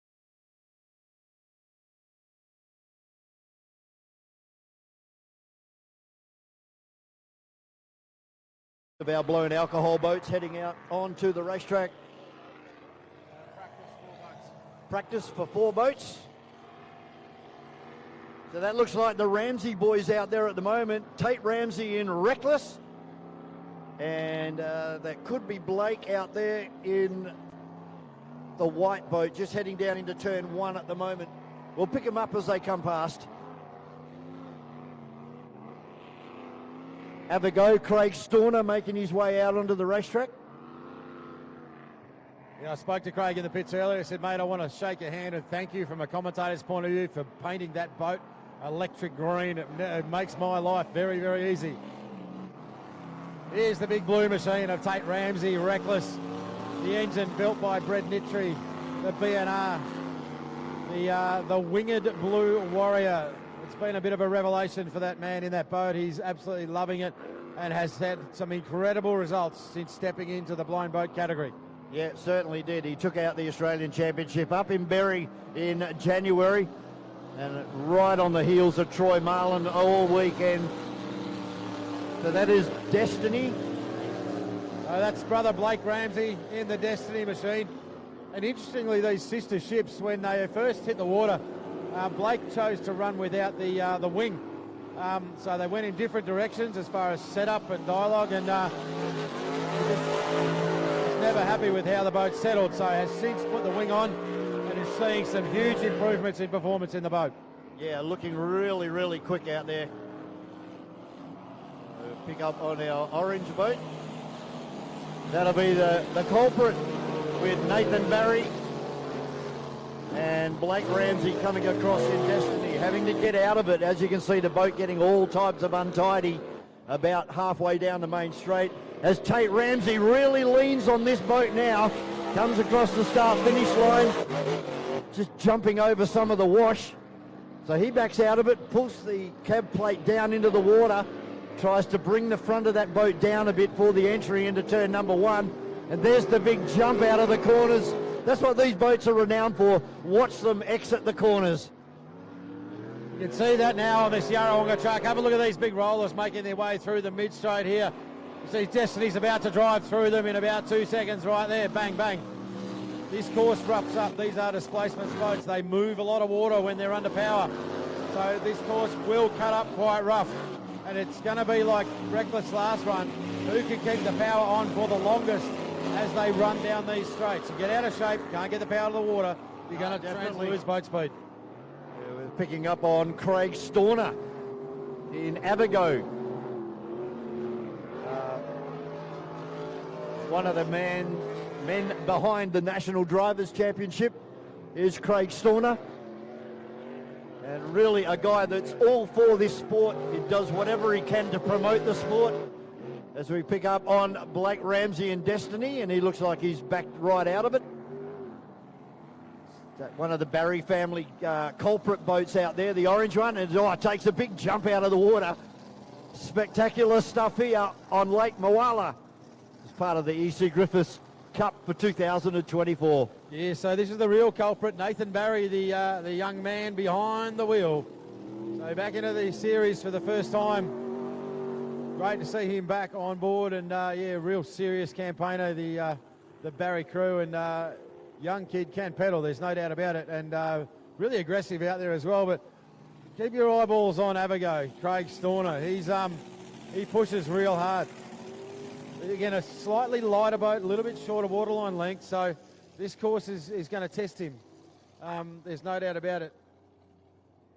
But bit of a decision to be made by all of our drivers now is, what are you going to do as far as setup? You're going to go out there one lap at a time and one driver at a time. Is the water going to keep these rollers from hitting the foreshore and rolling back out into the lake? Is that going to upset their decisions on their setups? Oh, it definitely is. It's a completely different setup to here, for example, from Melton or Adelaide or whatever else. You can see right now, look at the amount of side chop. It's not a head-on chop, boats can handle that, but to settle the boat left and right. So you will have seen Reckless running the boat very flat, very hard and flat. So you'll find they run a lot more cav. So tend to not let the boat carry its nose as much, because it's too easy for the boat to get rolled over onto a gunnel and bite and hard. So it can be a little bit of a conservative setup. That said, get to the front of the field and get that clean run, and yeah, you're absolutely on for it. So I've personally raced here, not in any of this cool stuff, in outboard stuff, and you know, this is a very tough track to race at. You know, guys, there's actually certain guys, Mikey Johnson, has been incredibly good at it over history, just loves this rough water kind of business.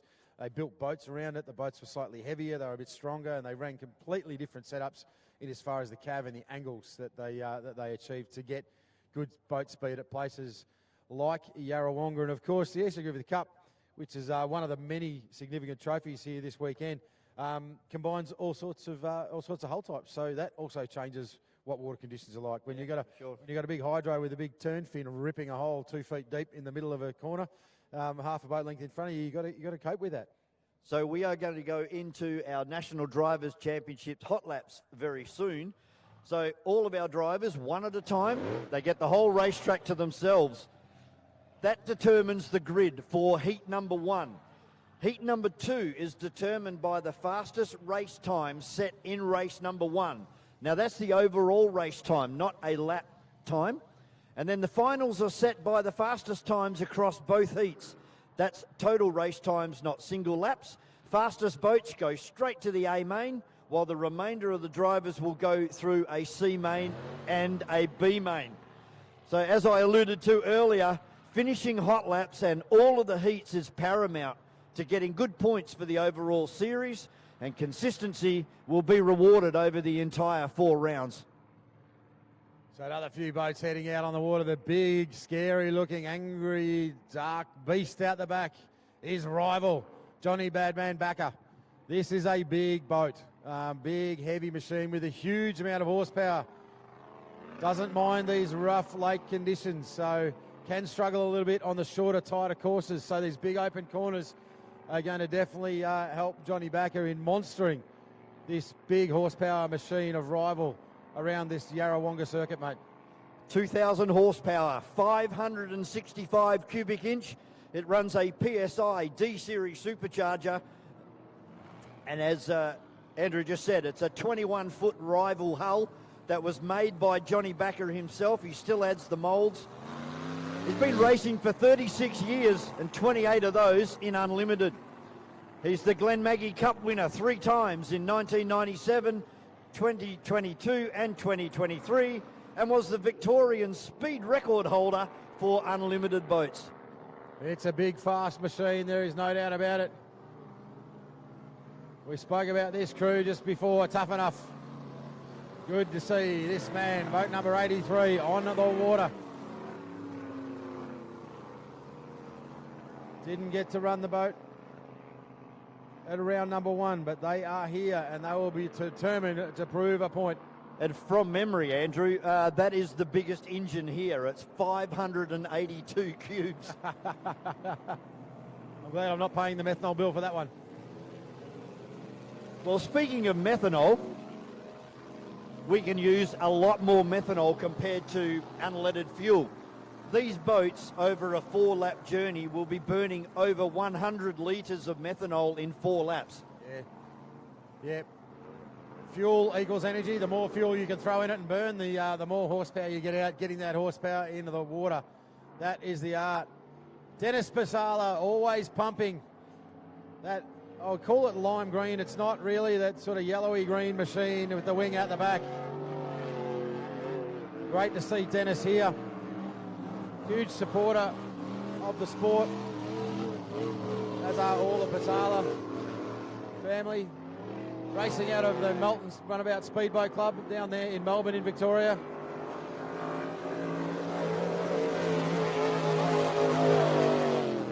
And always pumping, looking very, very nice, just sitting over the top of the wash.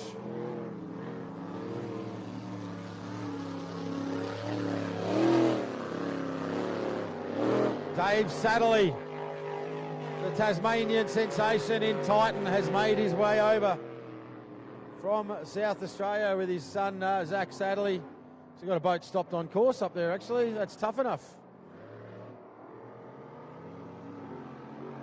That'll bring a caution flag out.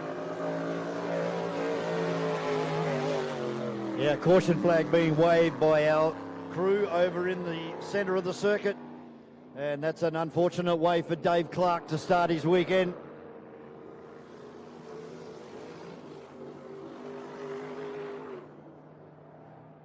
Another turbocharged boat just going past. There's Johnny Backer in rival. Yeah, just trying to get a handle on that right foot as to how to get that horsepower into the water. As I mentioned, Dave Satterley from the Adelaide Speedboat Club. Been racing for over 35 years. It's an Evercraft, a 1906 Evercraft, the blue and white machine out there. 510 cubic inch CC engine. Great bloke. I've been around him a lot with racing with his son in the juniors. Hell of a nice guy. Actually followed him here. We both left Adelaide separately. We sort of crossed each other's path about 6 times over 10 hours of driving yesterday on his way to Lake Mulwala. Probably not the fastest boat, but you don't have to be the fastest boat. It is all about finishing your heats. As we see Dennis Pasala down there into turn number 1. And it looks like Titan coming back in. Rival looks like it may be heading back to the pit area as well. So Dave Clark up and running again now, which is good news. We're just waiting for Dave Clark to actually put his slipper into this.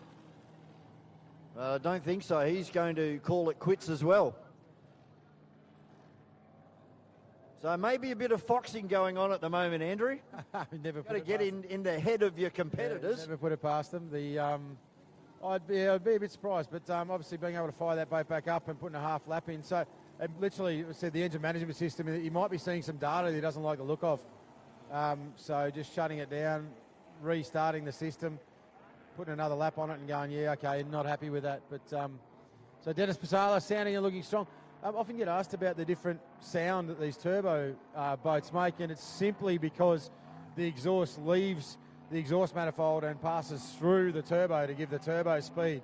So it actually muffles the noise. They're still making big horsepower. Oh, yeah. It doesn't sound the same. You would have heard that with the Constable machine, the big 510. Well, Dennis Pasala, it's running 1,600 horsepower out of a Garrett twin-turbo 427 Chev. Yeah. So, yeah, you don't have that real V8 noise. That crackle of straight-out pipes that you see in the blown boats. This looks like Damon Thurger. Oh, it sure does. Chevy Chase. One of the more exciting boats on the National Drivers' Championship. This thing has been absolutely frightening to watch on the TV coverage on 7, mate. You've got to keep your eye on this boat. It develops bad manners very quickly. Yeah, it takes a bit of courage to pedal this thing. Now, the wing, I was obviously talking to a mate of ours, Platsy, that as we watched Chevy Chase line it up in the back chute, looking pretty balanced that time through. So they've started to make some changes as far as the wing and setup on the back of this boat to try and take that out of it. And what you're talking about, it starts to get a bit squirrely at the back end of a straight. When it's really starting to achieve big speeds, it starts to rotate around that middle fin on the boat.